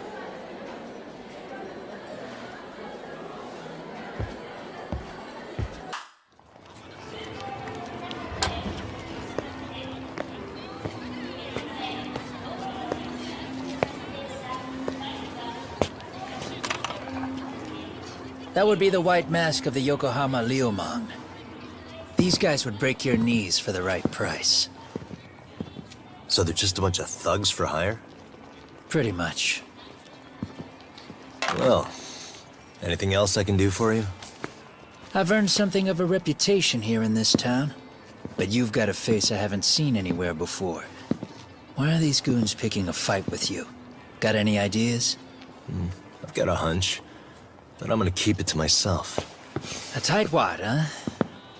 Didn't I just bail your ass out? A handyman? It's Kuwana. You got trouble here, I'm the one you call. I'm not afraid to get my hands dirty. I can handle shit the cops won't deal with either.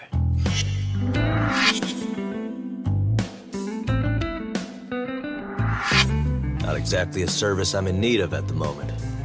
Crossing that line is tough, and I prefer to do it myself. Oh, really? And what line of work would that be? I'm a private detective in Kamurocho. What is it now?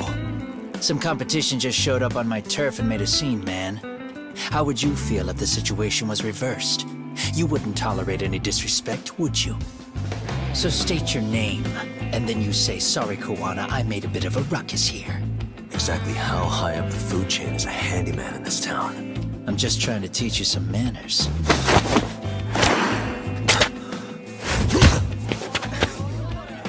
People let you teach manners around here? You can't even exchange cards right.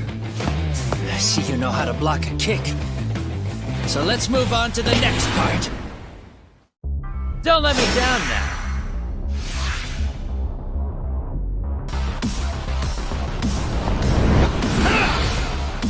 Now that's fancy. How's this? Hey, what else you got?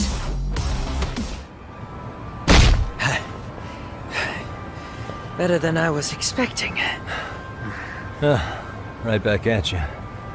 Give yourself a pat on the back. Hey, you want to tone it down? Or you want another lesson? I'm listening. You don't know when to give up. Time's up, both of you. The cops are almost here. What the? Sugiura-kun? You know each other? After we get out of here. Come on, let's use the back way.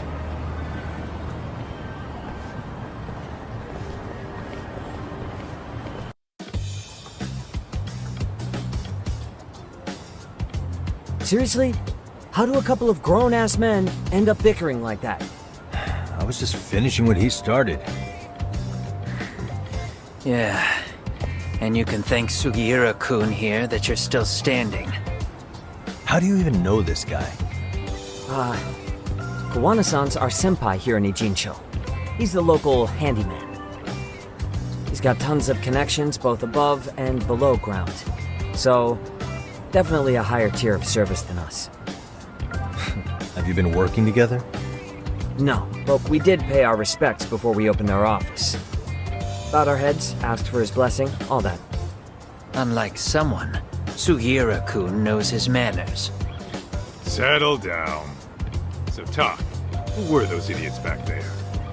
Kawana-san says they're a gang. The Yokohama Ryumang. Specifically, Ryumang assassins, called the White Masks. They were surprisingly inept back there, though. Nah, they just didn't know who they crossed. Hold up, assassins? Why would someone put a hit out on Yagami-san? Maybe they were just out to scare you. I mean, I doubt even the Ryumang would take someone out in public. They don't like crowds. Whatever the case, can you find out who hired them? I prefer to know who wants me dead. No can do. Even they don't know their clients. They get all their gigs piped in from the dark web. Good news is, you can hire them yourself, too. Want me to hit them up for you? No thanks. I'm good on the contract killing front. Man, oh man. What kind of shit did you step in? If you're gonna make a mess in this town, I want in. Some things are better left to the locals. Especially when it starts turning gray. Fine by me. What is? Having someone around who knows the ins and outs of Ijincho, man. Besides, don't you owe him for saving your ass from the White Masks? He didn't save my ass. Pull the stick out, buddy. I can tell he's cool. Yo, wanna grab a drink? On me. Now here's a kindred spirit. You're on, but I'm getting round two. See? I knew you weren't half bad. Wait, you don't mean now, do you? You coming with, Talk? Nah, not tonight. I'm heading back to the agency. Got a few things to sort out. Your loss. As they say, always take what comes, never chase what leaves. My thoughts exactly. Except maybe a little more fancy. It's like we're already old friends.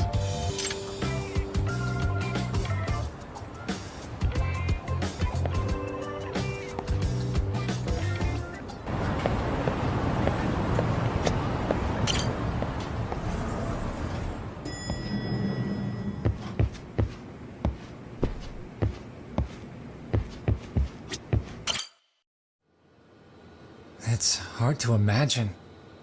And you're saying Sawa-sensei was given this picture? Right. And it must have really shaken her up.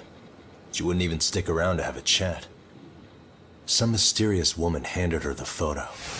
She's gotta be linked to Hiro Mikoshiba's murder in one way or another. If I had to guess, she's working with or for Ehara.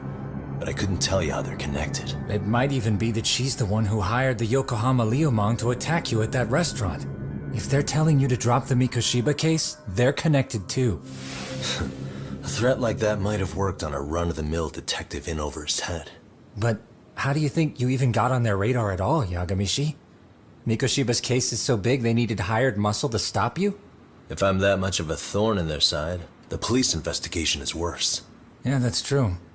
Even if they stop you in your tracks, Kanagawa police would just pick up the trail right where you left off. I have to figure, I'm not the one they were really there to threaten into staying silent.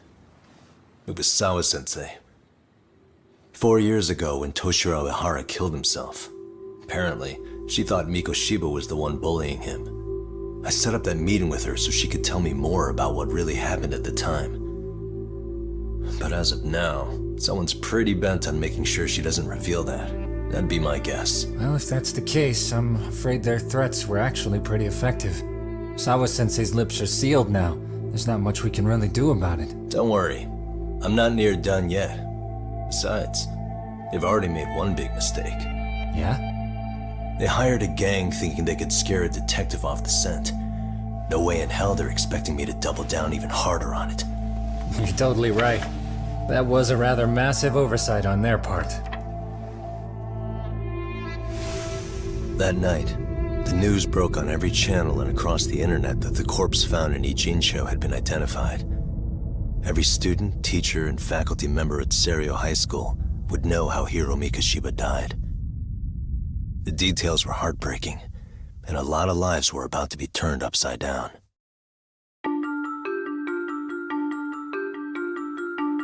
The alleged bully, Hiro Mikoshiba, turns up dead.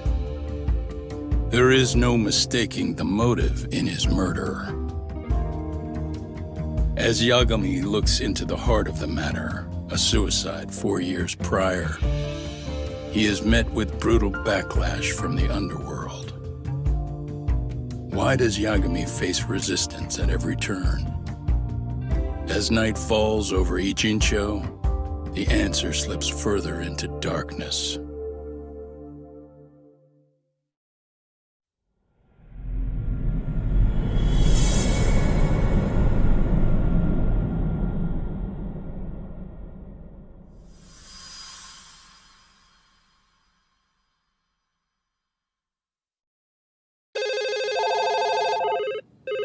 Yes, we have grief counselors on site. Hello. You've reached Yes. Seiryo High School. Yes. It's tragic news.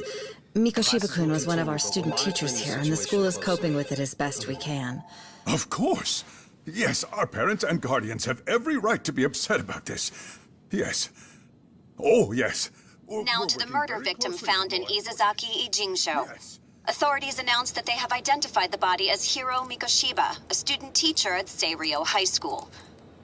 Autopsy reports indicate the cause of death was blood loss from a sharp object. Mikoshiba was reported as a missing person 2 months So, what's the plan today, fellas? Honest, this hangover is kicking my ass. I'm gonna be kinda useless. Maybe don't drink until sunrise. That's no good. Without you, Kaito-san, who's gonna be the brains of this whole operation? You'll have to manage, man. I figure I'll head back to Seiryo High today.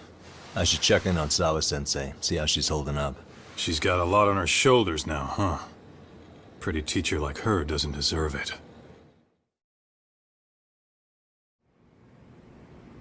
Right from the outset, Sawa-sensei flat out denied that Mikoshiba ever bullied Toshiro Ihara. But then we learned she confronted him about his actions 4 years ago. Which means she was starting to suspect he was the bully. Then some chicken shades shows up, makes some threats, and suddenly teacher's lips are sealed shut, huh? Whoever she was, she has to be involved with the murder. How else could she have Mikoshiba's picture from right before he died? It's almost like the killer was trying to hide any trace of bullying. And if so, that's pretty bizarre. Why is that? I mean, if Mikoshiba really was the bully, why bother covering that up? Wouldn't it work in their favor if word of that spread? That way the murder would be, I don't know, more justified? Yeah, I do see the logic there. Okay. But what gets me is, why would Sawa-sensei change her answer like that? Have you considered she may have been pressured to hide the truth? Perhaps by an overcautious superior? I wouldn't put it past Chairman Okuda to pull something like that. I doubt he has that kind of sway over her, though. Sawa-sensei doesn't exactly mince words with him. Guess we'll have to ask her directly if we really want to know. Yeah, but didn't she make it pretty clear you need to keep your distance?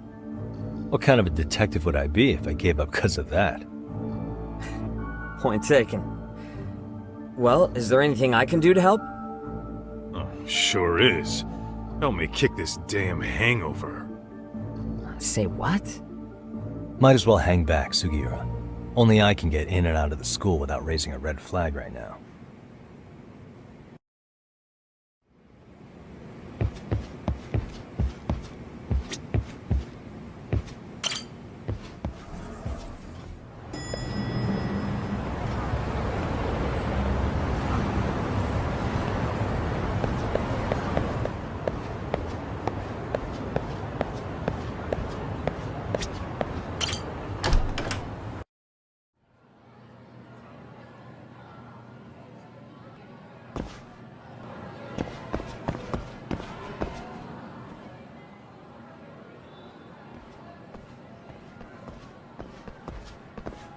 Excuse me, Yagami-san?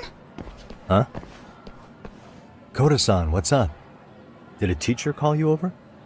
Actually, I wanted to talk to you. Okay. I saw it on the news earlier. Mikoshiba-sensei was killed. But you already knew that, didn't you?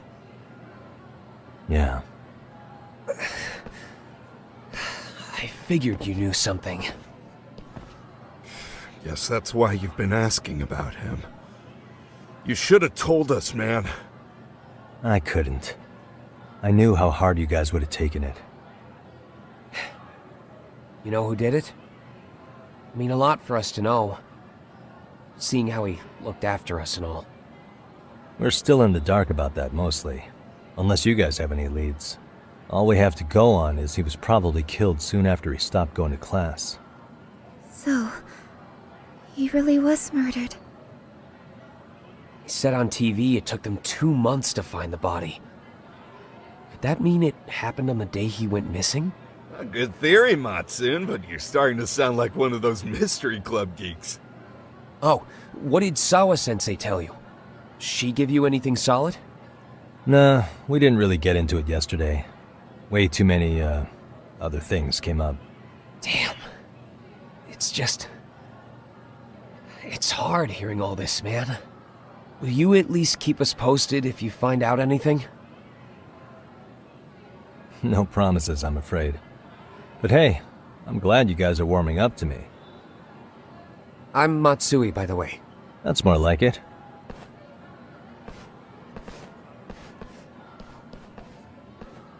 Could you keep me in the loop too? I didn't like Mikoshiba-sensei much, but I never imagined this. Now I'm kinda conflicted about the whole thing. I get that. Anyway, I should get going.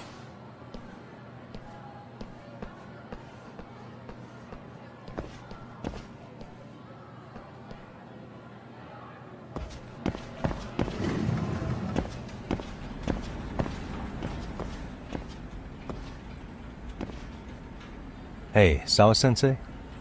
Look, I know I can't keep you off campus. I don't have that kind of authority. But would you please stop bothering me? Can you at least tell me what happened yesterday? Enough! How many times must I repeat myself?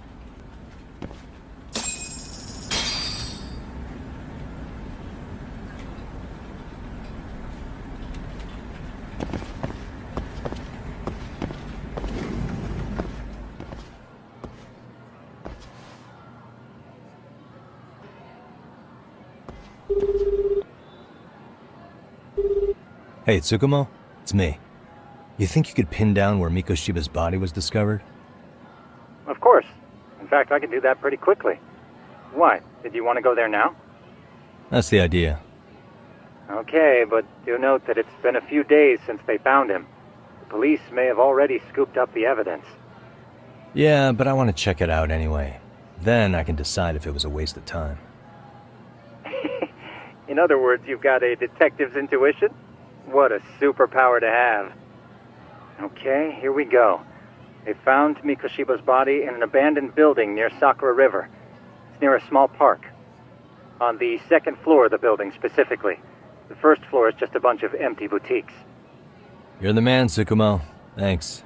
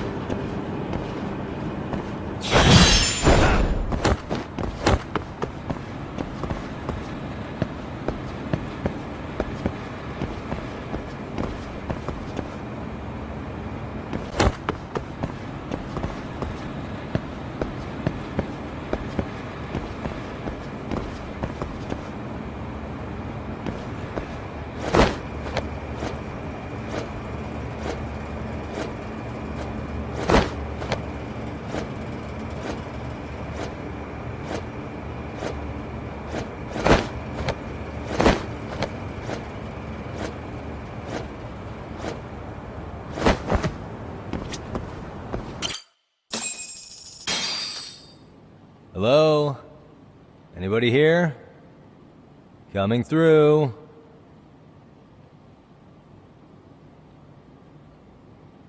Now, where exactly was the body? There's gotta be some clues that'll give me that.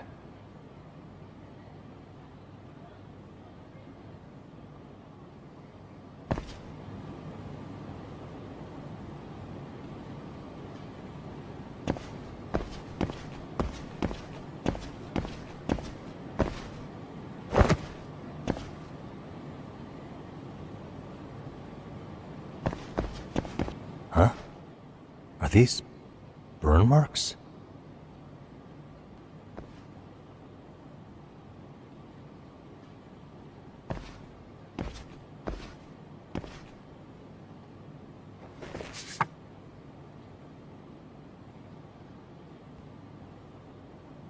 Huh?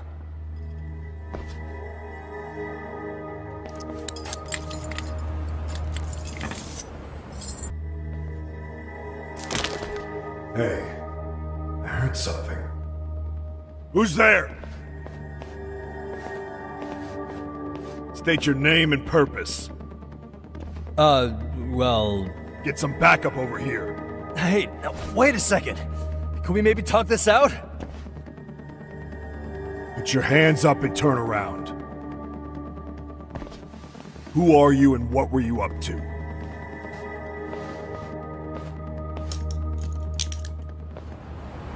Takayuki Yagami.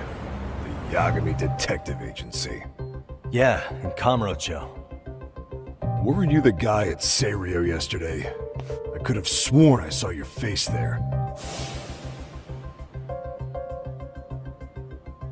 Huh? Maybe. The name's Watanabe. Kanagawa PD Division 1. Charmed, I'm sure.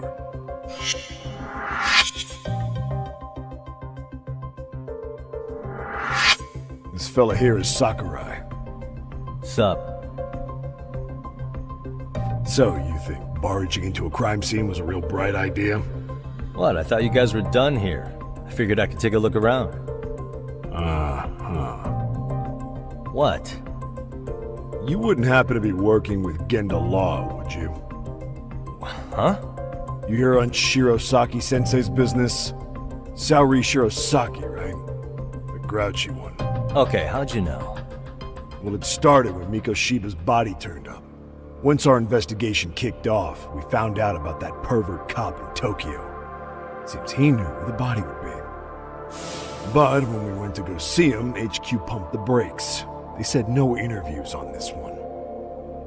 Much to our amusement, we ended up being directed to Shirosaki, the perv's lawyer. So being that Genda Law office is in Kamurocho, and you're a Kamurocho detective working your case, that means either the two of you are connected, or I'm really losing my touch. Well, you've certainly got my number. Now that you know, how about taking these cuffs off? Smooth, but the jury's still out on you, pal. First, you got any thoughts on all that? On anything specific? The part about HQ locking us out of interviewing Ehara, smart guy. Here we are with a material witness who it turns out knew about a corpse rotting away for 2 months. And those Tokyo chuckleheads just shut us out. Balls even for those tight asses. Ehara was Tokyo PD, so wouldn't they want to protect him? They probably want it handled discreetly. Nah, if only it were that simple. This isn't about protection. They get burnt real bad if they tried to bury this shit under the rug. Besides, not only is this cop a nasty creep, he's got ties to a fucking murder. If another prefecture blows the lid on that, the top brass may as well kiss their jobs goodbye. Heads would roll. They've got to wash the shit stains off their laundry to keep their asses clean. Yeah, I could see how that makes sense. Anyway, so HQ told us their boys would look into Ehara. What we had to do was hand them our notes on the murder. Can you believe that crap? Like hell we're gonna bend over for them. But look where that's got us. Now nobody's interrogated Ehara. Are Kanagawa and Tokyo PD really fighting over who gets the credit? Don't tell me they're that petty. Like you wouldn't believe. While the higher-ups play intel hoarding games, Ehara is just sitting pretty. Shit. The cop's supposed to be chasing down the perps. Instead, here I am with my hands tied, bitching to a PI. So I'm your therapist now. I was gonna take you down to the station and put the squeeze on you. But if you're a half-decent detective, maybe we could collaborate. Oh yeah? I mean, you came all the way from Kamurocho to sniff around here, right? I highly doubt you found much. But tell me something I don't know and maybe the cuffs will fall off. You proposing a deal? Depends on if what you've got is worth making one. Okay. How about this? What the hell? Hiro Mikoshiba? Was this taken here? Right before he died? Where did you get this? What kind of shit you trying to pull? I could tell you better with the cuffs off. You're craftier than I thought. Fine, let him loose.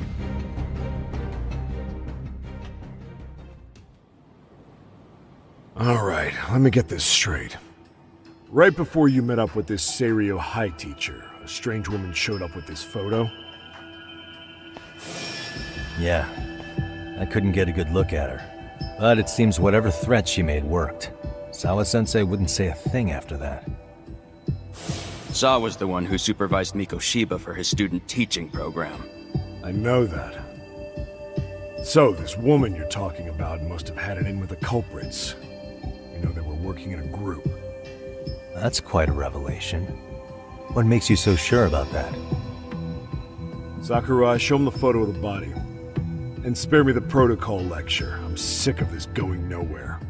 If Hotshot here is gonna look into Ehara for us, we may as well take advantage of it. You're the boss, Nabe-san.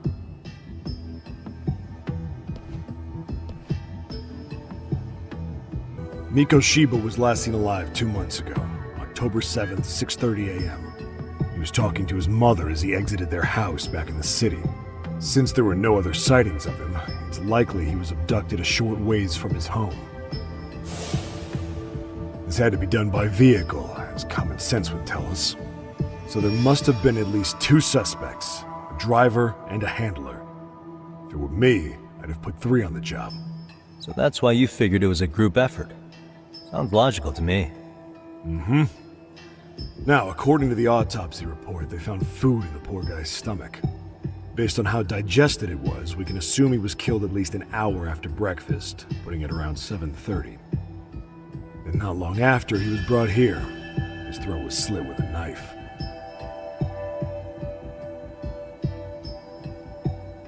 You get all that, Hotshot? And what was our friend Ehara doing at that time? The old perv was walking through Ikebukuro's ticket gates around 7:43 a.m. This was stated in court and corroborated by multiple security tapes. But if that's true, he couldn't possibly have killed Miko Shiba. It's 30 kilometers between here and Ikebukuro. Yeah, that's the meat of his alibi. Yet somehow he knew Miko Shiba's body would be discovered 2 months after his arrest, despite being in custody the whole time.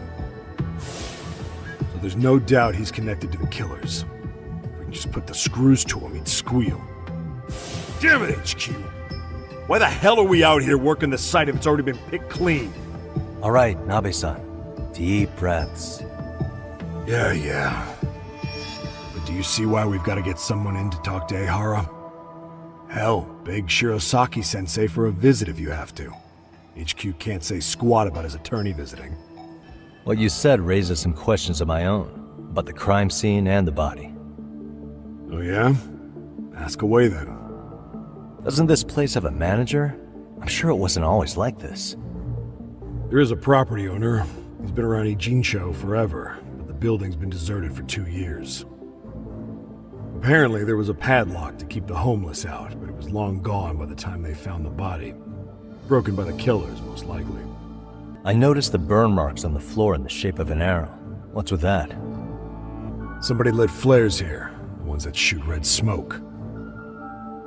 It was only a matter of time before the fire department got called, and they're the ones who stumbled on the body.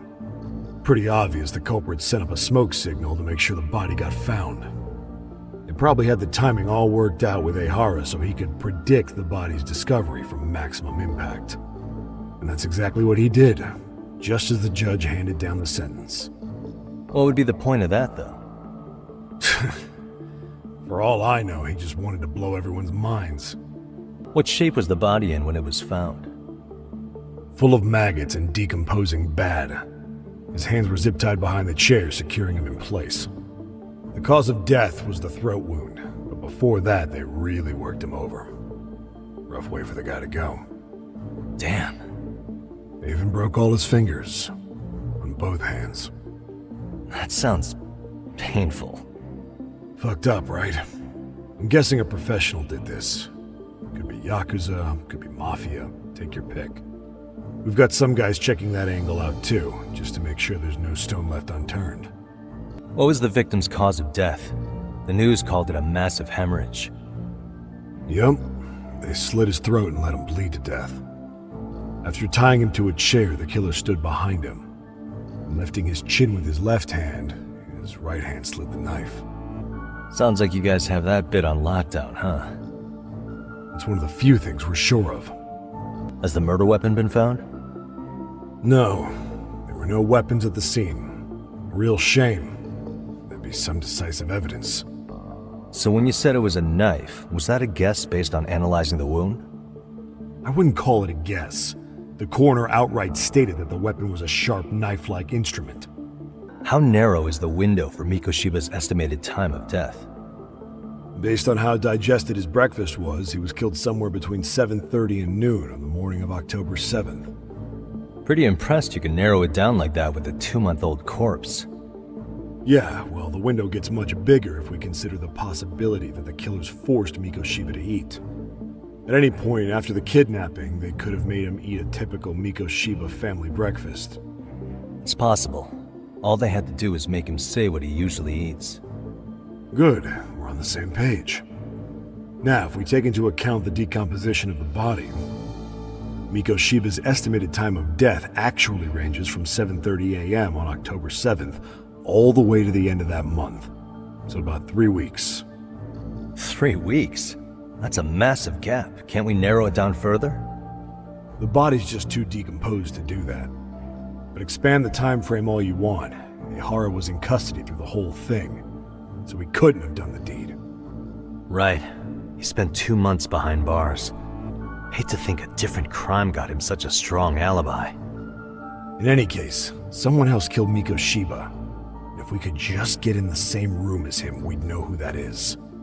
I think I'm starting to get the picture here. That should be it for questions. Tell me, you detectives out in Kamurocho always this hands-on? Sorry, what? I'm saying you guys work quick. We had barely set foot in Seiryu High, and you already had the run of the place. Hell, you even closed in on that Sawa-sensei and got a meeting with her. I was just lucky to have been there on another case. Is that right? What?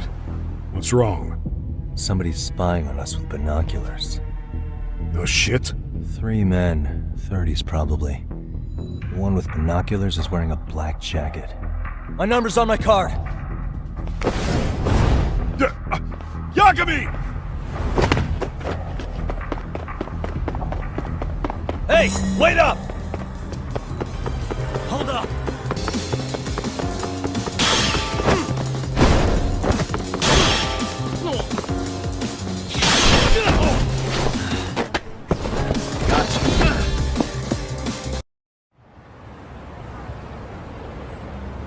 Damn, hot shot. You're quick on your feet. So let's hear why this fool had eyes on us. He claims he just wanted to see the scene for himself. It's true. Ask the other 2 guys with me. They'll be here any minute. So you were here gawking, is that it? Better than busting in like you own the place. I thought that was water under the bridge. So, who are you? Why'd you run? I ran because I saw a cop jump out a window and charge at me. Are you saying you'd stick around if you saw that? He thinks you're a cop. Should we get you a badge and a hat? I'd be honored. Do you have any ID on you? Will my license work?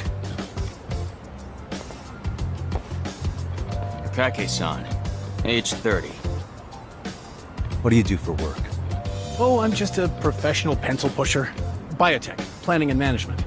Are your other 2 pals biologists too? No, one's an investor and the other's a consultant. We all went to high school together. Says here you have a Tokyo address. What brings you to Yokohama? Oh, well, I'm organizing a class reunion in Chinatown.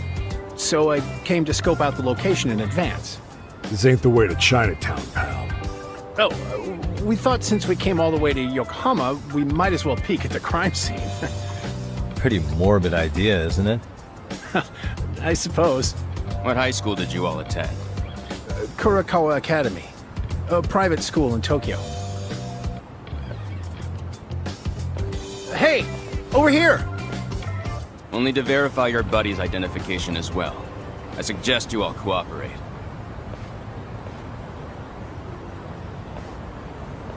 Nabi-san! Alright, you jokers are free to go. Appreciate you being so civil. Guess that settles it. We're just dumbass rubberneckers. Tough break, huh? After all you went through chasing them down. I don't mind. I'm autos to always swing for the fences. Yeah, well, your strikeout was pretty amusing. The guy who goes down swinging is alright in my book. Now that that's settled, give my regards to Shirosaki-sensei. Hope you get some dirt on Ehara soon.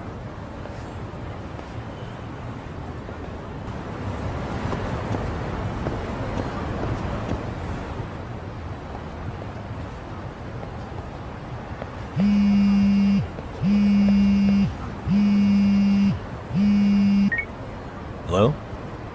Yagami-san, do you have a minute? It's Shirosaki. Oh, I was just about to call you. I was gonna say I've got some leads on the murder. By the way, you wouldn't happen to know a Detective Watanabe, would you? From Kanagawa PD? Oh, yes. He came asking me about the harassment case. Apparently he couldn't interview Ehara, so he got us instead. Wanna know why that is? Apparently Tokyo PD suspects Ehara might be linked to the murder in some way. And since they don't want Kanagawa stealing the show, they're blocking their investigators out. That does make sense. Not in a bureaucratic way. By the way, when's your next appointment with Ehara? As soon as we're ready, honestly. Did you want to come along? Yeah, I was just about to ask that. But I'd like to do a bit more research beforehand. I want to know exactly how Ehara's crime played out. Funny you should say that. Hoshino-kun just told me he's going to re-inspect the crime scene tomorrow. He said it'd be best to plot Ehara's movement from Ikebukuro all the way to Shinjuku, where he was caught. No kidding. Then I ought to go with. If that's the case, hold on one sec. Okay. Yagami-san? It's me, Hoshino. I'm stoked to hear you'll be helping me out tomorrow. I'm stoked to be there. Oh, and could you bring the statements from Ehara's arrest with you? It'd be a huge help if you could walk me through what happened on site. You got it. We'll be starting from Ikebukuro Station, so just meet me there tomorrow. Will do. See you then.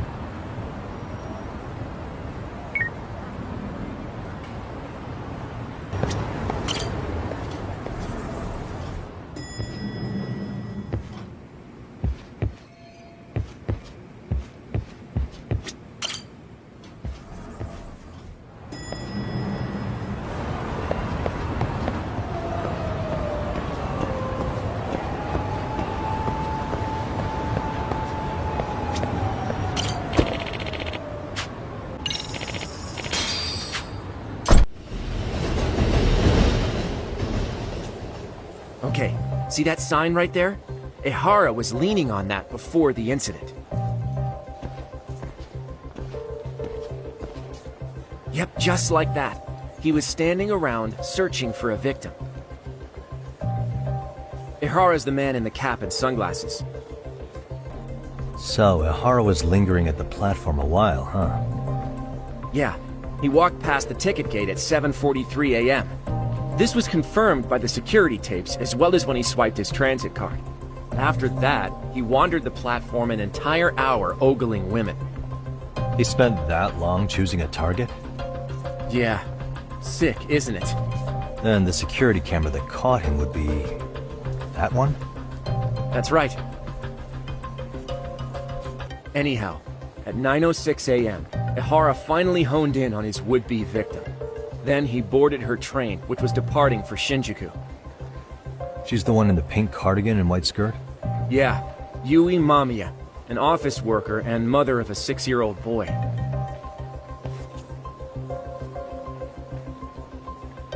The two of them show up on the train's interior cam as well. According to the victim's statement, Ehara began by rubbing her posterior with the back of his hand. But it didn't stop there. After that, he put his hand up her skirt. Pretty sickening. I'm assuming he targeted someone shy, thinking she wouldn't resist. Makes me angry just thinking about it. The victim stated she was too scared to call for help, meaning she endured this for 6 minutes until the train reached its stop in Shinjuku. Can you send what you just showed me to my phone? Sure. Now let's head to Shinjuku Station. Then we can watch as the jerk gets busted. Even if we did defend him in court, an asshole's still an asshole.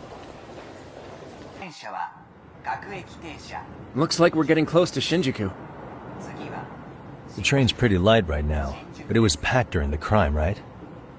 Oh yeah, the car occupancy at that time of day can easily reach 180%. And Ehara should have been standing roughly where I am.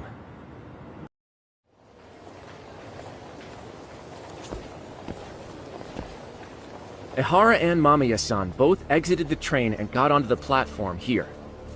But right before that, Mamiya-san suddenly grabbed Ihara's wrist and yanked his hand out from under her skirt. That's when she got a good look at her assailant. So without a doubt, she saw it was him. Yes, and there were also traces of her garments on his hand during evidence analysis. Anyway, after being grabbed, Ihara wrenched himself free and took off at a sprint. See, here he gets off the train and bolts across the platform. And Mamiya-san chases after him, asking people around her for help. Ah, this is what they kept looping on TV. Yeah. And honestly, with all this evidentiary footage, defending him in court was a lost cause. Was there any security footage that wasn't aired on TV? Sure, take a look around you. There's more than just one camera pointed at us. They're practically everywhere. Oh, yeah. As for what I was saying earlier, Ihara was finally tackled right in front of those stairs. Oh, right. I have a diagram of the platform to show you. So Ihara gets off the train here, and then gets apprehended here. How far apart is that? Roughly 100 meters. Both he and the victim were weaving their way through the crowd. The whole scene was very chaotic. Even after Ihara was caught, the train was stalled 20 minutes until the area was deemed safe. Hey, you think we could get the positions of all these cameras and where they're pointing penciled in? Good idea. Let's check each camera's position as we walk over to where Ihara was detained. That's where he got tackled, so if you could let me know whenever you see a camera. I can mock it up on our diagram here. Looks like we checked all the nearby cameras. Let's go up a little further now. Looks like we checked all the nearby cameras. Let's move on. Okay, looks like we got all the cameras. Our diagram is now complete. Now we'll pencil in the camera locations and what directions they're pointing. So this was the general situation when Ihara committed his crime. What do you think, Yagami-san? Anything of note? Do you think Ihara and Mamiya-san were riding the train pretty frequently? Oh yeah, Mamiya-san commuted by train. She was here every weekday. Same goes for Ihara, actually, but he was off that day. Supposedly he was going to see his wife, even though they're separated. Did he ever say why he wandered around the platform for an hour? He said the thought of his wife had him flustered and he couldn't force himself to board the train. He always had an excuse ready for anything you asked him, including the harassment charges. He pled not guilty, but the evidence said otherwise. There wasn't a single argument we could make in court to establish reasonable doubt. Safe to say he did it. But on the same day, he knew his son's bully would be murdered in Ijincho. Pretty clear it wasn't a spontaneous need to grab some ass. I agree. It's almost like all the commotion around the harassment might have been planned out. Maybe everything was, even down to getting captured. Yeah. He really played everyone by turning harassment into an alibi for murder. No matter how much evidence points to him as a killer, he can deny it with complete immunity. This is getting crazier by the minute. At the very least, he had something to do with it. Some connection. But I can't imagine he'll talk. Whatever his plan is, it's pretty clear Ihara is committed. To what? Getting revenge for his son? I think so. Who do you think his accomplices could be? Ihara is a veteran cop. Think maybe he knows how to hire an actual assassin? If so, he could have just paid for his revenge, right? Sure. But assassins cost an arm and a leg. He wasn't rich before all this, was he? No. He barely scraped up enough to cover his lawsuit against the school. Thought so.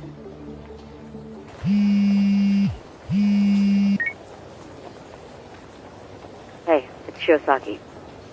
What's up, Sari-san? I'm scheduling an interview with Ihara tomorrow at the Tokyo Detention Center. We'll take a taxi from Genda's if that all works for you. Sounds good. But I need to head back to Ijincho for now. Something you forgot to do? Yeah. It involves Ihara's motive. which would be without a doubt his son's suicide. So I want to confirm if Mikoshiba really bullied the kid, and the best person to ask happens to be down in Ijincho. Alright, then I'll let you get to it. Cool. Then I'll see you tomorrow.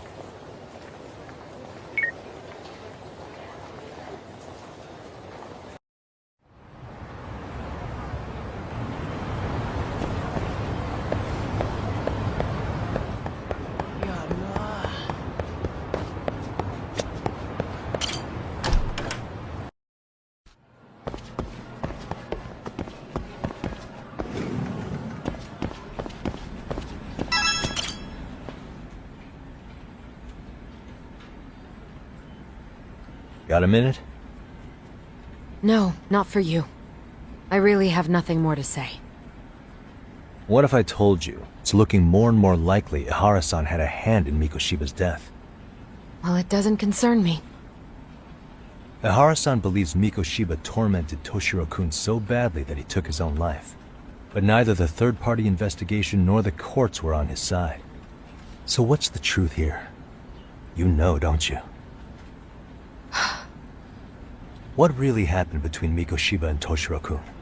Why won't you tell me the truth? Why do you keep asking? I said I don't know! I'm going to the detention center tomorrow to get some answers out of Ihara-san. What? I saw where Mikoshiba was murdered. He endured no shortage of cruelty before he died.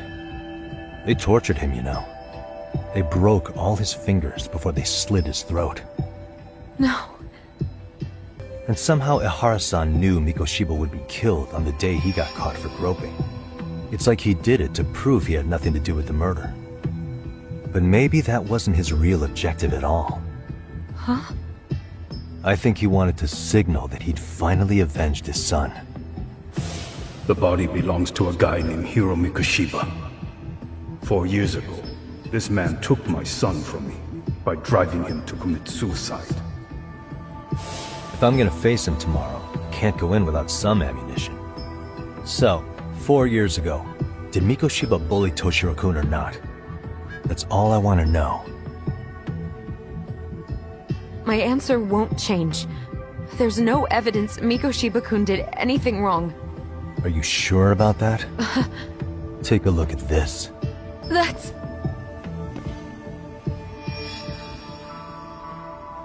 Toshiro Ihara, your student. Imagine that he's listening to what you're saying now. If you can look at him and say Mikoshiba played no part in his death, I'll leave you alone. In fact, you'll never hear a word from me again. So which is it?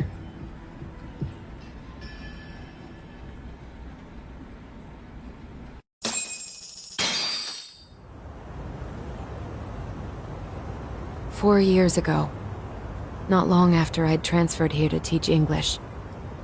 That's when it started. I was trying my best to get acclimated, and I was finally on a first-name basis with everyone. One day, after school, I was out on the roof taking a break, when Toshiro-kun suddenly ran by. I called out to him to ask what was wrong, but he shushed me and kept running. I saw he had a bloody nose. Moments later, Mikoshiba-kun showed up. He was looking for him. I told him I hadn't seen him. Toshiro-kun's face told me everything I needed to know. So Mikoshiba was bullying him after all. Yes. Toshiro-kun told me this later on. Whenever he'd leave school with Mikoshiba-kun and his friends, they'd force him to hand over money. At first, they'd try to pass it off as a joke.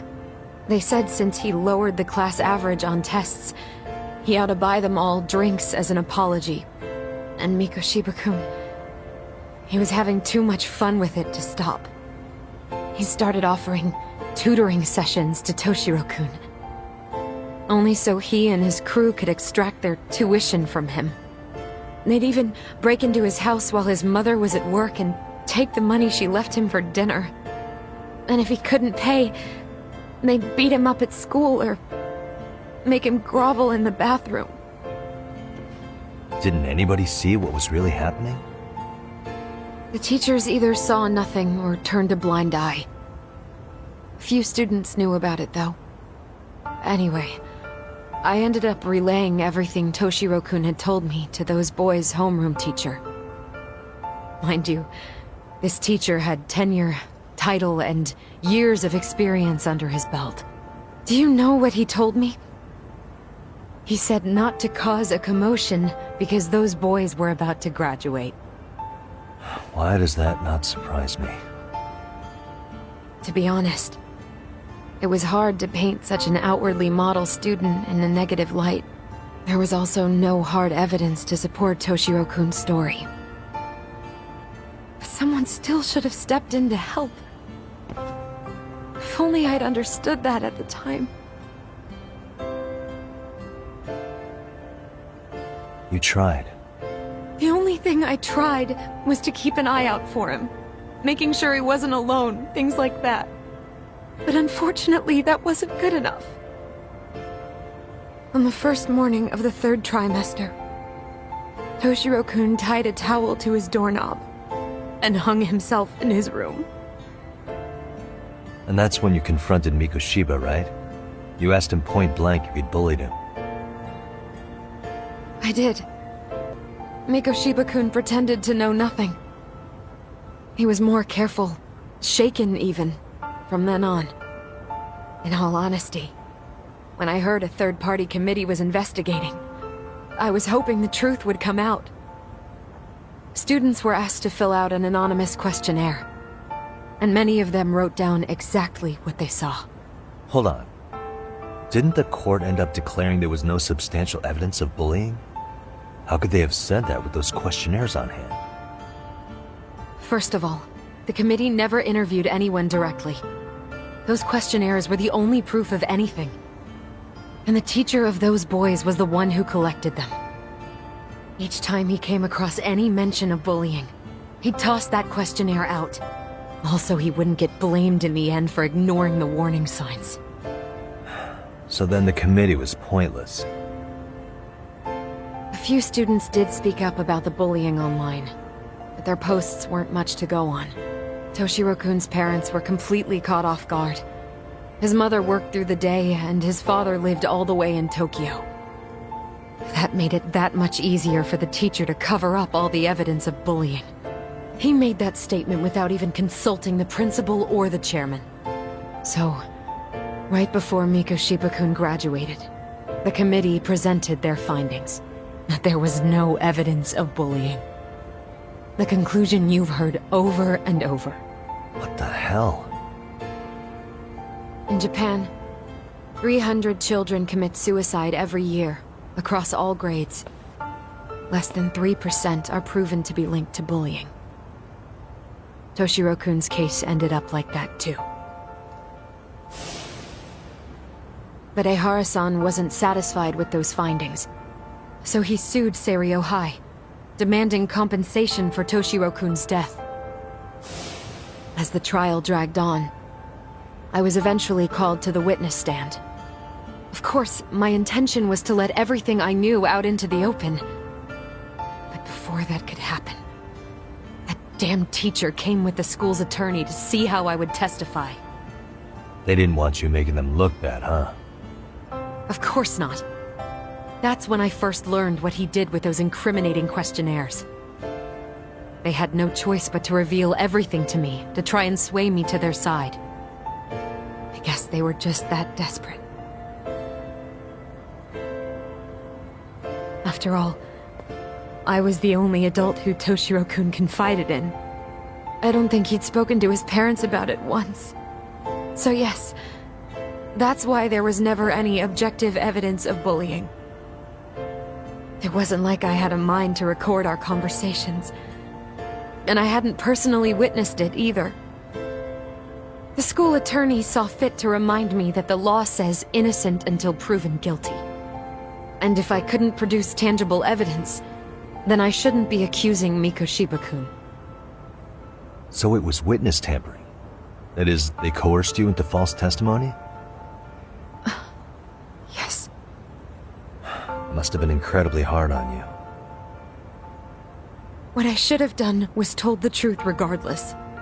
But what else could I have really done for him? Some days I just don't know. As much as I've tried to convince myself I did everything I could for him, I can never fully believe it. So what happened to the teacher who covered all this up? He transferred to another school. God, to think he's still standing at a podium somewhere. That's unfortunate. Even so, I don't have the right to place the blame solely on him. Maybe, but in that case, Mikoshiba's bullying of Toshiro, or those questionnaires getting discarded. Have you ever told anyone else? No. I've been silent. Yagami-san, you know what? Back when I was a student in high school, I witnessed bullying firsthand. There was this kid. My classmates pushed him too far. And one day he just jumped off the roof. Off the roof? By some miracle, he survived the fall. And he's been in a coma for the last 13 years. Nobody knows if he'll ever wake up. His name is Mitsuru, and he may never open his eyes to the world again. His mom watches him, but she works full-time. She's a higher-up in the government. I'm sorry to hear it. The worst part is that his teacher knew. He even talked to the bullies about it. But all he said was, don't overdo it. But afterward, the public eviscerated him. He had to quit his teaching job. And yet, for poor Toshiro-kun, nobody was held responsible at all. And that includes me. But if anyone was going to take responsibility for that, Mikoshiba should have been first in line. I'm sure Ihara-san must have thought the same thing. You know what I wanted to be as a kid? I was so innocent, I wanted to be a teacher. And after Mitsuru-kun's tragedy, I felt practically obligated. And still, I just let history repeat itself.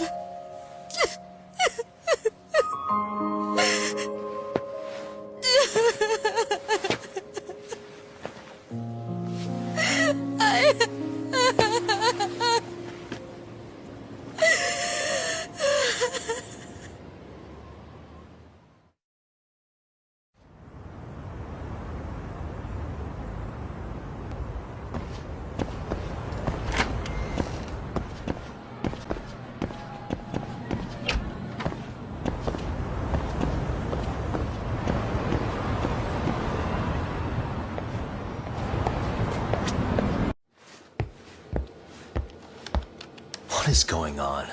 Having a party? Hey, welcome back. Care for a drink, Yagami-san? Heads up. Now make yourself at home. Not that you haven't already. Who, me? Well, whatever do you mean? Kuwana's fine. He just swung by to have a chat with you, man.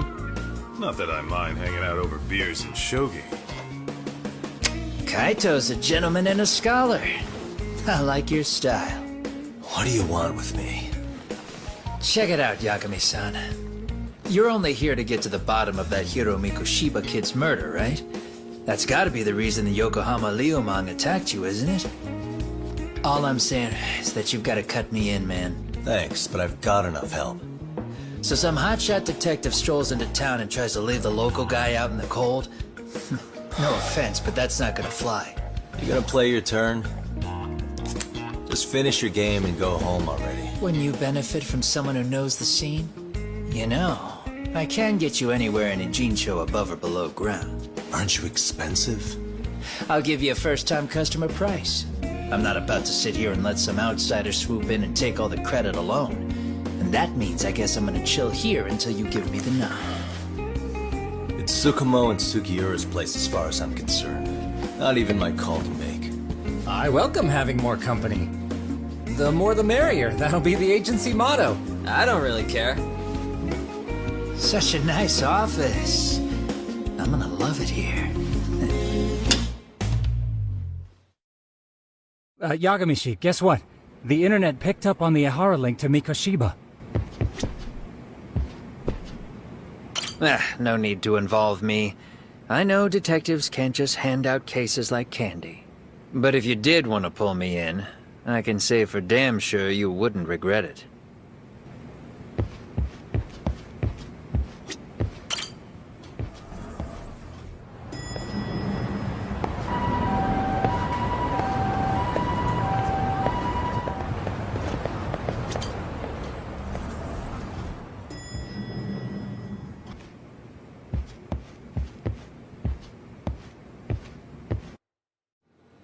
Son of a bitch student teacher should burn in hell for bullying a kid all the way to suicide.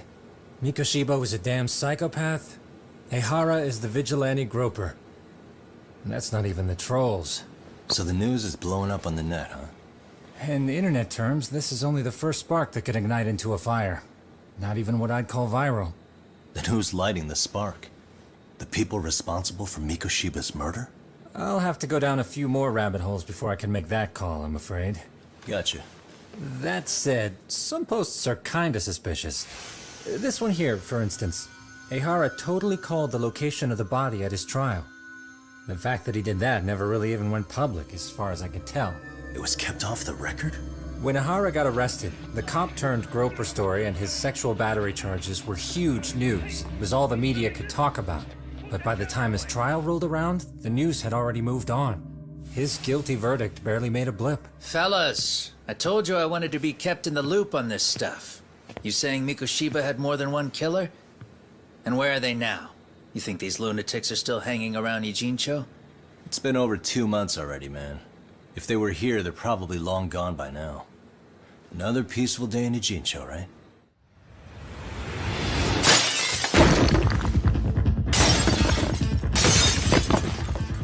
Check outside.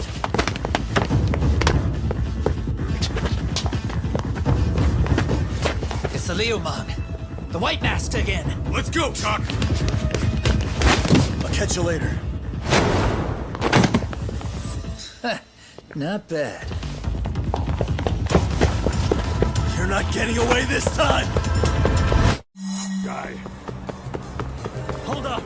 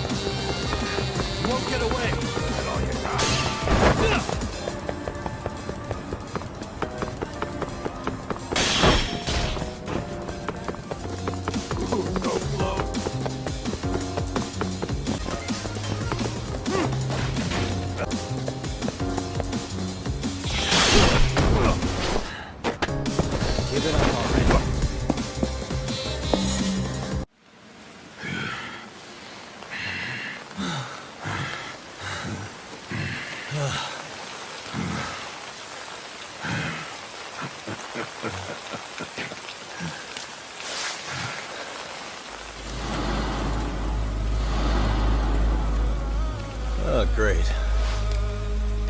Where am I?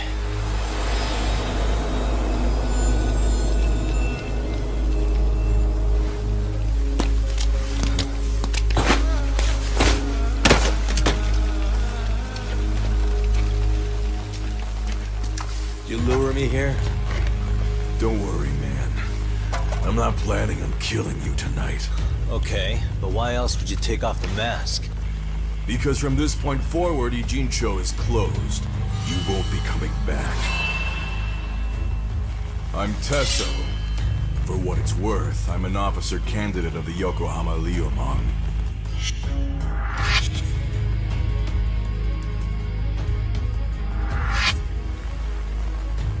I hear you took out some of my masked boys the other day. Oh, you mean those guys who thought they could sneak up on me in the afternoon? Maybe if you hadn't resisted at the time, you'd be in a lot less pain than you're about to be in the near future. Who's paying you to try to take me down? This is a job that came down from the top of the org. I don't know who hired us, and to be honest, I don't give a shit either. But ripping up a kick-ass detective like you sure sounds like a good time. None of you guys make a move! I want to see if the rumors are true, so I get first taste.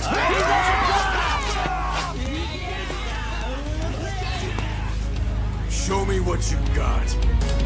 Yagami!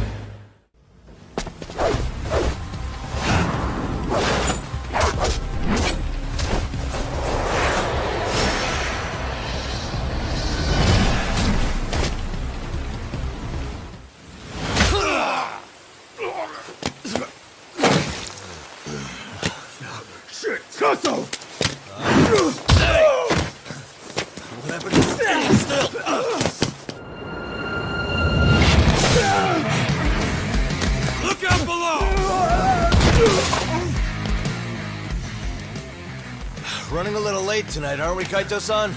Yeah, my bad. Had to punch my way through a few guys. Hey, you gotta run for it. If you stick around, it's not gonna matter how many lives you've got. Yeah, but if I run now, who's gonna pay for Tsukumo's window then? Huh? For fuck's sake, I'll just pay for it. Now get out of there. You got a deal.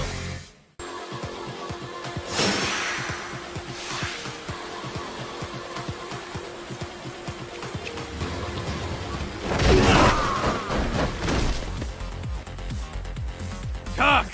Path's all clear! I'm on my way!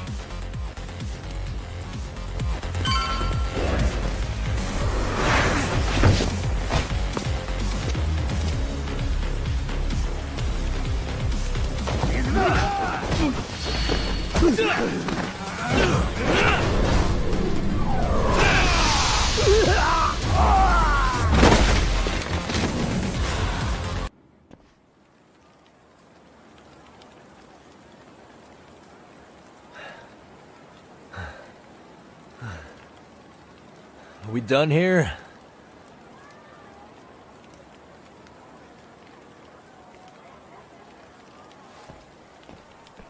Yagami! Yeah? You want something? What was it? Tesso? Just want to say, I'm impressed. I wasn't expecting you to take out all these guys, to be honest. Thanks. But if you're feeling generous, how about you tell me who hired you? Didn't I say this before? I got no interest in doing that. Can you do me a favor and turn down the job next time, maybe? Yeah, right. If the request comes through again, I'm taking it. Simplest solution for you is to get the hell out of town. Me and my big mouth. Just go already.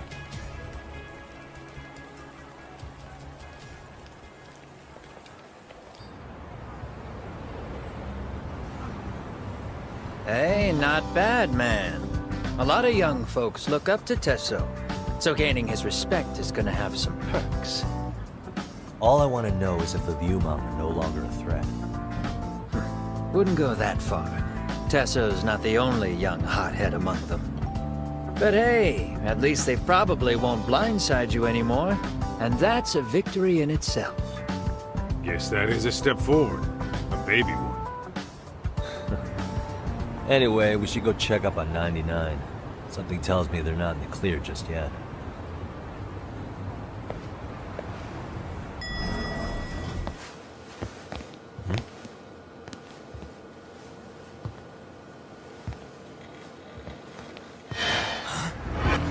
Sugiura!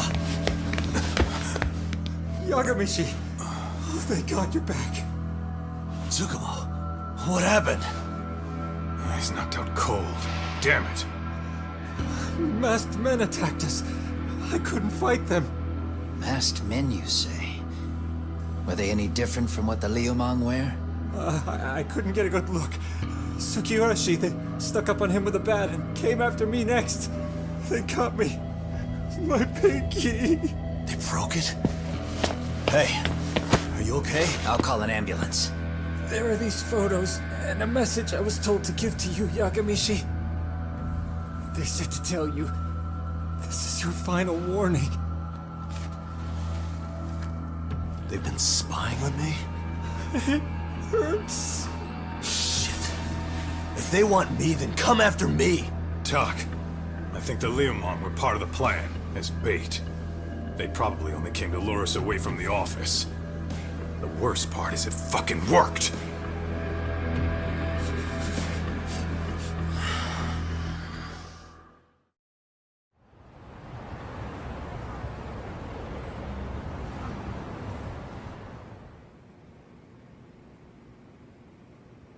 This camera ought to show everyone coming in and out of the building. Look, there's me and Kaito chasing down the Liumang.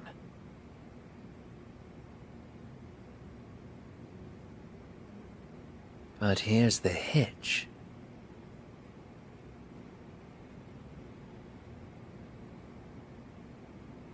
There were 7 of them, and they didn't have those trademark white masks.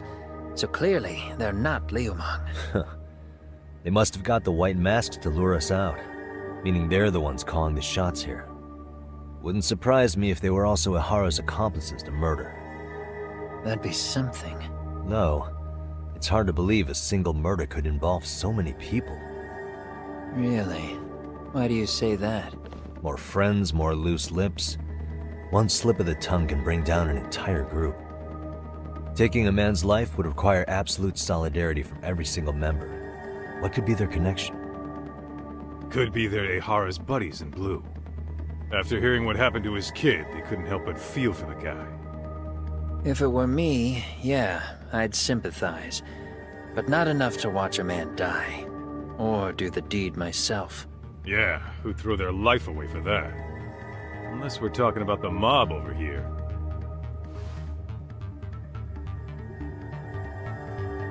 That e-cig's that good, huh? Considering the area's volatility, the Liumang are the best bet in the house. But if it's not them...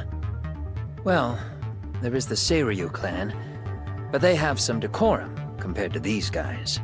And then the Komijul, the Koreans, they would never get caught on camera. They're shy like that. Go figure. Impressive list you've got up there, Mr. Handyman. Too bad they're all dead ends. Hey, if there's a crime in Kamurocho, would you know who did it off the top of your head? No. This footage is the lead we've been waiting for. Now we're gonna hunt them down for Tsukumo and Sugiura. You get hit in the head or something? Find them and they'll mess your ass up. Will they? Don't you get it? They were planning to take you out, man. The Liumang letting you off is nothing short of a miracle. Or would you rather risk your neck over nothing? Where we come from, risking our necks the bare minimum. You Ijincho guys must not see much action. Yeah, well, in Ijincho, a handyman's wages don't cover life and limb. I don't recall ever hiring you. Yeah, and if you asked me now, I'd say hell no. This shit's getting way too over my head. And yours.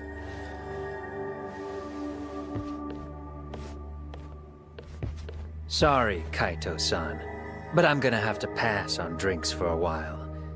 Send my regards to the lads. Well, hey, never chase what leaves.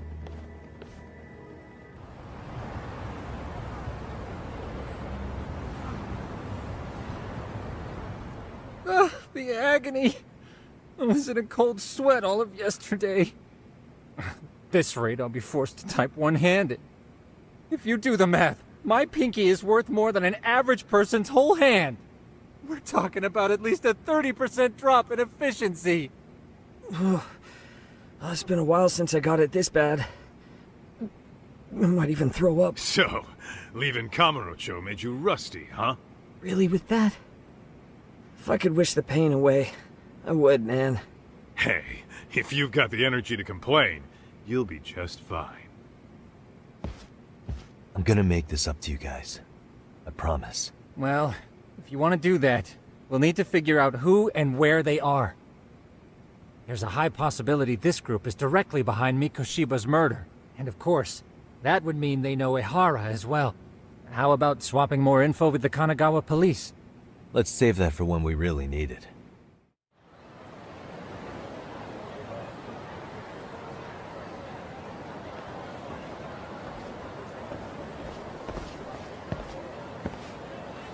What's up, Kaito-san? Something wrong? Call me crazy, but doesn't the city seem noisier to you? What the hell?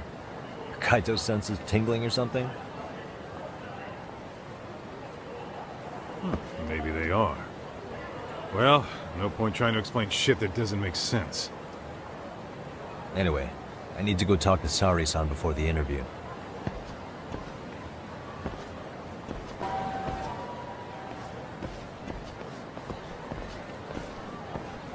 Hold on a minute, Todd. What? I'm noticing a lot more punks scurrying around than normal. Something's up. Really? Huh. Maybe so.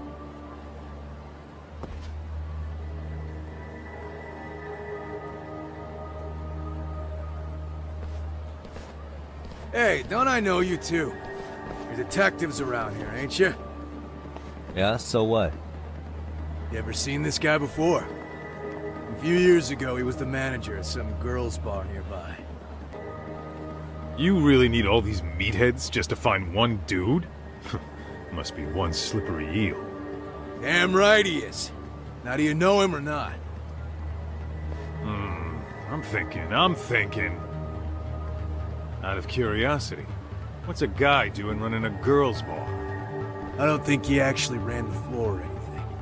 All I care about is him up and vanishing out of nowhere. So he's a missing person? Since when? 5 years ago. I mean, disappearing from Kamurocho isn't that uncommon. 5 years? What do you really expect to find? Your guy have a name? And who gave the order to find him? You trying to be cute? We're the ones asking the questions here. Don't fuck with us. Who's fucking with who, asshole? You want to ask questions? You're gonna have to ask nice. Nice or not, information has a price. It's our bread and butter, so we don't give handouts. How about I butter your brains on the sidewalk? Straight to throwing punches, huh? Even the Yakuza treated people better than that. Fuck off!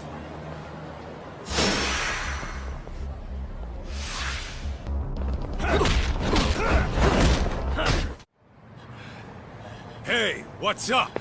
That all you guys got? Kamurocho used to be tough. Look at these punks.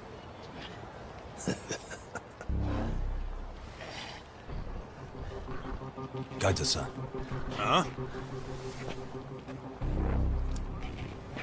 It's Akutsu. First name Daimyo. You know him? Former Tojo clan guy, ex-Yakuza.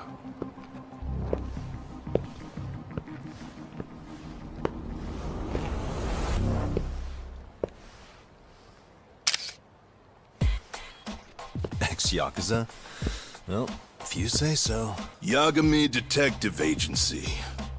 Maybe I ought to just hire you guys for this. We're looking for a guy. You heard, didn't you?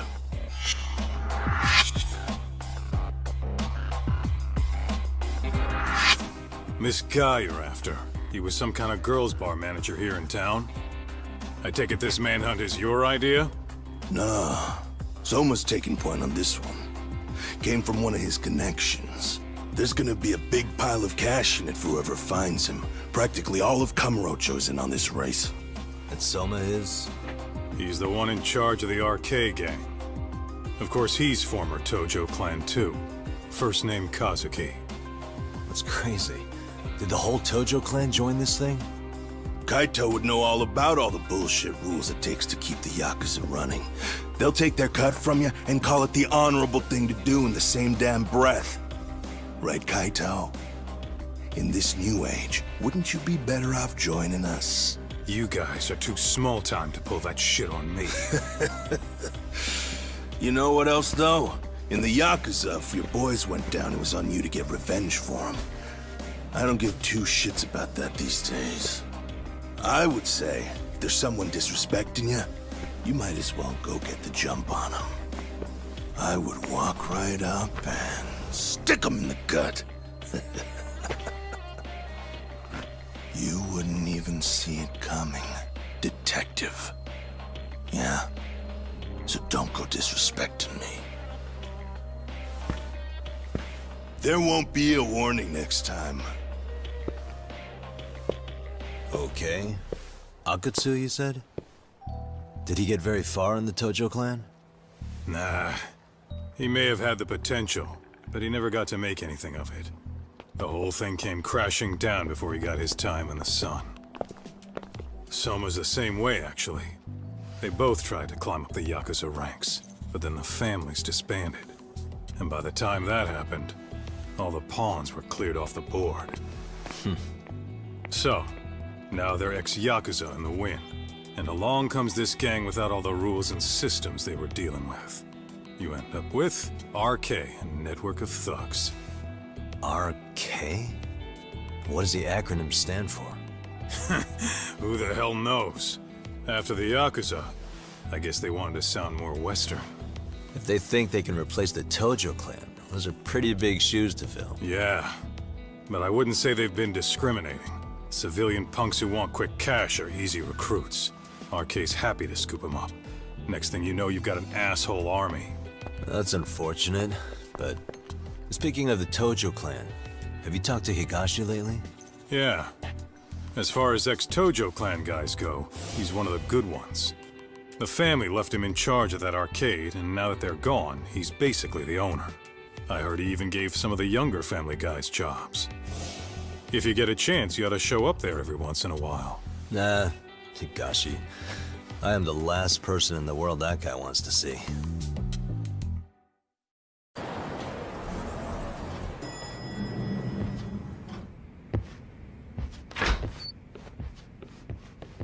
Oh, sorry-san. Yagami-san made it. Sorry for the wait. I ran into some typical nonsense. We good to go? I've been good to go for a while.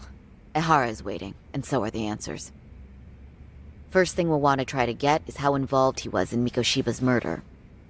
From the way it's been so far, I doubt he'll be eager to tell you. If he won't open up, we'll have to play the trump card. Yagami-san. Ehara won't know what hit him. I don't mind being the ace in the hole. Are you and your ego ready then, Yagami-san? Well, this ain't my department. Fill me in back at the office, okay? I might even tidy the place up a bit if you're lucky. Lots of open bottles to polish off. Are we leaving?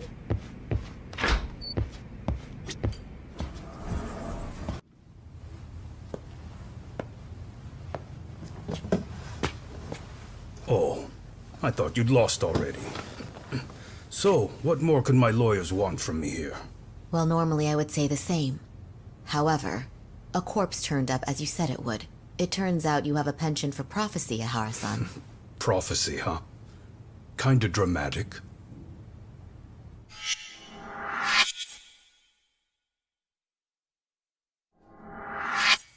No Hoshino today?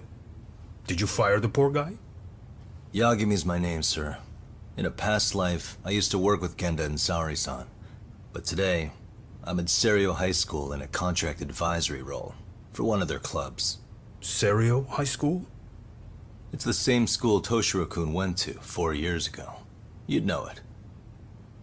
I happened to be out there working a separate case. But that was when Shirosake-sensei called, and so that's why I'm here. Well, well. Okay. Why are you here then? That'd be obvious at this point, I'd think. As you know, Mikoshiba turned up as you said. His body was found in a warehouse. The question is, why did you know that well enough to proclaim it in court? Haha. You might say it was a miracle. I wished hard enough for it to come true, and suddenly it did. Care to tell us why you'd wish for a miracle like that? Do you really need me to explain why? Mikoshiba. You blame him for Toshiro-kun's death, don't you? I do. Even though when you took the school to court, no evidence turned up. A third-party investigation found no bullying occurred, didn't it? At school, Mikoshiba tortured my son. He would beat him up, and then he'd demand all his money.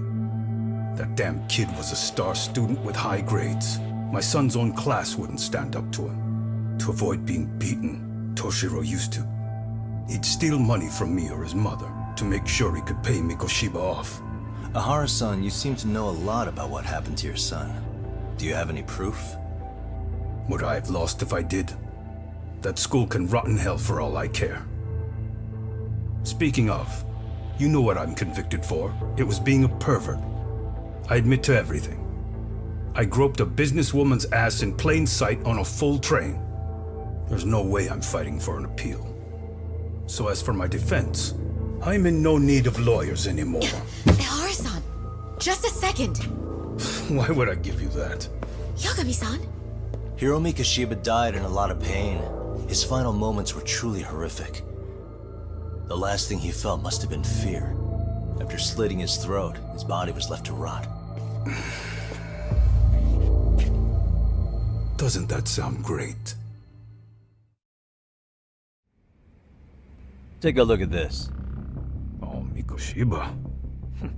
Looks like he's seen better days. Where'd you get the photo? From a teacher at Serio High. But where she got it is the interesting part. A strange woman gave it to her and said to stay away from the Mikoshiba case. You remember Sawa-sensei, yes?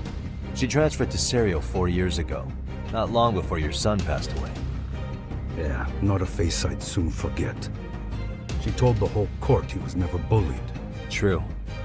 She did say that. And it's not just her I detest. The administrators, the lawyers. It felt like choking the life right out of them. But if anyone needed to pay, it was Mikoshiba. He got what he deserved. It's nothing short of insane that they were just gonna let him get a teaching credential. It all comes back to a flawed, broken system of laws that has no business calling itself justice. Then it was you, wasn't it? You orchestrated every aspect of how Mikoshiba would die. But you didn't act alone. Who were the people behind it? How'd you convince them to kill a man? That's a good one.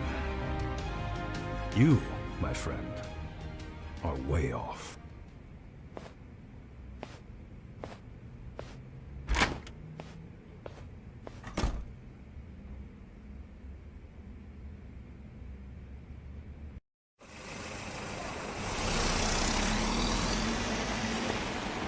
The way that interview went, Ihara's definitely guilty.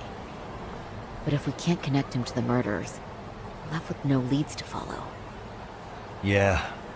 Kept that secret on lockdown, no matter what I asked. What could possibly link Ihara to those men? Damn it. And I was so close, too.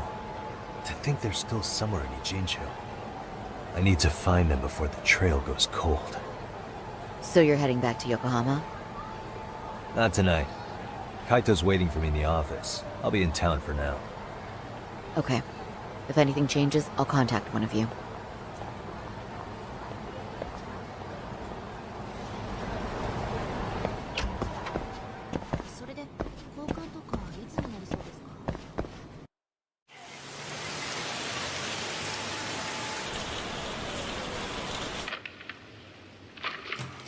Kaito-san, I'm back. Kaito-san? Oh, hey, did you see that email from Tsukumo? Huh? It wasn't that long ago. It's something you gotta see, though. What is it? Something happened? It's the murder footage. Mikoshiba's murder ended up on the internet. It's going viral on all the social media sites. You gotta forgive me. I'll do anything you want. I didn't know he'd do it. I swear. Toshiro-kun was okay. I didn't know he'd kill himself. I really didn't know.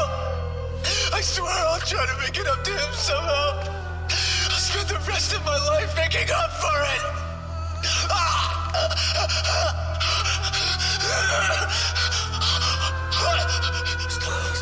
Stop it. What the hell? Stop it, stop it, stop it!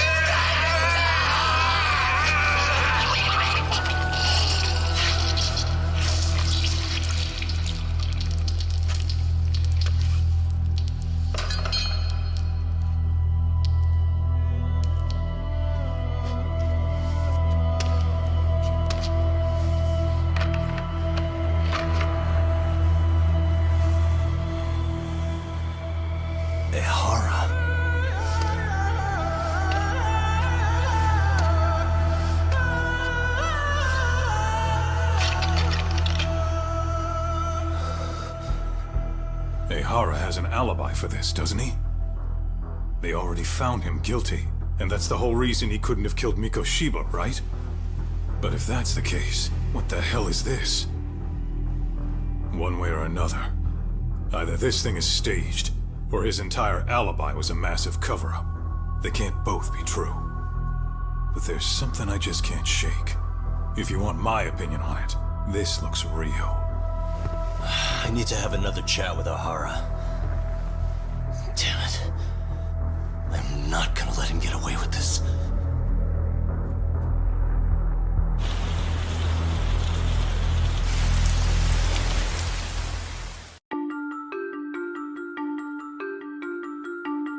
A train groping and a murder seem to occur simultaneously.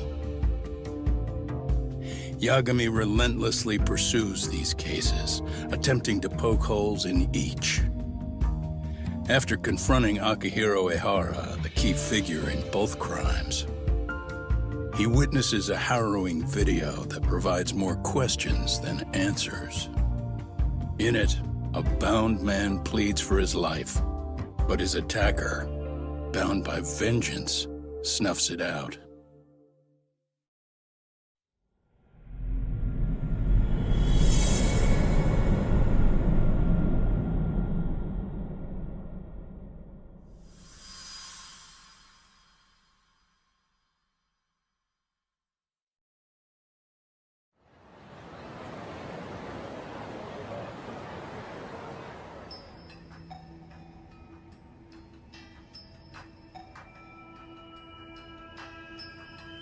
So the murder footage is already making the rounds online. I don't think it's showing up on TV, though. Yeah, the net's a mess right now. It's all unsubstantiated rumors and unverified sources. Typical, really.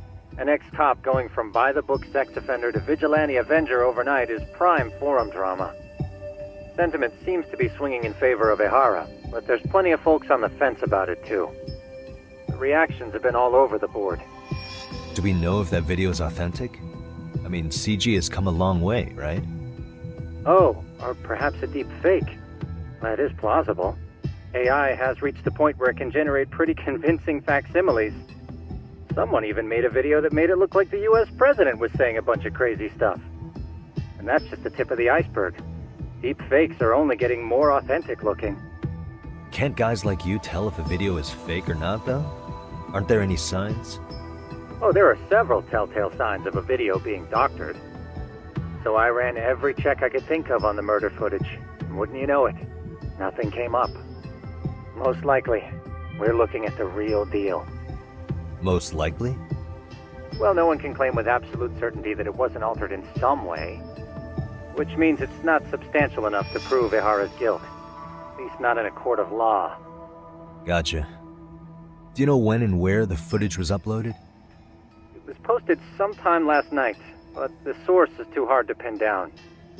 The uploaders spread it across multiple servers overseas in a well-concerted effort to hide their tracks. Makes sense. But I'll bet it ultimately came from Mikoshiba's killers, no matter how real or fake it is. How do you figure? Think about it. No one could have staged that unless they knew the specifics of how Mikoshiba was killed. From how he was positioned to little things like the blood on the ground, every last detail was just as the detectives described it. That's a good point. All this browsing's really taken a toll on the old pinky. Looks like another visit to Ehara might clear things up. You should ask Shirosaki-sensei about it. Yeah, that was my thought too. Let me get this straight. Ehara went and felt a lady up on the day Mikoshiba got killed on purpose?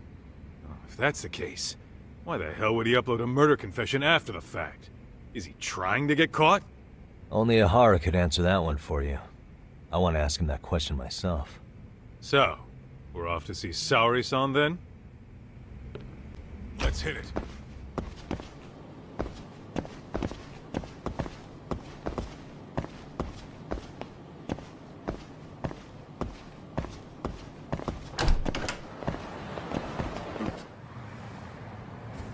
Hold the door, please! Huh? Mafia, you're here? It's been too damn long, Mafia-chan. Yeah. By any chance, Yagami-kun, are you working on a case for Saori? A video got leaked. It depicted a man committing a murder.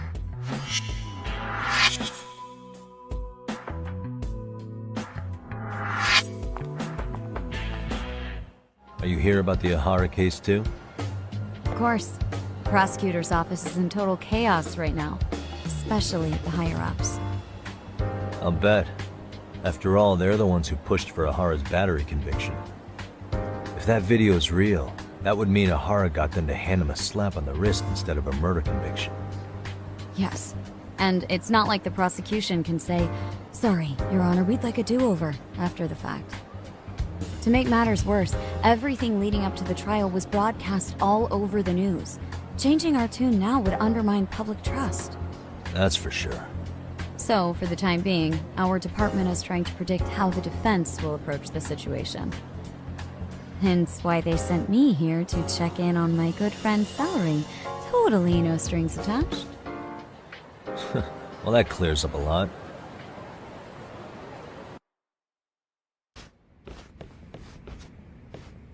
There you kids are. Figured you had to show up sometime. Mafiu? You're caught up in this too? Yeah, she ran into us downstairs. I'm sure you can work out that I'm here to spy on you. But wouldn't you like to know what we're up to as well? Are you sure that's your only motive coming here? Sorry? Something like a professional excuse to see Yagami-san? In your dreams? I had no idea Yagami-kun was involved until just now. Alright, I'll accept that. For now. Gotta say, I miss this little banter.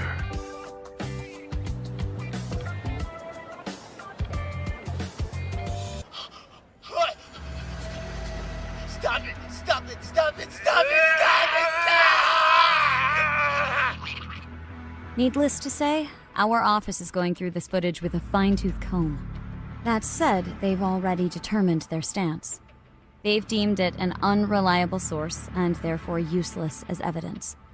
Basically, they want it to look like it was considered and already thrown out. Huh? So, they're not gonna verify the video? Not even question Ahara about Mikoshiba? Nothing? Nope. Not after it was proven in court that Ahara committed sexual battery on October 7th. I mean, wouldn't you say a conviction has a certain finality to it? Besides, there's no way Ahara could have murdered Mikoshiba within that limited time span. Right. Which means the murder video doesn't really add up, does it? What are you getting at? I'm saying the prosecution believes the video has been falsified. Special effects, CGI, whatever it is, we're not buying it. Huh. Furthermore, the prosecutor pushing that stance was the one who handled Ahara's trial. And that is? His name is Sadao Takano. He was the one gunning the hardest for Ahara the first time around, especially considering his officer status. He kept insisting justice be served, which got the public behind him rather quickly. He certainly looked the part of the people's prosecutor, grilling Ahara in court. So what you're saying is, Takano could never accept anything but Ahara's original sentence. Since this footage of the murder contradicts that finding, he just thinks it's a sham. Yes, and he'd add that a fair trial's results can't be challenged by some video on the internet. Well, who could honestly trust a system that changes its mind so easily? Both the prosecutor's office and the court are beholden to the case as Takano-kun presented it. That's just sweeping the issue under the rug. It has a domino effect, too. The police are beholden to the verdict we got, so their hands are tied. This applies to both Tokyo and Kanagawa. Really? Why's that? Supposedly, they don't want to get involved with Ehara until they're sure the video is real. If they come in with a list of questions about the murder, it'll show that doubt's being cast on the original ruling. Yeah, but no one can prove that the video's real. Right. There's no way to verify the legitimacy of an untraceable video. But if the police aren't allowed to see Ehara, he'll never even become a suspect in the murder. That means he's untouchable. Exactly. None of the detectives are happy about that. especially down in Kanagawa. Their job is to bring in a suspect, but their leads are all ending up at the same dead end. Until recently, people were lining up to bring Ahara to justice.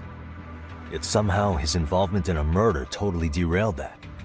Don't be so surprised. No cop would ever want to undermine a ruling based on their own findings. Anyone who wants to go against the grain's gonna need hard evidence on their side. So the case goes cold, all to save face for the court and the prosecution. If Ahara really did commit murder, it'll have been the perfect crime. This debacle only serves as proof. True. It would turn the trial into a farce. There's no way we're letting this go. But wouldn't challenging this mean going up against the entire system? Yeah. That scare ya? Not at all. In fact, I was just thinking, we're the only ones who could take a case like this. Ha! That's the good shit, kid. This whole time, we've been writing off Ihara as a convicted sexual predator. But it's looking more and more likely the court played right into his hand. As for me, I'm done being played for a fool. Then you've heard what I came to say. And with that, I will be on my way. But if you need help, just ask. I think we're good for now, but thanks. That did clear up a lot. No problem. See ya.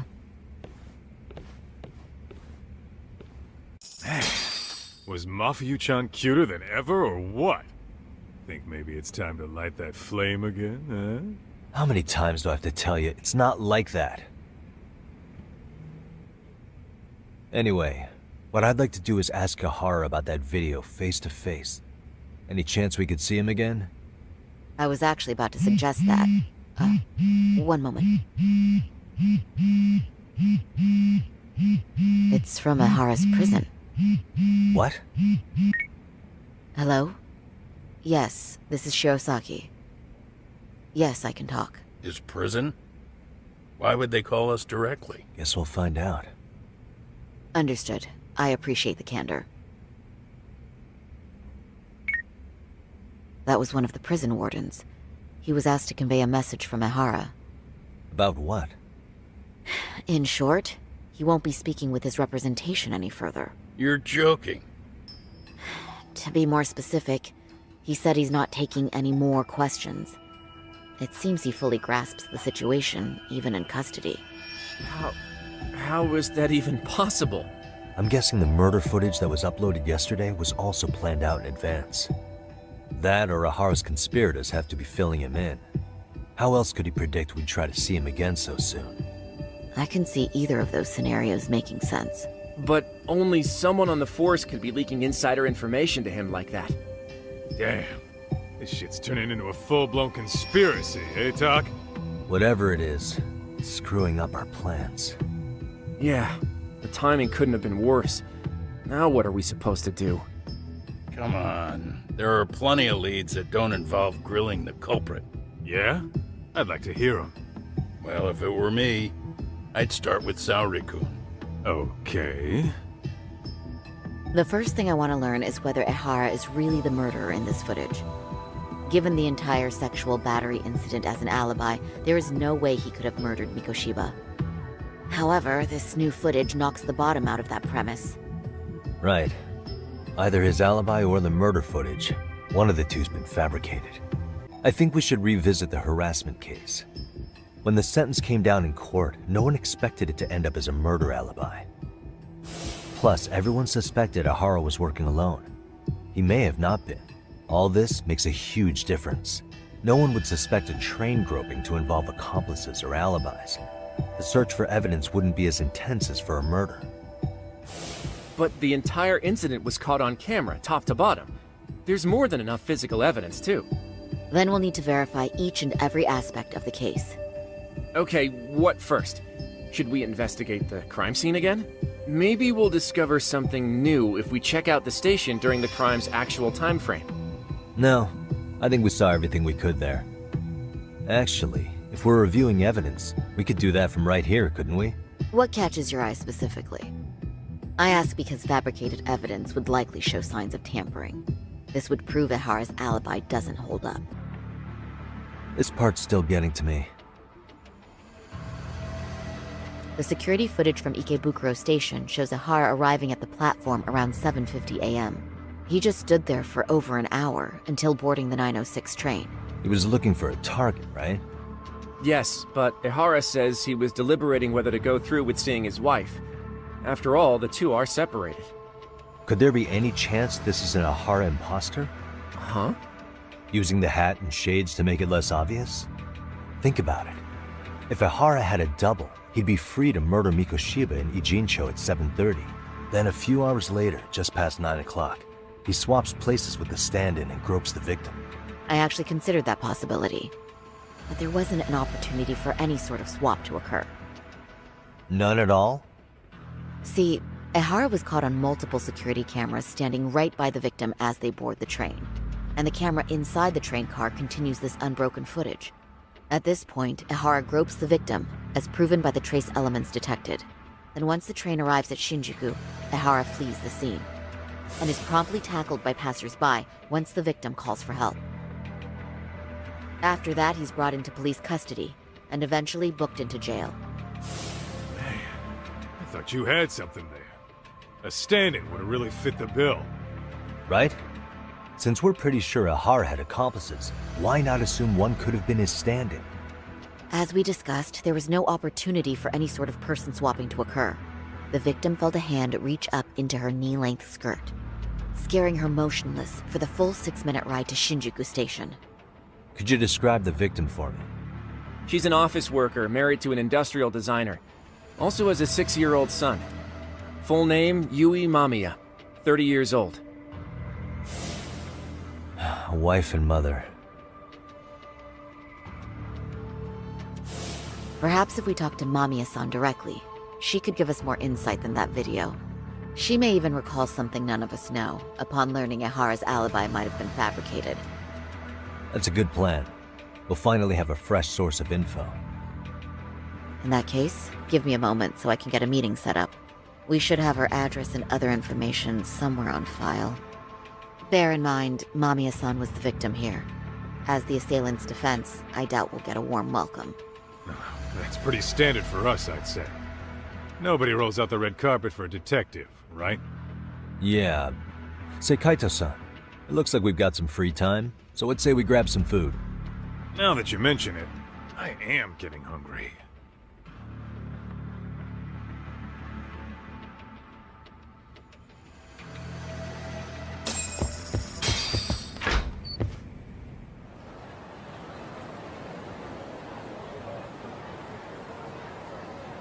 Huh. You think they want something? Bet it's not a friendly hello. They do look like they mean business. This Arcade's idea of an ambush? How basic. Kaito-san, there's more. Over there, too. Same losers from yesterday. Guess they want to settle the score. Looks like they rounded up some buddies and waited for us to show. Well, whatever the hell they want, let's not get Genda-sensei and them involved. Follow me. Okay.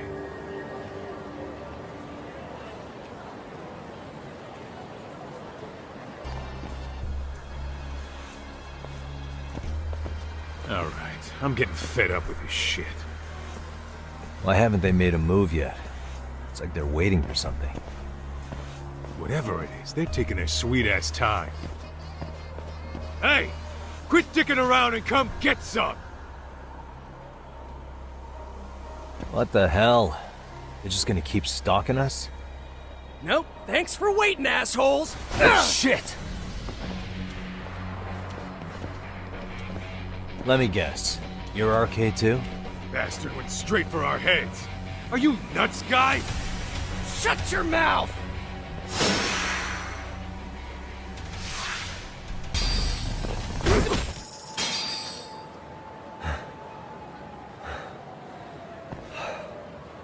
That's one down.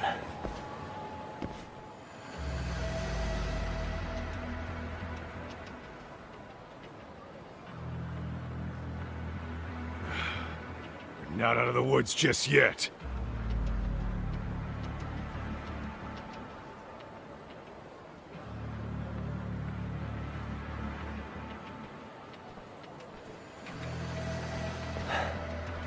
Damn. You really went all out on the backup. Is the whole town arcade now or something? Doc, we should probably get gone before the cops roll in. Why? It's not our fault we're getting jumped.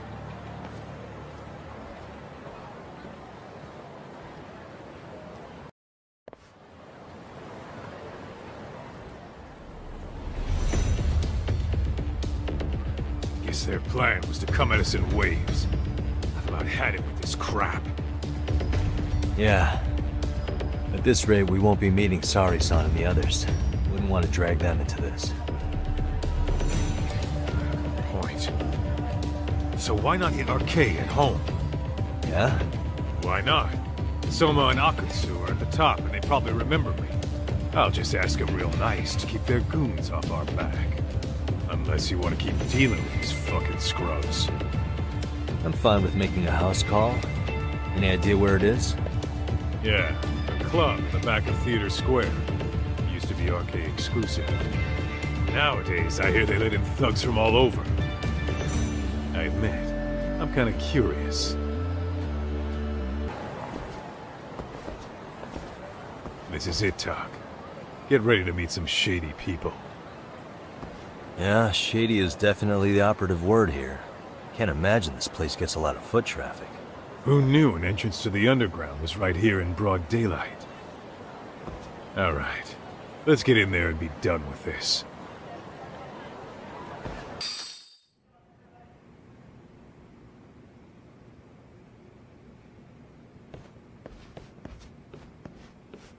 Hey, who the hell are you two? Got some invitations? The Yagami Detective Agency doesn't need any. Say, is Akutsu or Soma around? Detectives, huh? There a problem here?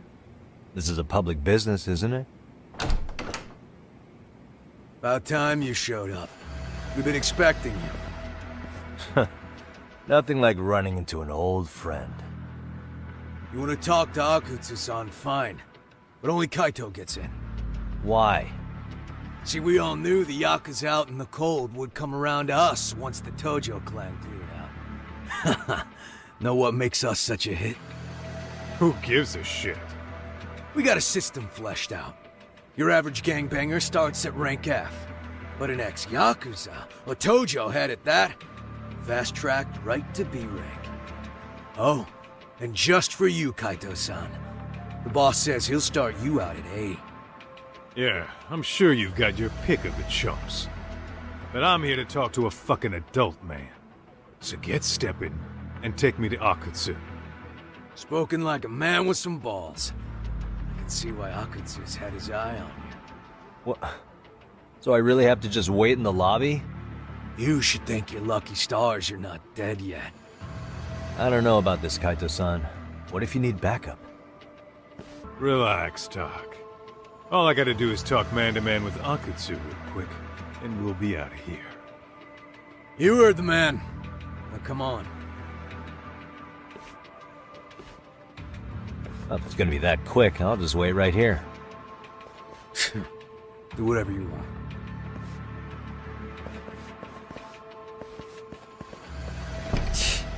You're shit for business.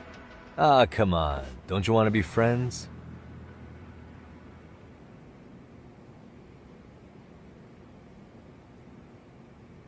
Hey, think I could use your restroom? There's one inside, right? Go shit on the cement for all I care. Restrooms are for guests only. So, you in arcade too? I take it business is good lately. Oh, hell yeah. Recruits are swarming in by the dozen. If you're looking for quick cash and Kamurocho, arcade's where it's at. Plenty of hotties, too. Wow. And all you do is fool around on your phone. Talk about living on Easy Street. Screw you. Hey, not my fault they don't loop you into the good jobs. Bet those only go to the A rank guys. You must be, what, F? F minus? The fuck did you just say? Oh, did I offend you? Sorry. Guess some gangbangers are softies. I'll show you who's soft, asshole!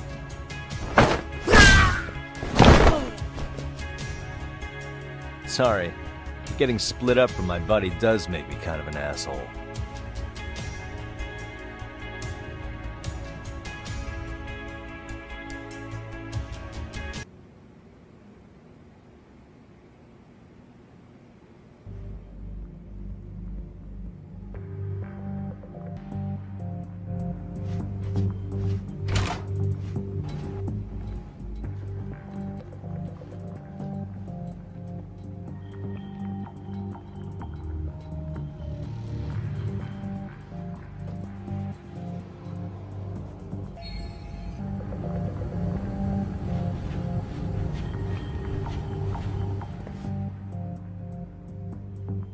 Hey, where'd that new guy get taken to? I heard Akutsu-san wanted to see him. For real? Was he taken to the VIP room then? Sounds like it. Even I've never gotten in there. What makes him such a big shot?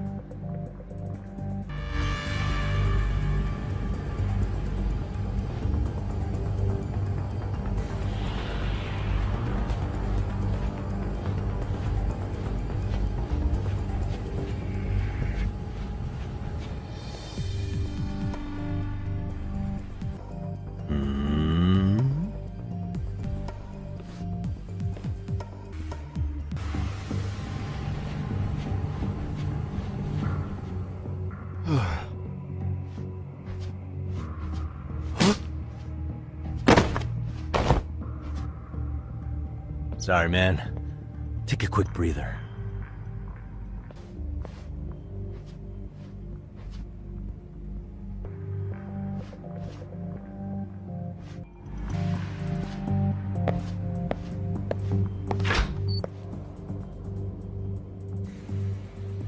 Hey, you there! Yes? Can I help you? You better stop fucking around. Didn't I ask you for another round? Huh?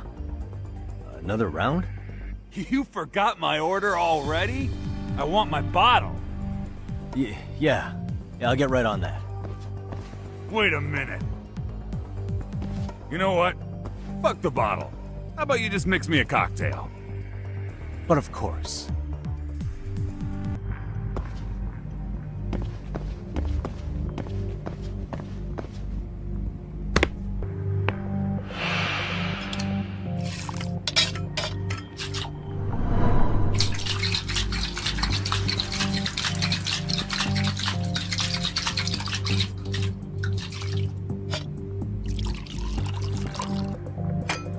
Here, sir.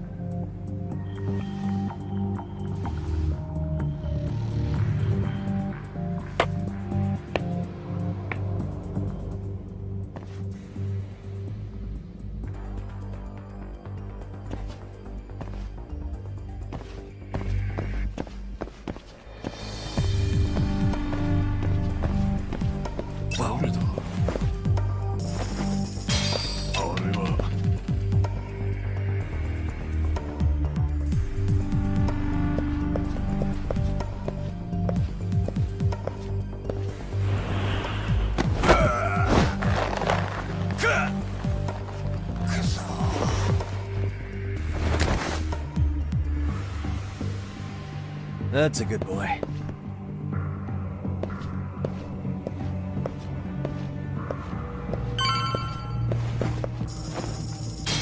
Lava.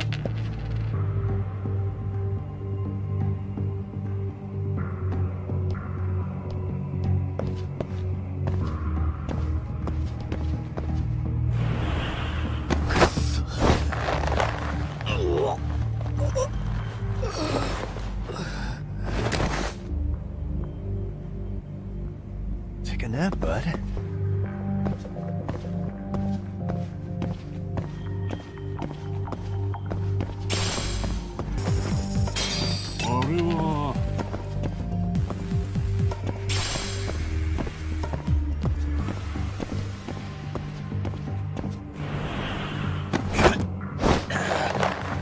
Take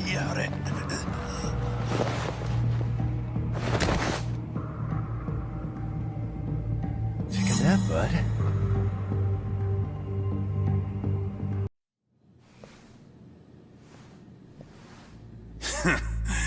I hate to say it, Akutsu. I'm in a price bracket you couldn't afford if you wanted to. I'm not saying you'd need to call it quits on the detective gig you've got going, Kaito-san. You can just give us a hand, help us out a bit when Arcane needs some real muscle on the field. That a fucking joke? On what planet would I sign up for more busy work?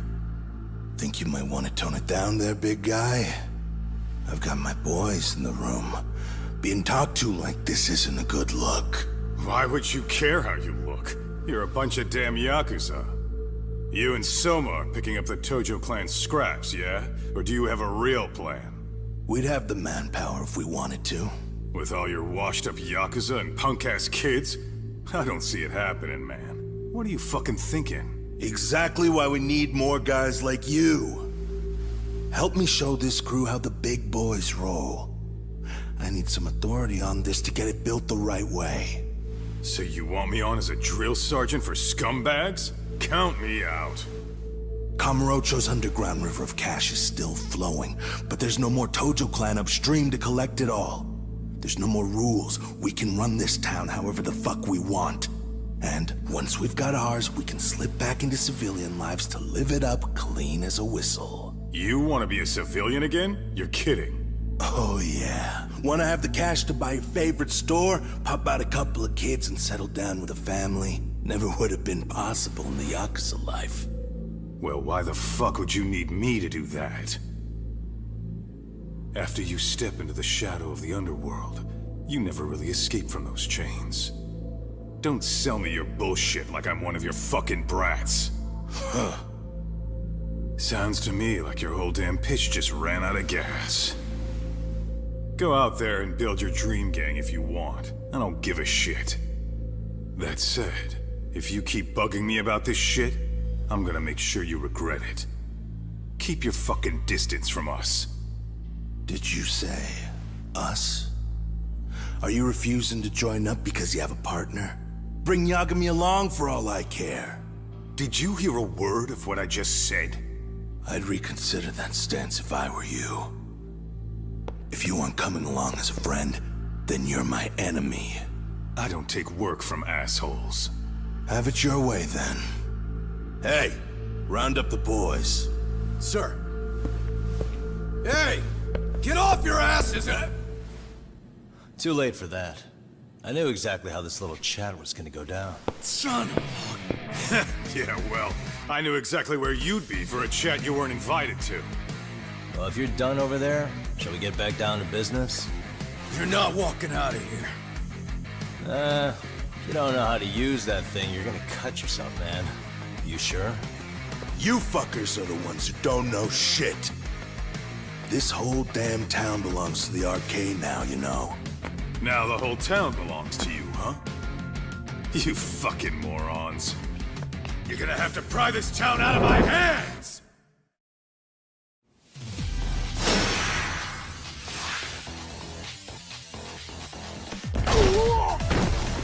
Hey! Quit dragging your ass! Right! Sorry, boss! No! Fuck them up, boys!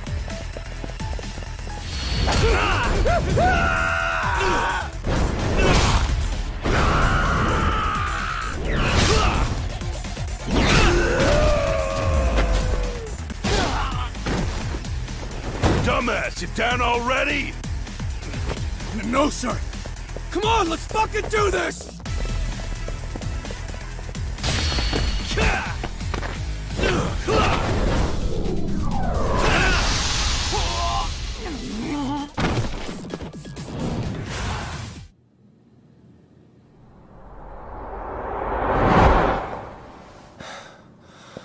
Now I understand why you wanted Kaito on your side. Still got anything you want to say, Akutsu? I can appreciate your perspective on this, Kaito. In that case, you better leave us the hell alone. Yeah, we can do that. We get it. It's fine. Right, Akutsu? Why are you here? Aren't you busy? Just checking in. You made quite a mess here.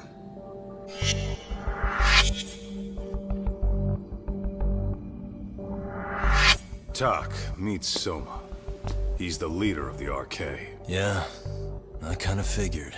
You keep saying we, but I don't think you know what's going on. You just gonna waltz in here and bark orders? Kaito-san turned down your offer, didn't he?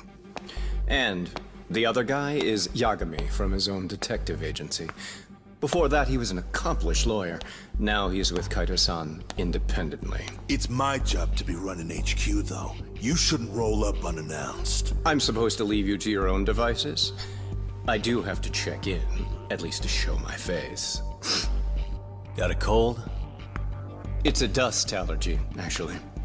Tough thing to live with. And I used to catch hell for it in the Yakuza. Quit that infernal sniffling, they'd say. Yeah, that couldn't have been easy, man. I bet they would beat the shit out of you if you didn't blow your nose. You know it. I do wish we'd had the time to work together, Kaito-san. You as well, Yagami-san.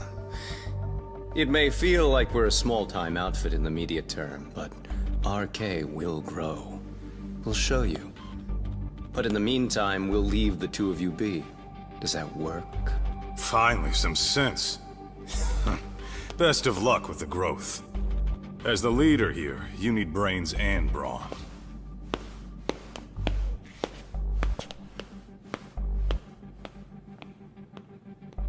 Something else? Your gang was out there searching for some guy in a picture. Oh, how'd that hunt end up turning out? He was some kind of girls' bar manager, wasn't he? It sounded like he'd disappeared from Kamurocho more than a few years back. You have any luck tracking him down? We actually found that he's unfortunately dead. Likely murdered. Considering Kamurocho's reputation and the nature of his profession, I can't say I'm all that surprised. Got it. I guess I was just kind of curious. Always happy to oblige a detective.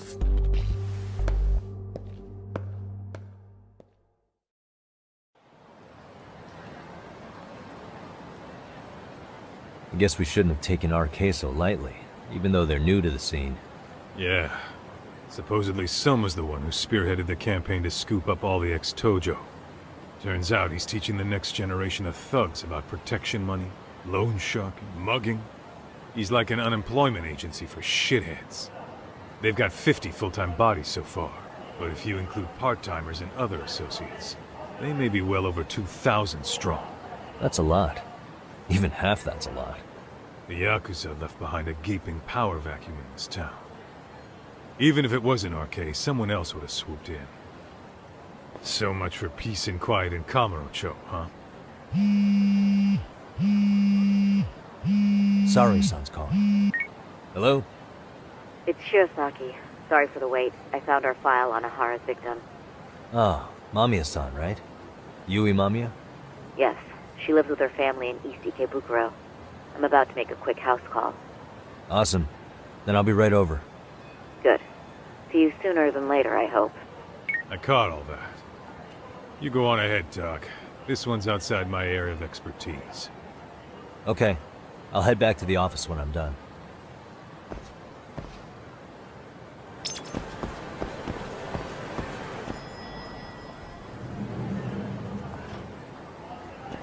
Oh, perfect timing, Yagami-san.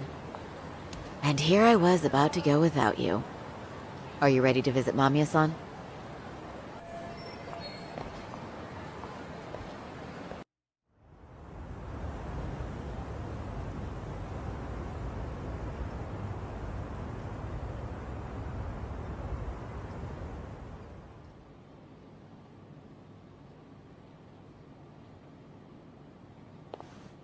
Remember, we're speaking to a victim here, Yagami-san. One whose assailant we defended in court. If we had tried to make an appointment, she probably would have declined outright. Not sure showing up unannounced is much better. But let's just hope she's willing to talk. Yes, there's no way around it. It's a risk we had to take. Well, here goes nothing. Yes? I'm Shirasaki from the Genda Law Office, the attorney for Mr. Akihiro Ehara. You may remember me from the hearings. Why are you here? Don't you know it's rude to show up at someone's door uninvited? I understand, but we have a pressing matter that directly concerns you. If we could do this another way, we would. I apologize for any inconvenience. I'm sorry, but the trial's over and done with. You know I can legally turn you away. You're right, but I'm only asking a moment of your time. Please, would you mind?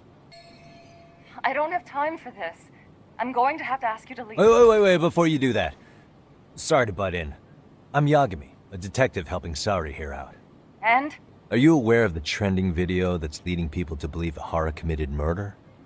Thing is, the victim was confirmed to be alive in Yokohama until the morning of your own incident. And since Ehara was on the train with you, they're ruling him out as a murder suspect. So, what is it you're getting at? Just trying to ensure you're in the clear from any of that unfortunate business. If we could do this now, we'd never bother you again. All we need is 10 minutes of your time. How absurd. We're only trying to help, but if later would work better for you, we could always come back another time. With our supervisor, of course. That visit would probably be more formal. There'd be paperwork, audio tapes, you know the drill. You'll want to clear your schedule. I really don't have time for any of that. No, I understand, and it's entirely our fault.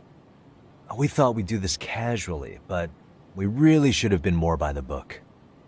But it is a murder case, so we do have to make sure our paperwork is in order here.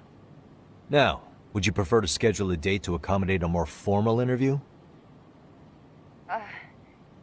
You said 10 minutes if we do it now, right? We'll make it as painless as possible. All right. Hold on. We really do appreciate it. Well, I'm impressed. I'm also not sure I should trust a word you say ever again. Really? I did get us in the door, didn't I? I'm joking. I do appreciate the help. Now let's not screw this up. This is likely the only conversation we'll have with Mamiya-san.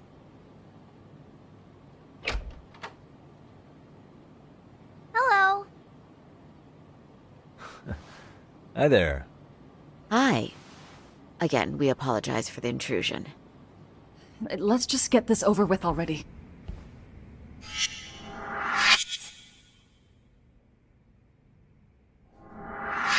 Okay, bye-bye. We'll make this quick.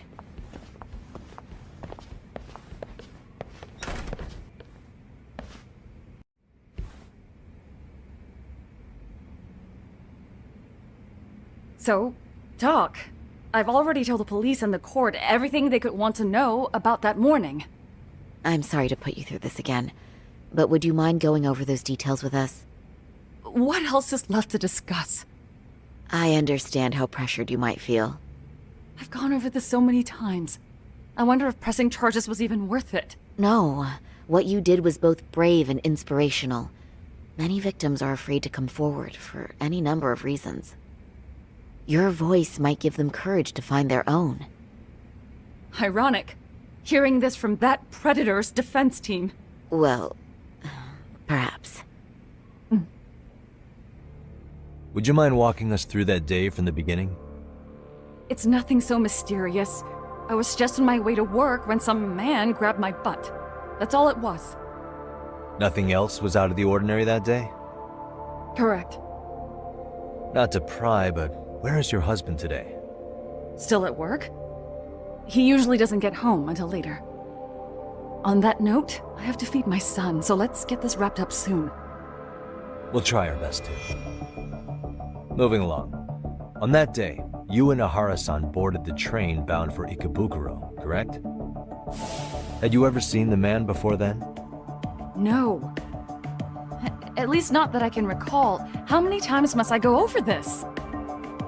The lawyer friend here already knows everything I have to say. What do you gain by getting me to repeat things? That's the thing. Yagami-san here is a specialist. He can take whatever you repeat, analyze it, and draw up an entirely new conclusion. Right? Of course. That's exactly why I'm here.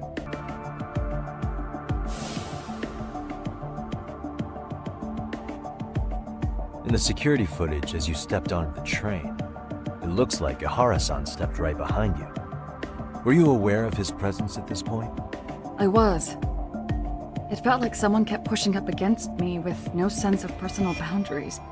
I remember second-guessing myself at the time, thinking it was normal for the train to be that packed.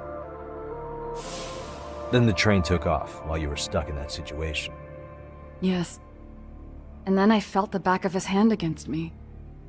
It kept getting worse from there, to the point where he went under my skirt. And the pig had the nerve to write it off as an accidental brush on a crowded train. But that kind of touch wasn't accidental. He even grabbed at me. Truly awful. And I do sympathize. I've also had to turn in an abuser like that. Personally speaking, some men can't wait to debase themselves at the first opportunity. Why would you say that and look at me? I just stood there, frozen. I couldn't see who was touching me. I had no idea what to do. I wanted to scream. But what if he just played it off? So I decided I would bear it till the next station. Are you okay, Mommy? I'm fine, sweetie. We're just having a bit of grown-up talk. Are you hungry? Uh-huh. Then go read your book and wait over there for Mommy. We're almost done. You said the abuse lasted the entire 6 minutes between Ikebukuro and Shinjuku Station. Did you see the groper's face at any time during that span? No. I was too terrified to look. And I thought, even if I did, he'd just pull away and escape. But just as the train was pulling into Shinjuku, I reached back and grabbed the hand on me. That's when I saw his face. Of course, he shook me off as the doors opened, but I'd already gotten a clear look at him. He must have known I could turn him in at that point. So he ran, and I chased after. Right. That was captured by the station's security cameras. Great job tailing him in such a crowded space. On that note, did you ever happen to lose sight of Ihara-san while running? His cap was pretty easy to spot, and no one else was bolting off the platform like that, so I never lost sight of him. At that point, I could feel my voice returning, so I just screamed, "That man grabbed me!" I'm glad there were good Samaritans nearby. For sure. And there were a lot of smartphones out, so I figured there was no way for him to get away with it. I was so relieved. I see. I think I've got the gist of it. But now we've got a piece of evidence that contradicts what you've told us. What do you mean? Well, on the same day, at 6:30 a.m. in Yokohama, a student teacher named Hiro Mikoshiba was sent off to work by his mother. But he was soon abducted near his home, only to be found dead much later in Ijincho. Is that... According to the video, Ihara-san here is the murderer. What? He killed Mikoshiba in cold blood to get vengeance for his bullied son. His kid was about to graduate high school, but instead, he took his own life. So Ihara took it upon himself to punish his son's tormentor. That's awful. But now we come back to the issue here. If this footage is authentic, then Ihara-san couldn't have been your assailant. The victim's estimated time of death and Ihara-san's time of arrival in Tokyo simply don't allow for it. It's just not possible for someone to make that commute. But there's the flip side. If Ihara-san was in fact your assailant, it would mean this murder footage is a fabrication. I don't know what you expect me to say after all this. Right? Now you know how we're feeling. That's why we came to see if you had any leads for us. So that's what this is about. After hearing your story, I have no doubt you endured a lot that day. Which would obviously mean that murder video was faked. Then, who shared that video? And why? Wish I knew. Based on the quality, something this convincing would need quite a budget. Whether it's CG on top of real murder footage, or just a rock-solid AI creation, no way it was cheap. So why go through all this effort to fake a murder? Who would benefit from it? But I have to say, I feel much closer to piecing this puzzle together with your help today. Thank you very much for your time. Yes, and rest assured this will be the last time you see us. Our apologies for the unexpected visit. And for dredging up unpleasant memories. It's fine. So long as this is really the end of it all.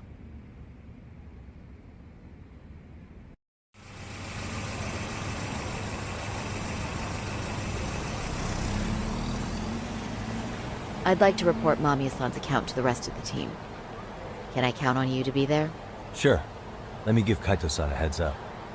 All right, then I'll see you there.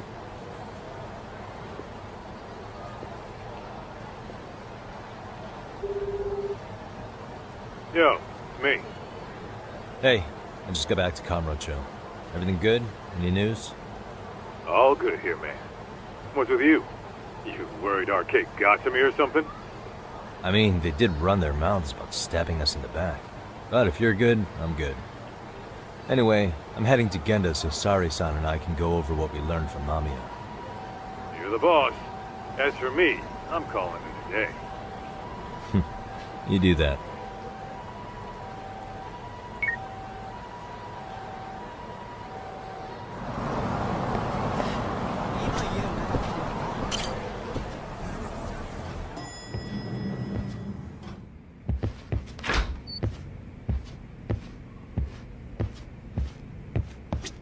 Are we ready, Yagami-san? Let's start with our visit to Mamiya-san, if that sounds reasonable to you. Let's start there. So, the victim's story is completely in line with her court testimony, huh? That's correct. There wasn't anything new to pick up. Unfortunately.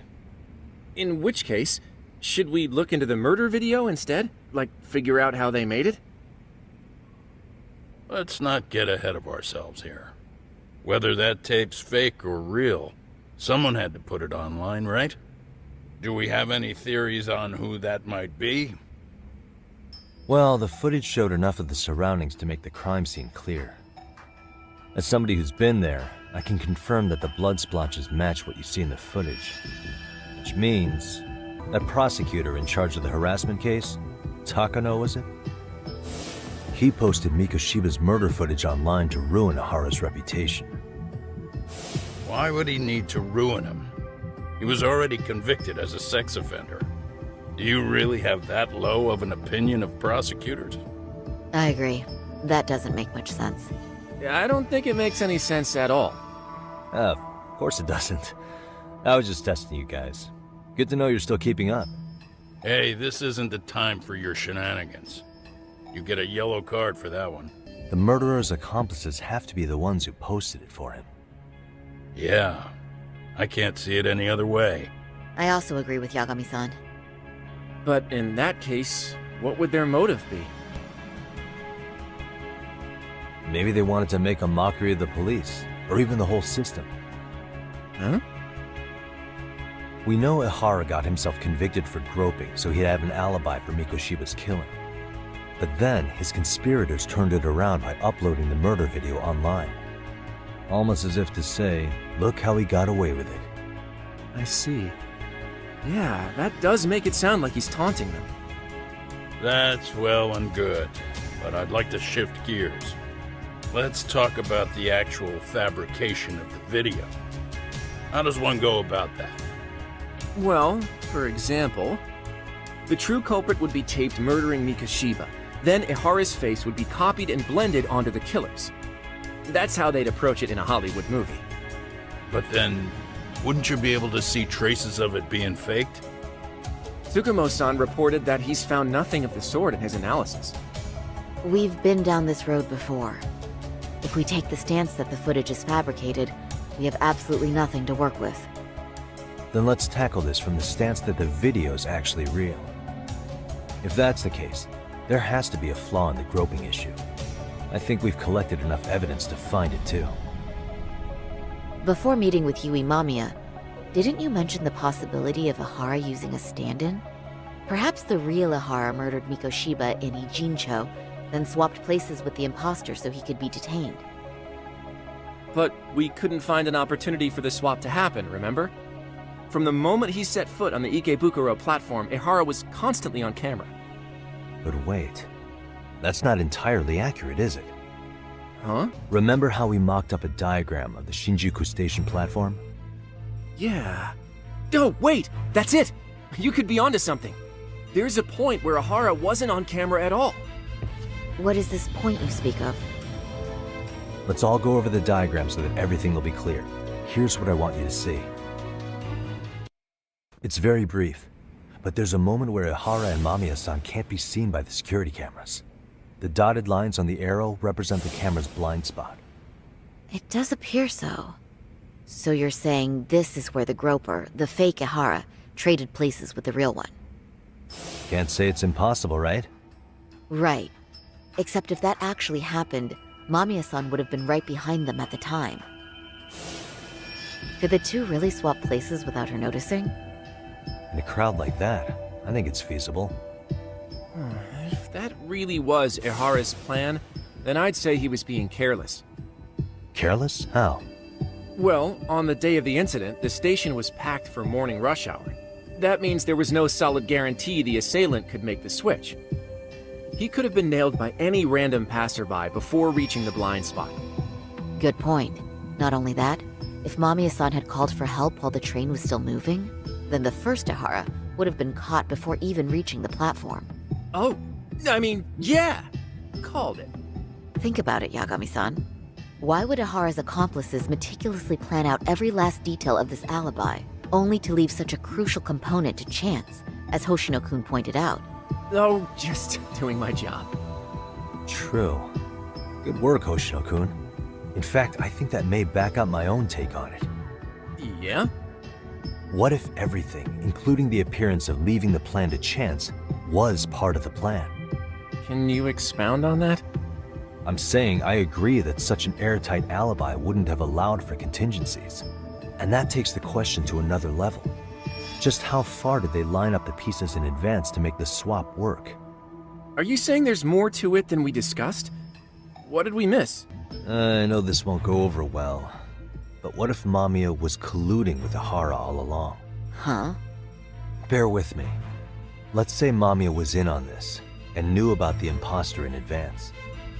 If that's the case, the swap could happen right in front of her and no one but the three of them would know. You're saying the victim of a groping conspired with her assailant beforehand? That's ridiculous! Let me just say, I'm only trying to work out how a swap like that would be guaranteed to work. Now, if Ehara and his stand-in both know that Mamiya will pretend not to have seen them, they can trade places in the blind spot with impunity. Conversely, if Mamiya wasn't in on the plan, the idea of a swap would never work. We can say with certainty that she would have seen the swap, so... she could have even called attention to the real Ehara the moment he stepped in. That way, the people around her would be focused on chasing the correct assailant. The rest is as we know it. They caught Ehara and detained him until the police showed up. Hold that thought. If your theory is accurate, what about Ehara's trace evidence? Remember that fibers of the victim's underwear were detected on his hand. Well, that can also be explained by Mamiya being in on the plan. For example, while the stand-in was showing himself at the security cameras, Mamiya could have easily provided Ehara access to a pair of underwear at the same time. Maybe the stand-in loitered around for so long because he was letting everyone else get themselves in place. It's not impossible. We can work out the other details later. But the point is, Ehara's murder alibi is shot if Mamiya was involved. In summary, it's possible Ehara disgraced himself to secure an unshakable alibi for Mikoshiba's murder. I'll concede that it's an avenue worth pursuing. And when it comes to the prosecution, they can't just admit they got the first case so wrong. Plus, they can't question Ehara about Mikoshiba's murder. In fact, their only option is to claim the tape was faked. So he managed to make a farce out of the system after all. Well, his court case for his son's bullying did get more or less thrown out, didn't it? The school, the investigative committee, and the court all agreed there wasn't enough evidence to convict anyone. No surprise for me that the guy held a grudge against the system for so long. Hold on. Before we all decide on this, What's up? the obvious question to me is why would Mamiya be party to such a crime? She appears more than financially stable, and she's even raising a child. So why would she do something so enormously risky as helping establish a murder alibi? Yeah, I haven't gotten that far yet. But maybe she was promised something that far exceeds the risk. Or maybe Ihara has some kind of dirt on her even? Enough to make her help with a murder? What sort of secret would be big enough to force someone into that corner? What info do we have on Mamiya anyway? Maybe we can spot a connection to Ihara through her profile. I'll pull her information. Just a second. Oh. I just thought of something else those two would have guaranteed by working together. What's that? If Ihara wanted to use this crime as a murder alibi, he needed it to blow up into the public eye. But if he had chosen a victim who stayed silent, then nothing would have come of it. A solid plan would need to eliminate that variable, which means Mamiya being an accomplice was crucial to Ihara's success. That's true. Looks like Ihara pulled one over on the prosecution then. Had his accomplices right where he wanted them, even his victim. Once we learn how he's connected to Mamiya, we can root out the rest of his team. Let's see. According to her file, her maiden name is Yui Suzuki. 30 years old, so that's consistent. Originally from Ota, Tokyo. Attended a private high school called Kurakawa Academy. Later graduated from Toto University. Huh. Met her husband on the job, apparently. Her husband, Taichi Mamiya, is an industrial designer at Techno Zeta Inc. 6 years ago, she gave birth to their only son, Sotakun, who's now in first grade. Hold on. You said she went to Kurakawa Academy? I heard that name in Ijincho. If I recall correctly... When I went to scope out the murder scene, there were these 3 guys watching the detectives and me. They told us they were just checking things out, but they mentioned they're Kurakawa grads too. You have any ID on you? Will my license work? Akake-san, age 30. Akaike-san, age 30. Mommy is 30 as well. What's that got to do with anything? Aren't we trying to find a connection between Mamiya and Ihara? I found the Kurakawa Academy website. Looks like they're pretty prestigious. It's in Tokyo, specifically in Ota.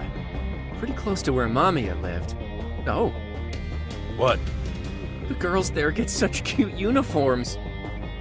You little... You want to start all over from the bar exam? Wait, I've seen that uniform before too, actually. Where? On an old picture of a teacher at Seiryo High, Sawa-sensei. Ihara's son confided in her. Is she actually a Kurakawa grad too? I don't know Sawa-sensei's exact age, but she could well be 30. Maybe all of them are even classmates. Could this mean they're actually linked? The victim and her up-to-now unrelated assailant? It's a tenuous link at best. It could fall apart any time. But no true detective alive would pass it up.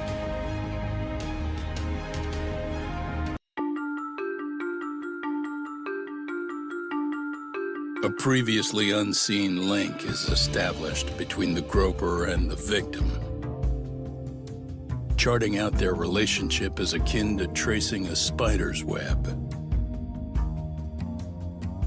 But with each false thread ruled out, only the improbable truth remains. Ihara orchestrated the groping as a diversion. And by tarnishing his name, he secures both an alibi and his ultimate revenge.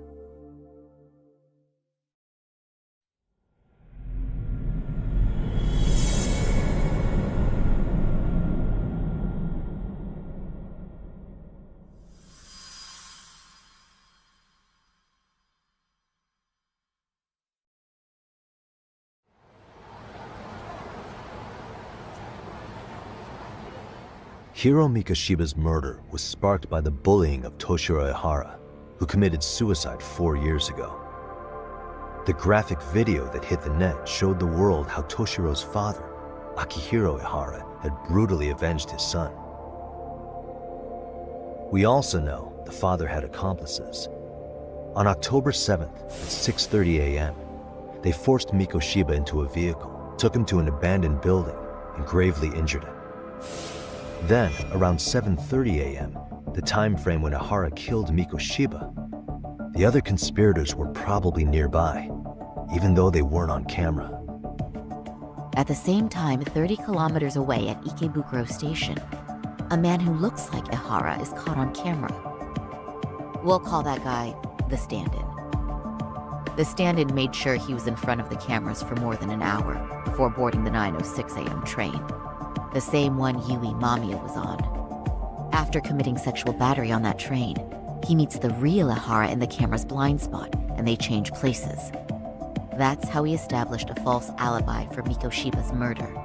And to achieve this, the victim, Yui Mamiya, had to have been in on it from the start. Sure are a lot of people getting their hands dirty for Ihara. Mamiya, Ihara's stand-in on the train, the guys who kidnapped Mikoshiba. How did some troubled cop manage to recruit so many allies? Well, one person that comes to mind who might be the key to all this is Yoko Sawa.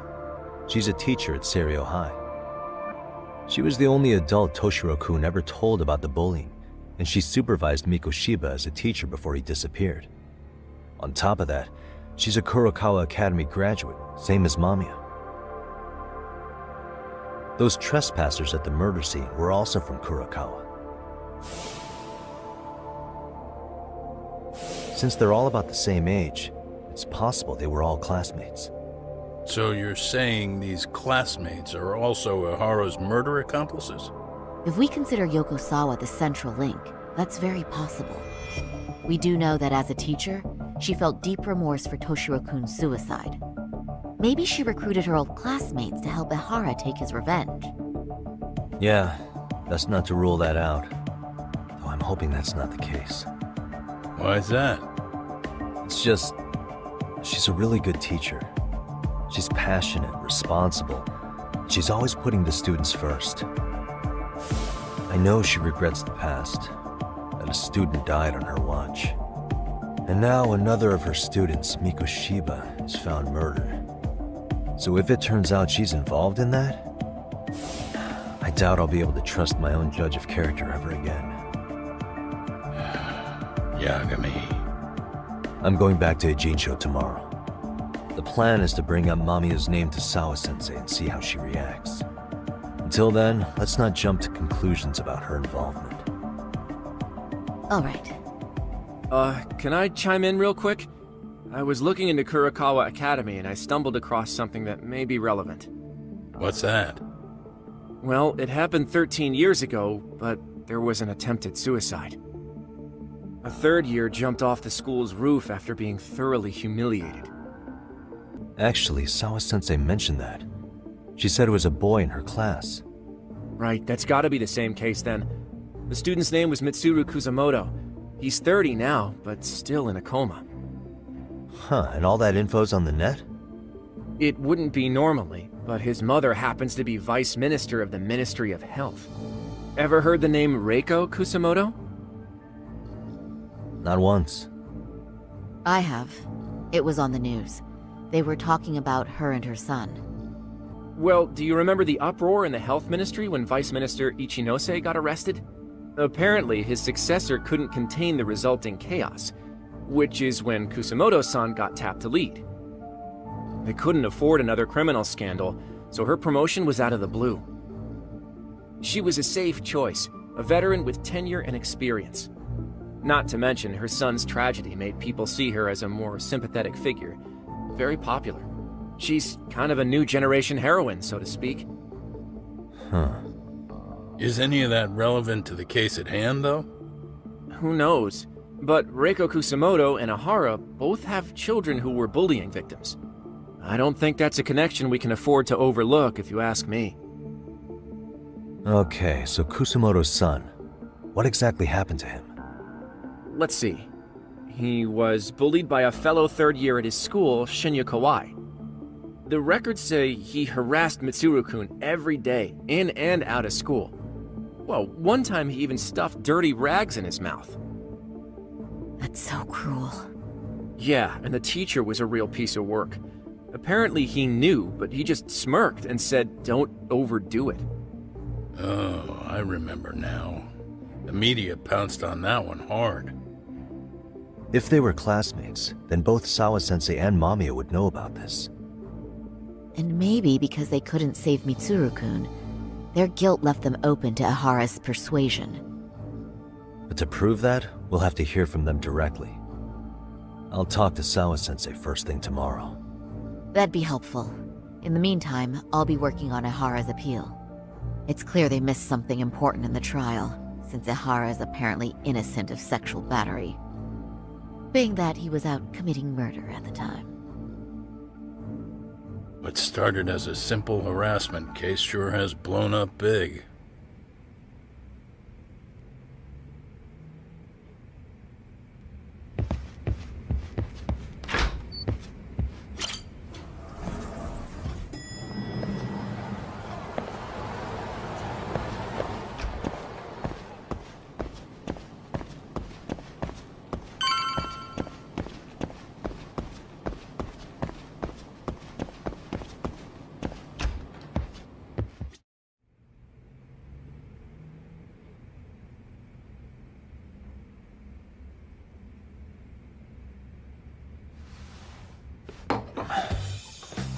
Wait a minute, what? Yo, you took your sweet time. But I got the gist of it. You're going to Ijincho, right? To meet with Sawa-sensei?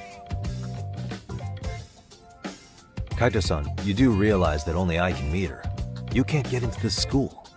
I know, but if you end up taking it off campus, can you at least call me this time? Don't you understand the situation? Sawa-sensei might be tied to murder.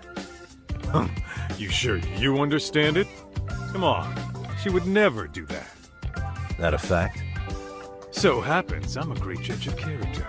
Especially when it comes to women. Sometimes I forget who I'm talking to.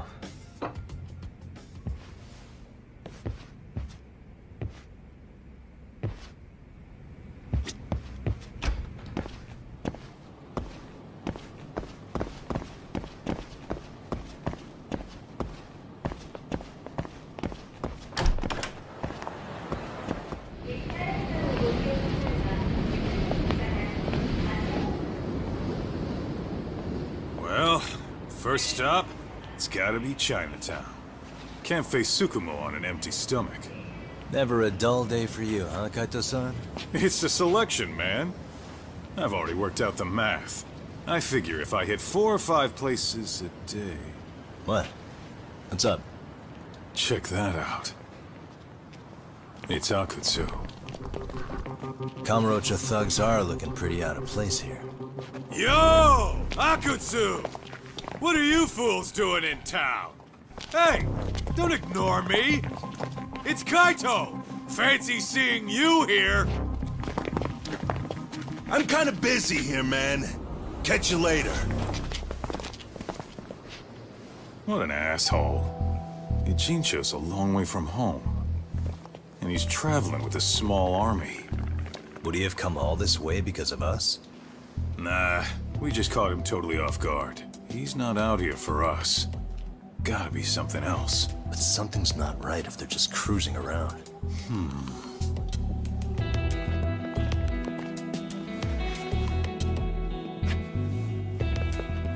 It's gotta be an RK operation. He brought too many guys for it to be something more personal. Yeah. Kamurocho streets can be tough. Maybe they gave up. Well, whatever they came out here to do, we ought to keep our noses the hell out of their business. But you better hustle. You're gonna be late for class. I'll catch you after school.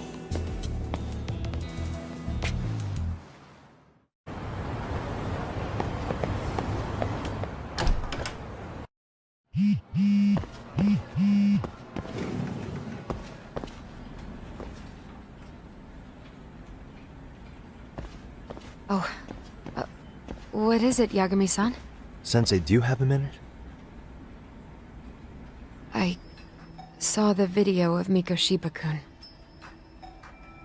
So you did. That video, right?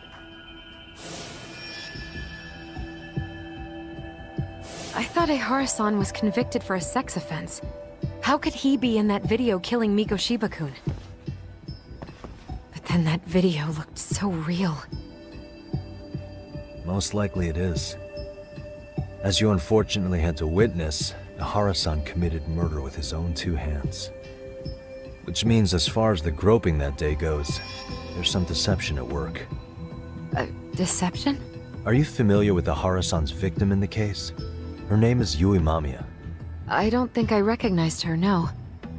13 years ago, she attended Kurakawa Academy. Her maiden name is Yui Suzuki. Yui Suzuki? Just a minute. Are you saying she was the one Ehara-san groped? So you do know her then? Were you two classmates? We were, in our 3rd year of high school. I had a hunch. You didn't know she was the victim of that whole incident? I mean, it's just so hard to believe. Does this all seem like a wild coincidence to you then? Your old student's father gropes one of your high school classmates at a station with 3 million daily travelers. What are you implying? I'm saying your old friend Yui might be cooperating with Ehara-san, as in she only played the part of a victim. She might have even known it was all to hide a murder. What? But why? Why would she do that for him? From where I'm sitting, Sensei, you're connected to Ehara and Yui Mamiya. I just need your help figuring out what that connection is. Yagami-san, please. Are you implying I was some kind of liaison between them? Well, Sensei, what was your relationship with Yui Mamiya? Were you close? Or would you say classmates covers it? The two of us were never really that close.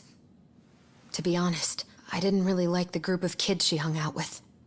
I guess you could say we didn't have the same interests. When was the last time you saw her? Did you have a high school reunion by any chance? They held a reunion around the time I graduated from college, but I didn't feel like going. That same class bullied a kid into jumping off the roof. So if that's the case, you haven't seen any of your classmates since you all graduated from Kurakawa? That's right. Okay then. The thing is, Ehara-san and Mamiya are connected. It is kinda loose, but it's there. They have one thing in common. What? In both of their pasts, someone they knew was bullied to the point of attempting or committing suicide. Ehara-san lost his son, Toshiro-kun, and as for Yui Mamiya, it's her classmate, Mitsuru Kusumoto. That could be a factor, especially for Mamiya. It's possible that Ehara-san would be a sympathetic figure to her. Maybe enough to help construct an alibi for his revenge. It's possible she only played the part of a groping victim. What do you think? Does it have any merit, or is my theory full of holes? Even if you're on the right track... Sawa-sensei? We're just waiting on you to start the staff meeting. Sorry, I'll be right there. What happened 13 years ago at Kurakawa? That might be the last piece of the puzzle. What about Yui Mamiya? How'd she react when Mitsuru Kusumoto tried to kill himself by jumping off that roof? I'm sorry, I'm already late for my meeting. I'm trying to ask you about a murder here. To Ehara, every unanswered question is a victory for that man. He's only a step away from walking for it. And I know Mamiya had other conspirators. It took more than one person to murder Mikoshiba. They're still at large, even as we speak. I'll be honest.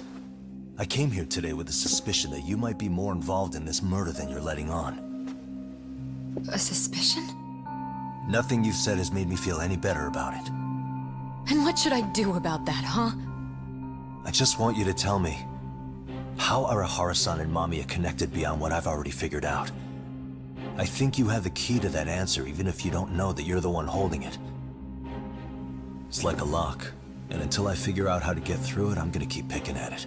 I told you, I'm late for a meeting. I'll be here when you get back. Have a good meeting. Suit yourself.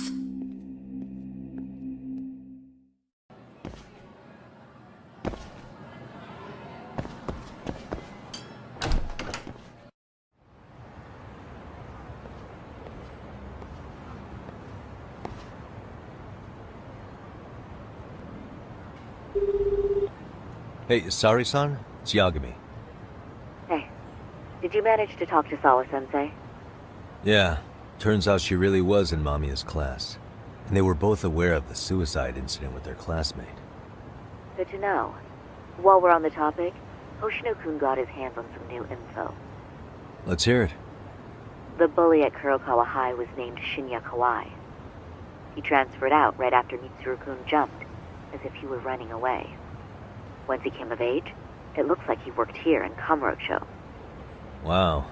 You really can find a lot online. Yes, and to top it off, Kawai earned a reputation for talking about how he drove a classmate to suicide. Like he's proud of it. Maybe he thought he'd get a laugh in Kamurocho. Probably would.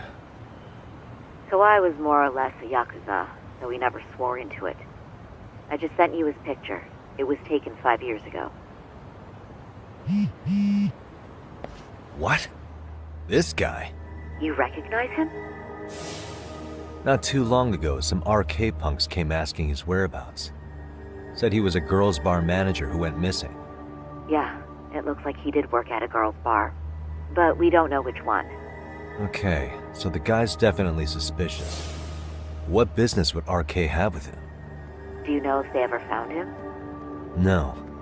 But their leader, Soma, said something about Kawai having already been killed. Like he just vanished from Kamurocho a few years ago, and that was it. Wait, he was killed? Uh-huh. Kinda gives me deja vu now that I think about it. Here you have Kawai and Mikoshiba, two known school bullies. And they both end up murder victims? That could be for a number of reasons. It's not rare for people to disappear in Kamurocho. Usually the trouble is money or women. Maybe that was the case for Kawai. Could be. Okay. We'll investigate Kawai a bit more on our end. With RK asking around, word on the street will be loud enough to hear.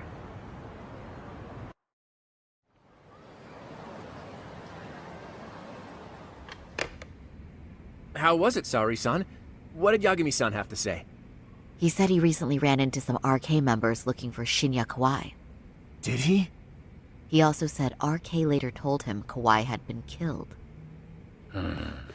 This is getting scarier with every new lead. Now that you mention it, I have seen people getting stopped and asked about someone all over town.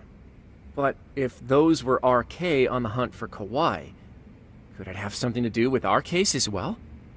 I'm honestly not sure how RK could be involved in all this. I'm going out for a bit, Hoshino-kun. Do me a favor and keep digging up what you can on Kawai. Wait, what? Sometimes you have to get out in the field. It can't just be Yagami-san all the time. You don't mean you're going straight to RK for some answers? What else would I be doing?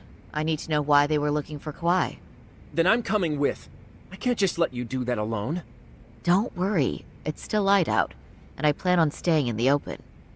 Besides, if I'm alone, they'll be more eager to talk. That may be, but still, I'll just call you about every 10 minutes then. For your safety. I find that rather unnecessary. You sure?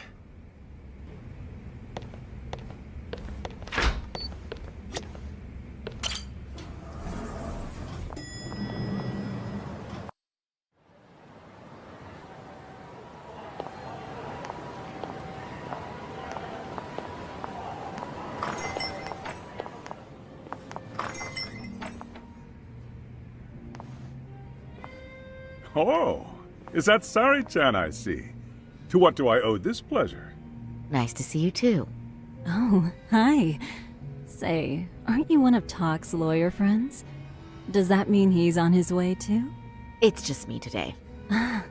Fine by me. That means you and I get some girl talk time. Oh, that stings, Mari. And here I thought I had a place in your heart. Well, no one knows a lady's heart like a bartender.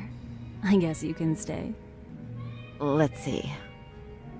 All these bottles got you feeling lost?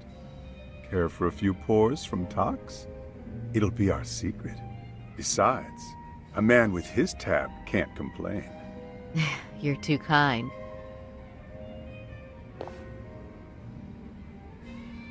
So I'm actually here to ask you, How can I set up a meeting with RK?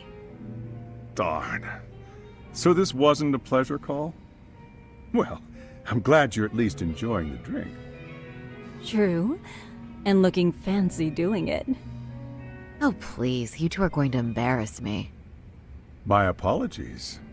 I suppose being surrounded by such beauties has a timeless appeal, even at my age. I'll second that.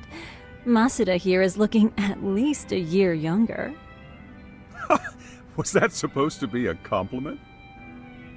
Of course. If you got any younger, you'd be much too handsome. What's a girl to say? And I'll second that.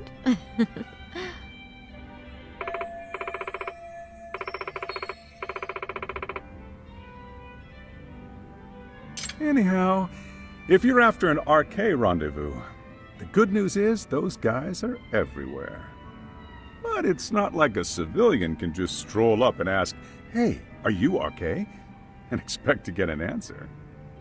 You got that right. And Saori-chan needs to ask them something that's kind of sensitive. Oh, that's certainly going to make things challenging. Just a bit, yeah. So I say, why not let the boys do the chasing? Wouldn't be hard for an enchantress like you.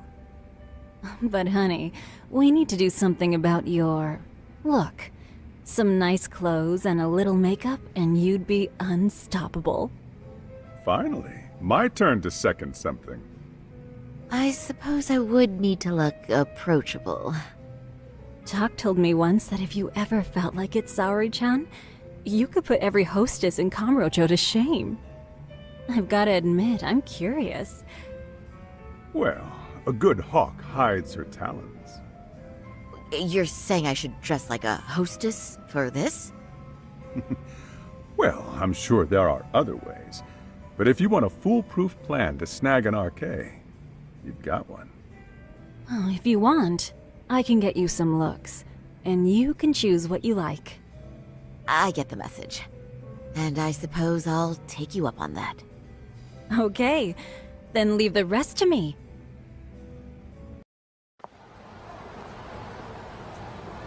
Oh, well, would you look at that? Doc was right on the money. I couldn't have imagined. You sure about that, Mari-san? I hardly feel comfortable wearing this in front of you. What are you saying? You're so pretty. I wouldn't say so. Really? You're dynamite. Though, there is one thing that's missing. What's that? Pride. That's the final touch you need. Pride in your own beauty. Well, I'm not sure I have that. Then how about your pride as a lawyer? You have that, don't you? As a lawyer?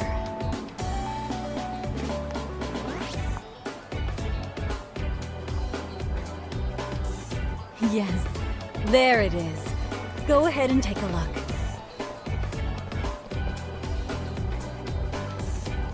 Now that's the face of the girl who gets the man she wants. It's been a while since I felt this way. I have you to thank for that. These bad boys won't know what hit them. Now, let's go dangle the bait. You mean us, right? You bet. Two nightlife girls like us alone on the street literally brings the RK boys running. Especially along Senryo Avenue. Why don't we take a walk? Are you sure? I don't want to drag you into this. Are you kidding? And miss the chance to see this makeover in action? But really, I want you to succeed. I promise I won't be a bother.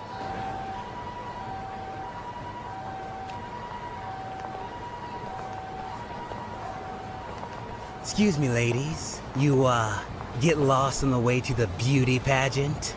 We're already out for a drink. Maybe heading to work somewhere in town?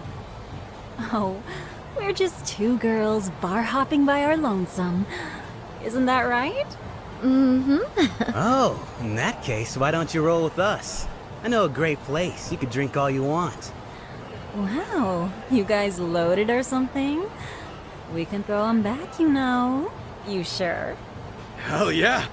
There's a place my buddy runs. He'll be thrilled to see some ladies like you.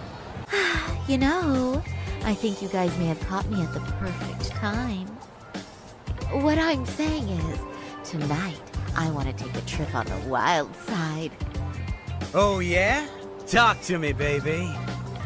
There's this guy in my life, a real choir boy. And being with him's got me feeling so repressed. Now I know I should behave like a good girl, but I figure I owe it to myself to cut loose every now and again. Oh, you never told me that, Saori-chan. Damn, girl! I'll get loose with you! Yeah! Let's get drunk and dirty! Thing is, we all know the biggest party people in town are RK. I heard they can really spice things up, you know? But Saori-chan, why limit yourself to RK? I think these boys are plenty attractive. I'm starting to think we were meant for each other. Oh? What makes you say that? Wait, don't tell me you're... Not supposed to be blurting it out, but yeah, we're RK. And pretty high up, too. Shoot, RK wouldn't be what it is now without us. Never thought it'd get this big either. RK has Kamurocho pretty much wrapped around its finger now, huh? Just about. The time of the Yakuza laying down the law is over. All that respect and chivalry shit. Dead, like all the old legends. Now the underground world is a jungle. And winning the fight's all that matters. Wow, must be hard. But I think that's hot. That reminds me. Weren't you RK guys looking for someone recently? A man who disappeared a few years ago?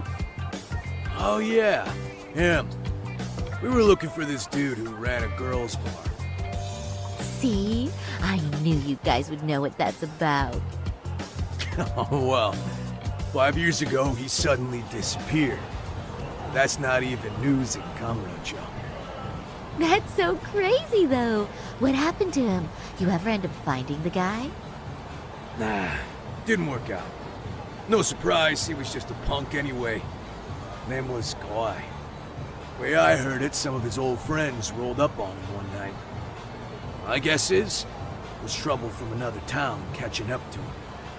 Anyway, they argue for a bit, and it ends with the guy getting shoved into a van. And that's the last time anyone saw the dude. Whoa, what do you think happened? I'm thinking they bumped him off. If he was still breathing, he'd be back by now. I heard he never even picked up his final paycheck. My guess, he's fish food now. Or they buried him on some remote-ass mountain. You have any idea who would have done that to him? Don't know. They say it was 10 or so people. Young, both men and women. Doesn't sound like a gang thing. Who knows, right? It was 5 years ago. But if you heard all that, there must have been witnesses, right? So you're saying someone actually saw him get shoved in a van? Yep. Some chick working at his bar saw it all go down. At least that's what we heard from a guy who heard it from that chick. Where is this bar anyway? You mean some random dive bar half a decade ago? Who the hell knows? 100 places have sprung up and gone under since. But then, why would anyone be looking for Shinya Kawai now? Did someone ask RK to find him? Think that's right? Hell if I know. It's a question for the top of the food chain. But hold on a sec. Can I ask you something? Huh? Just a minute ago, you mentioned a Shinya Kawai. How'd you know his full name when we never told you? Oh, shit! You're only talking to us because you wanted dirt on Kawai. So who the hell are you? What do you think you're doing? Who sent you? I wouldn't even give you my name. Now let it go. Threats and violence aren't going to work on me. Oh, what have we here? Got ourselves a bad bitch all of a sudden. Too bad she can't keep her hand from shaking. That's just the excitement talking. Big talk for a chick dressed to the nines to get info. Huh? Sorry, Chan? Yeah. And even try to fuck with us, lady! Sorry, Chun! Huh? What the? Beat it, punk. Higashi-san! Asshole!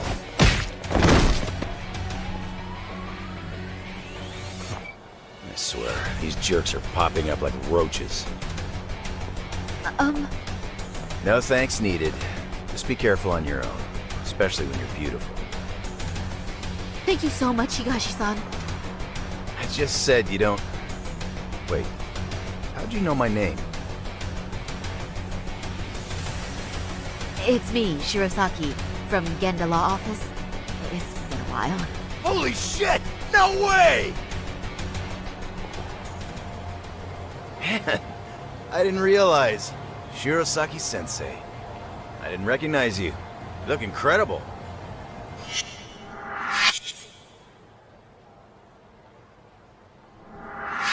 You're the one who is incredible. This is all my fault.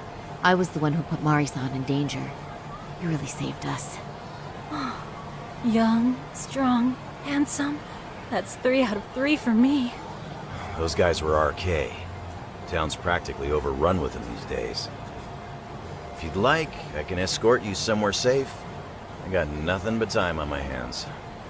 Oh, you don't say. Perfect. Who says we can't still salvage some fun out of tonight? Oh, before we do that, let me call Yagami-san. Yagami's still a jackass, I see. When Shirosaki-sensei calls, you pick up in 2 rings. It is strange that he's not picking up. I'll try again. Wait, he was killed? Uh-huh.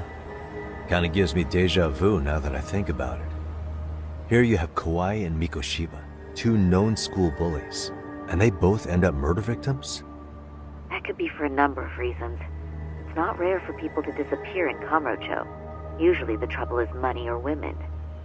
Maybe that was the case for Kawai. Could be. Okay. We'll investigate Kawai a bit more on our end. With RK asking around, word on the street will be loud enough to hear. Alright, thanks.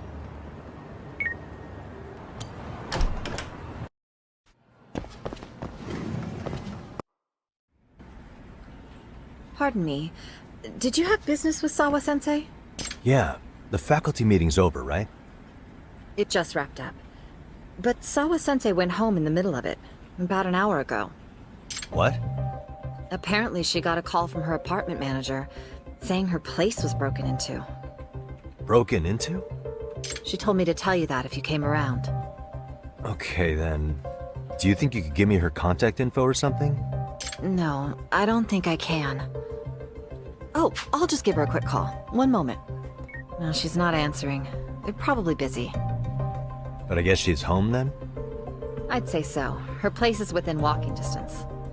It is? Sawa-sensei lives in Ijincho? Yes, but I really shouldn't be giving that kind of info out. Sure, I appreciate the need for privacy. You've been a big help.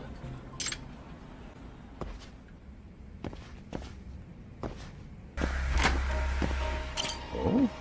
What's the matter, Yagami-san? Is there still something you need?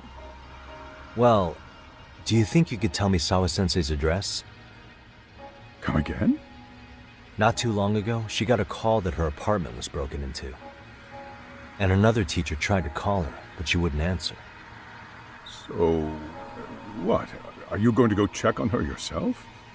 At her place? She's within walking distance, isn't she? I believe so. But this is a young woman, living by herself. I shouldn't be giving you her address without her permission. We're detectives. Give us a bit of time, I'm sure we can find out ourselves. But on the other hand, that wouldn't be best for either party now, would it? Then can't you just ask her yourself tomorrow? Chairman, you're aware of the Hiro Mikoshiba murder footage, right? Yes, of course I am. But from what I've heard from police sources, it's very likely that video was faked. Well, I have it on good authority it wasn't faked at all. So for the sake of argument, let's say the video's real. And that Ihara is the one behind having posted it deliberately. He's got the criminal affairs department saying it's probably faked. So the police are playing right into his hand. And let's say his motive in all this is to avenge his son's suicide. The justice for his bullying that he never got. Now wait just a moment. We proved in court that no bullying had taken place here. Sad as it was, the trial concluded that bullying wasn't what drove poor Ihara-kun to suicide. Actually, before Toshiro-kun killed himself, Sawa-sensei reported a bullying incident to his homeroom teacher. What? But at the trial, she wasn't able to testify to that. She had no choice but to deny the whole thing. From Ihara's perspective, that was unforgivable. And after all that, Mikoshiba was murdered, and now Sawa-sensei isn't picking up her phone following a break-in at her place. What are you implying here? It's like you're saying she's going to be next. I just want to check up on her. If it turns out the break-in isn't linked, I'll turn right around. And I'll make sure nobody knows the chairman gave me her address. Well, fine. I understand.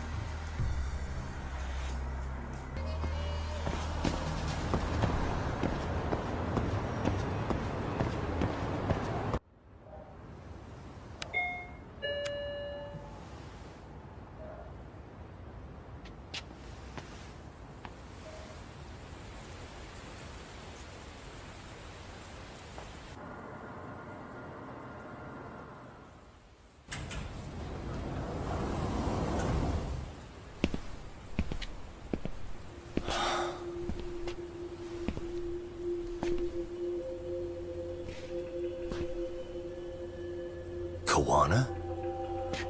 What the hell are you doing here?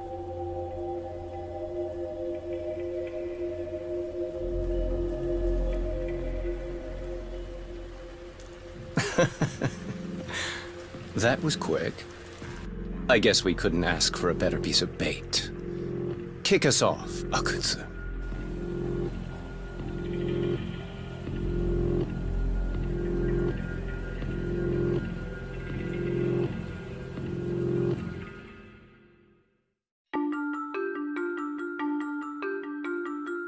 The bullying that pushed Toshiro Ihara over the edge echoes a previous tragedy. Years before, another boy attempted suicide and remains comatose. Yagami makes his way to Sawa-sensei's apartment, hoping to get some answers that will shed some light on the incident. But, as if by coincidence, he encounters Kawana instead. What ties could an earnest schoolteacher and an underground handyman share?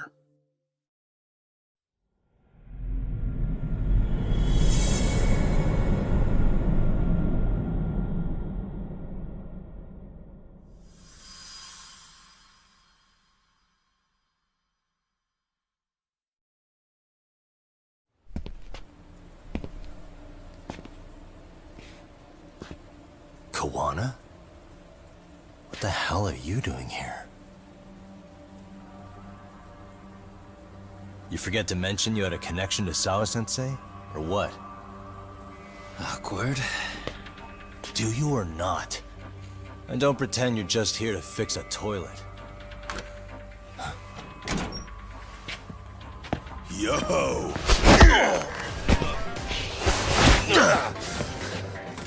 Now it's RK on top of you? Yagami, we've got more incoming.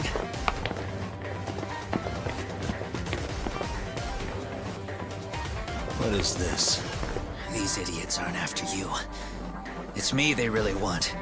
And I just walked into their trap. What could they possibly want with you? To come all the way from Kamurocho?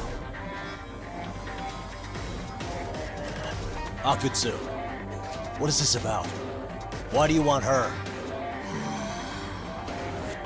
Looks like they don't feel like talking about it. Get these two fuckers first. But try to leave them breathing if you can.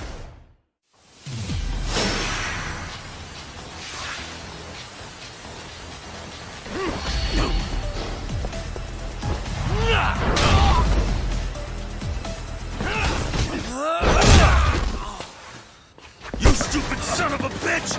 Just stay the fuck out of our way, Yagami! I could say the same thing to you!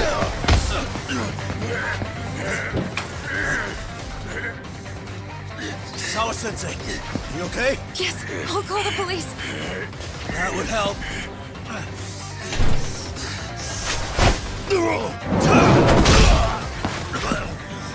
Hey, let's go, Yagami! You go ahead. You're the one they're after, aren't you? I owe you one. Take Yagami out! Just leave him to us. There's backup downstairs. We'll be right behind you. There he goes. Now that it's just us, shall we start from the top? Coming here was the last mistake you'll ever make, you fuck. You're fucking dead, asshole!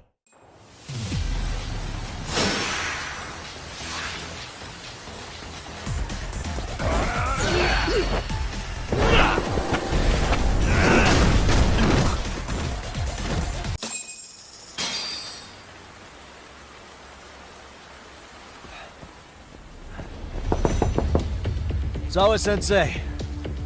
Yes? Don't open your door until the cops get here, okay? I have to go make sure Kawana's alright.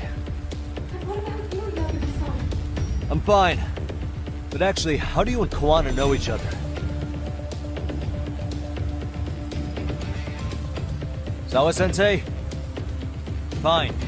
Just please stay in your room, okay?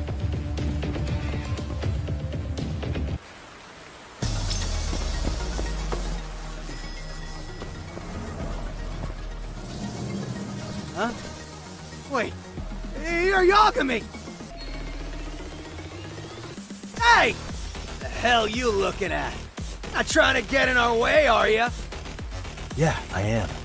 But I'm in a hurry myself, so I'm not gonna hold back, alright? Yeah? Big words for a little shit! You're nothing without your friend Kaito!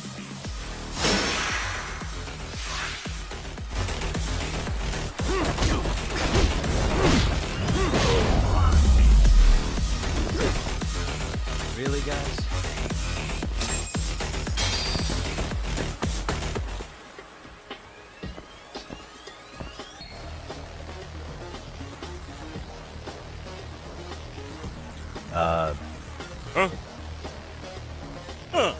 This motherfucker.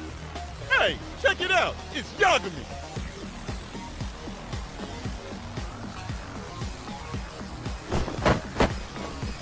Hey, trying to screw with RK again? Then you better be ready to get your ass beat. Aren't you the one screwing with me? Besides, I'm not behind any of this. All right, enough of your bullshit. You better say a quick prayer, asshole.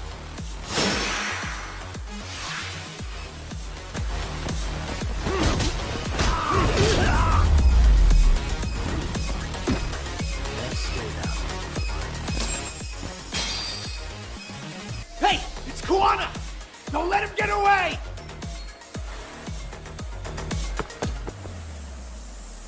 Kawana!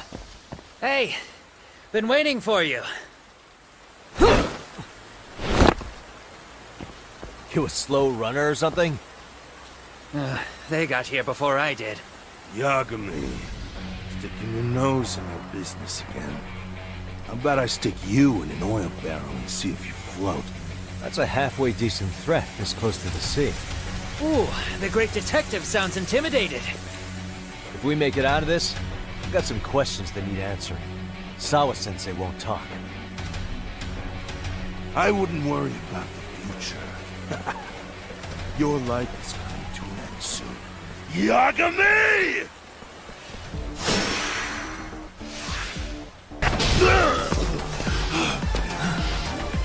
Stay down, would you?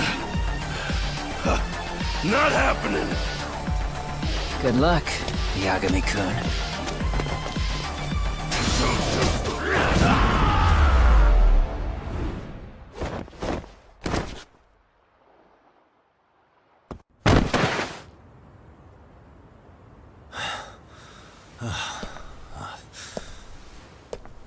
Kawana? Hey, Kawana! Oh, fine. Least you could have done is say thank you. We ain't done, Yagami! I get you want to play tough, but do you ever quit? It's not over till it's over, you little shit. The hell's that? Sawa-sensei! Stop it! Someone's here too? I wouldn't have expected you and this bitch to be connected. What the hell do you think you're doing? This has nothing to do with her. You're the detective, aren't you? You figure it out. Time's up.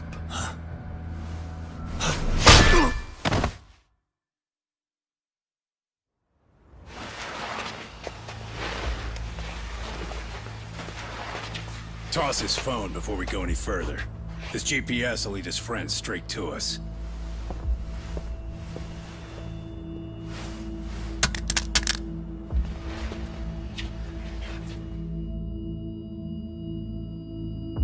Hey, Yagami. Rise and shine.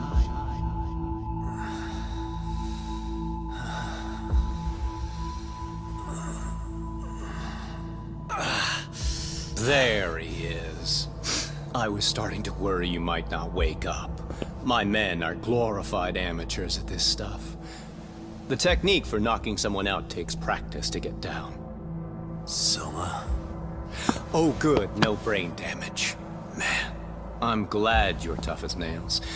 Now we can get to the fun part, huh? Yagami-san here just saved your asses. You wouldn't be standing if he didn't come around. There's no way we could have known this asshole would show up. Not my fault everything went to shit. This was your operation anyway. Fine, it's okay. But you need to make sure you keep your boys in check from here on. Huh?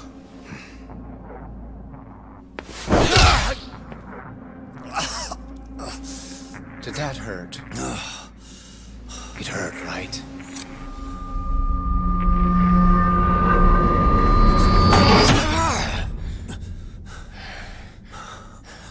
See? You all see?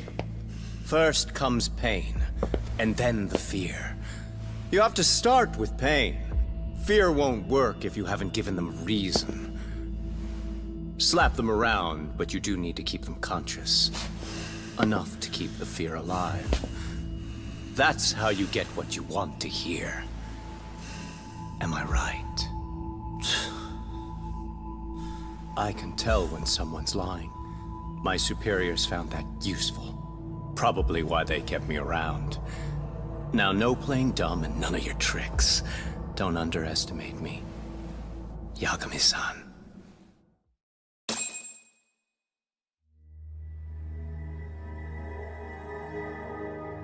So, what's the deal between you and that lady teacher? We're colleagues, as of a few days ago. The fuck are you talking about? Stay out of this, Akutsu. Huh? I'm telling you to shut up and leave this to me. I'm focusing. Besides, Yagami-san here is telling us the truth. He's just being a little vague, is all. So what do you mean, Sawa-sensei is your colleague? I was asked to look into a bullying case at Serio High. That's all I meant by it. How about that? What'd you do to her? Oh, she's sound asleep now, I'm sure. Our business isn't with her, anyway. You want Kawana? Right. About that. You keep calling him Kuwana. That's not who we know him as. Huh? Kuwana is his alias. A fake name? That's right. So tell me, what is he? What do you know him for?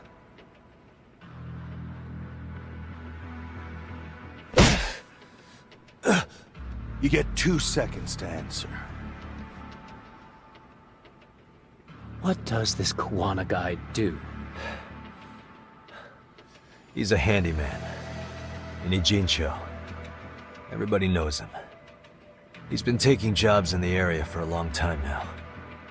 A handyman, huh? Well, from the way it sounds, you haven't known each other very long. Yeah. His real name's Kitakata. Ring any bells? Well, there you have it. Your face says you have no idea what the hell I'm talking about. So then, any idea where your Kuwana-san went? We have some business with him. I wouldn't tell you even if I knew. Of course you wouldn't. And I suppose that's not a lie, but it's probably more accurate to say you don't know where he is, either. Turns out you don't have a damn thing on him. Shit. Know what that means? It means you have no more use for me. Shame to be smart and still lose, huh?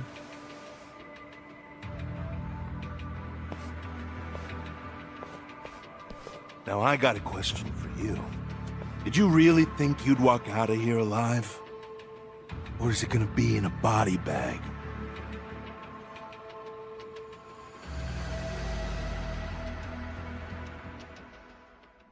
The fear in your eyes tells me everything I need to know. And you're probably right. You aren't gonna enjoy what little time you have left. It's gonna be painful as hell. Because I'll be the one enjoying it. What brings you to Ijincho and after a teacher?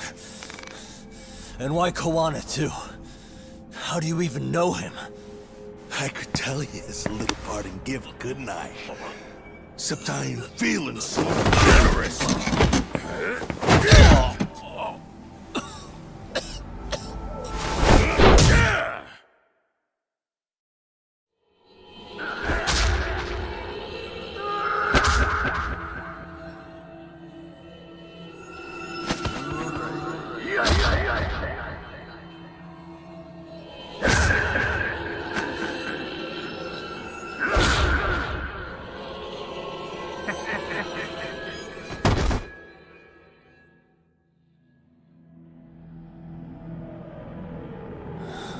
Pretty boy detective's looking rough.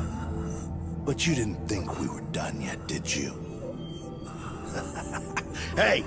Fire that thing up. Get him on his feet. And I don't want to see him squirming.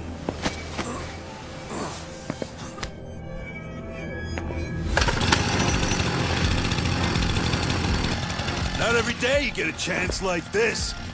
Record this shit. Yo. How quickly can a chainsaw kill a guy should be the video title when we upload it. This kind of shit gets so many views. Am I right, Yagami? We'll go in slow and get your fingers all cut to shreds. We'll take that up to the right wrist, then we'll switch over to the left side. Right forearm, left forearm. Why don't we make this formal? Take first dibs. You show us how it's done. You want me to do it? Time to man up. We gotta show the world what happens when you fuck with RK. Killing shits like him is what puts hair on your chest, guys. Just try not to kill him until everyone gets a turn. Get to work! But sir... Figure it out. Akutsu. He won't do it himself, you know. Recording it puts the evidence of a murder out there on video. And he won't be on it. But you guys will be. Who do you think they'll come for, moron? You still talking?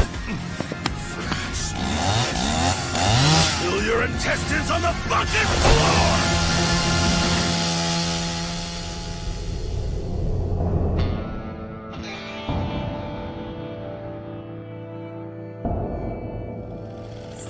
Yo! We got company! Kaito? How the hell? How'd you fucking find us here? Kaito-san. Sekiro. Suppose I ought to thank you boys for keeping Tak nice and comfortable, Akutsu. Yeah, but we were just getting to the grand finale. You two can have front row seats. I'll pass. This show kinda sucks. Block all the doors! These three are fucking dead. You hear me, boys? I don't want anyone leaving the building! Good call. I don't want anyone leaving either. Until I'm done with you.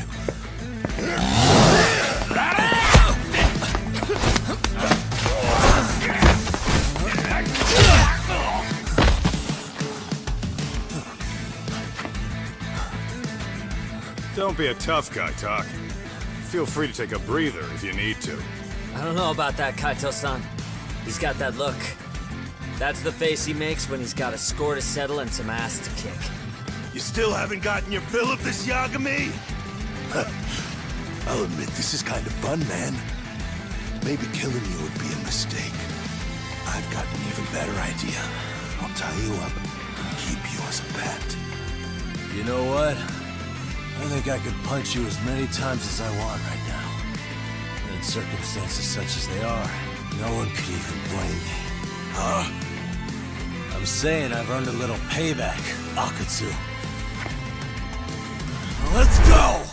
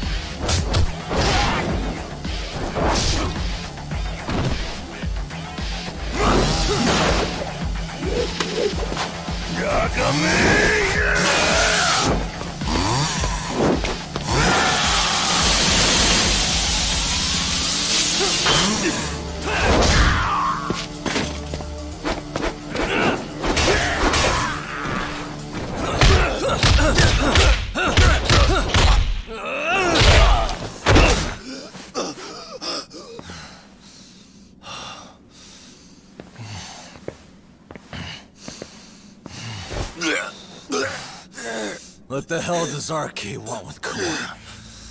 What did he do? Tell me how Sawa-sensei and Kawana are connected. You ask too many questions, you fucking asshole. Tell me, why go to all the effort in Kamurocho to find Shinya Kawai? What are you trying to do? Shit.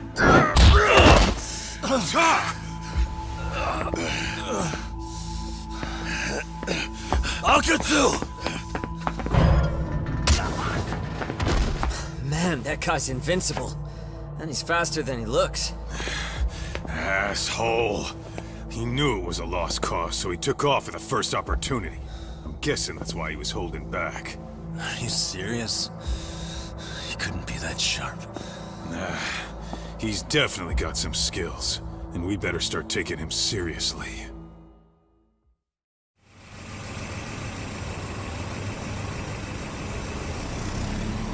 I had no idea you went through so much. I'm just glad you had the mind to tip off Kaito-san that I wasn't picking up your calls. That got Tsukumo to track my phone over GPS and locate me using the town security cameras. Long story short, you saved me. I had to try something. I'm the one who dragged you into this after all. But you know, the first person to suspect something was Higashi-san. He thought it was strange for you to be suddenly unavailable. Better thank him, too. By the way, I'd like to share the details I recently gathered on Shinya Kawai. Kawai was a bully at Kurokawa Academy. 5 years ago, he was abducted by individuals thought to be his acquaintances. A worker at a girls' bar witnessed this, and based on that, RK apparently deduced that Kawhi was murdered. Got it. Then I suggest you steer clear of RK as much as possible. They fly off the handle faster than the Yakuza. Right. I never imagined things would get this dangerous. We just got back to Sawa-sensei's apartment. I thought RK was in Kamurocho looking for Kawhi. But they came to ambush a handyman named Kawana. Did you say handyman? Yeah, but he plays a wider field than your average Mr. Fix-It. He's popular on the Ijincho underground. Even Kawana was a fake name. And this mystery man has some connection to Sawa-sensei? Yeah, and I'm about to ask her about him directly. I need to get everything I can out of her this time. Understood. We're still dealing with a lot of unknowns, so take care of yourself, okay? I'll be alright. I'm with 2 guys I can trust now. Yo, what's Sawa-sensei's room number? Just hold your horses. Coming with you.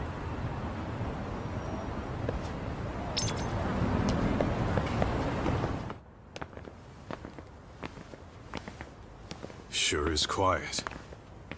This is where the fight went down? Yeah. But to look at it, you wouldn't think anything had happened here.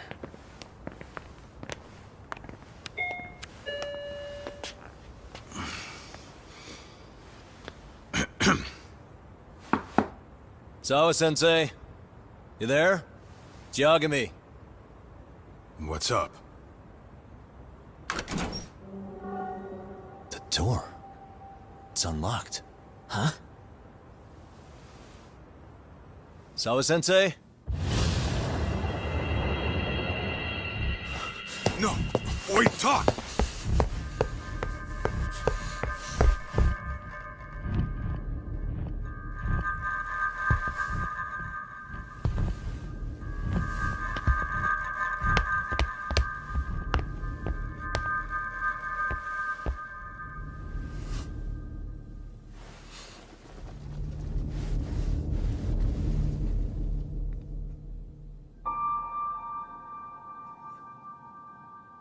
No way. Oh, God.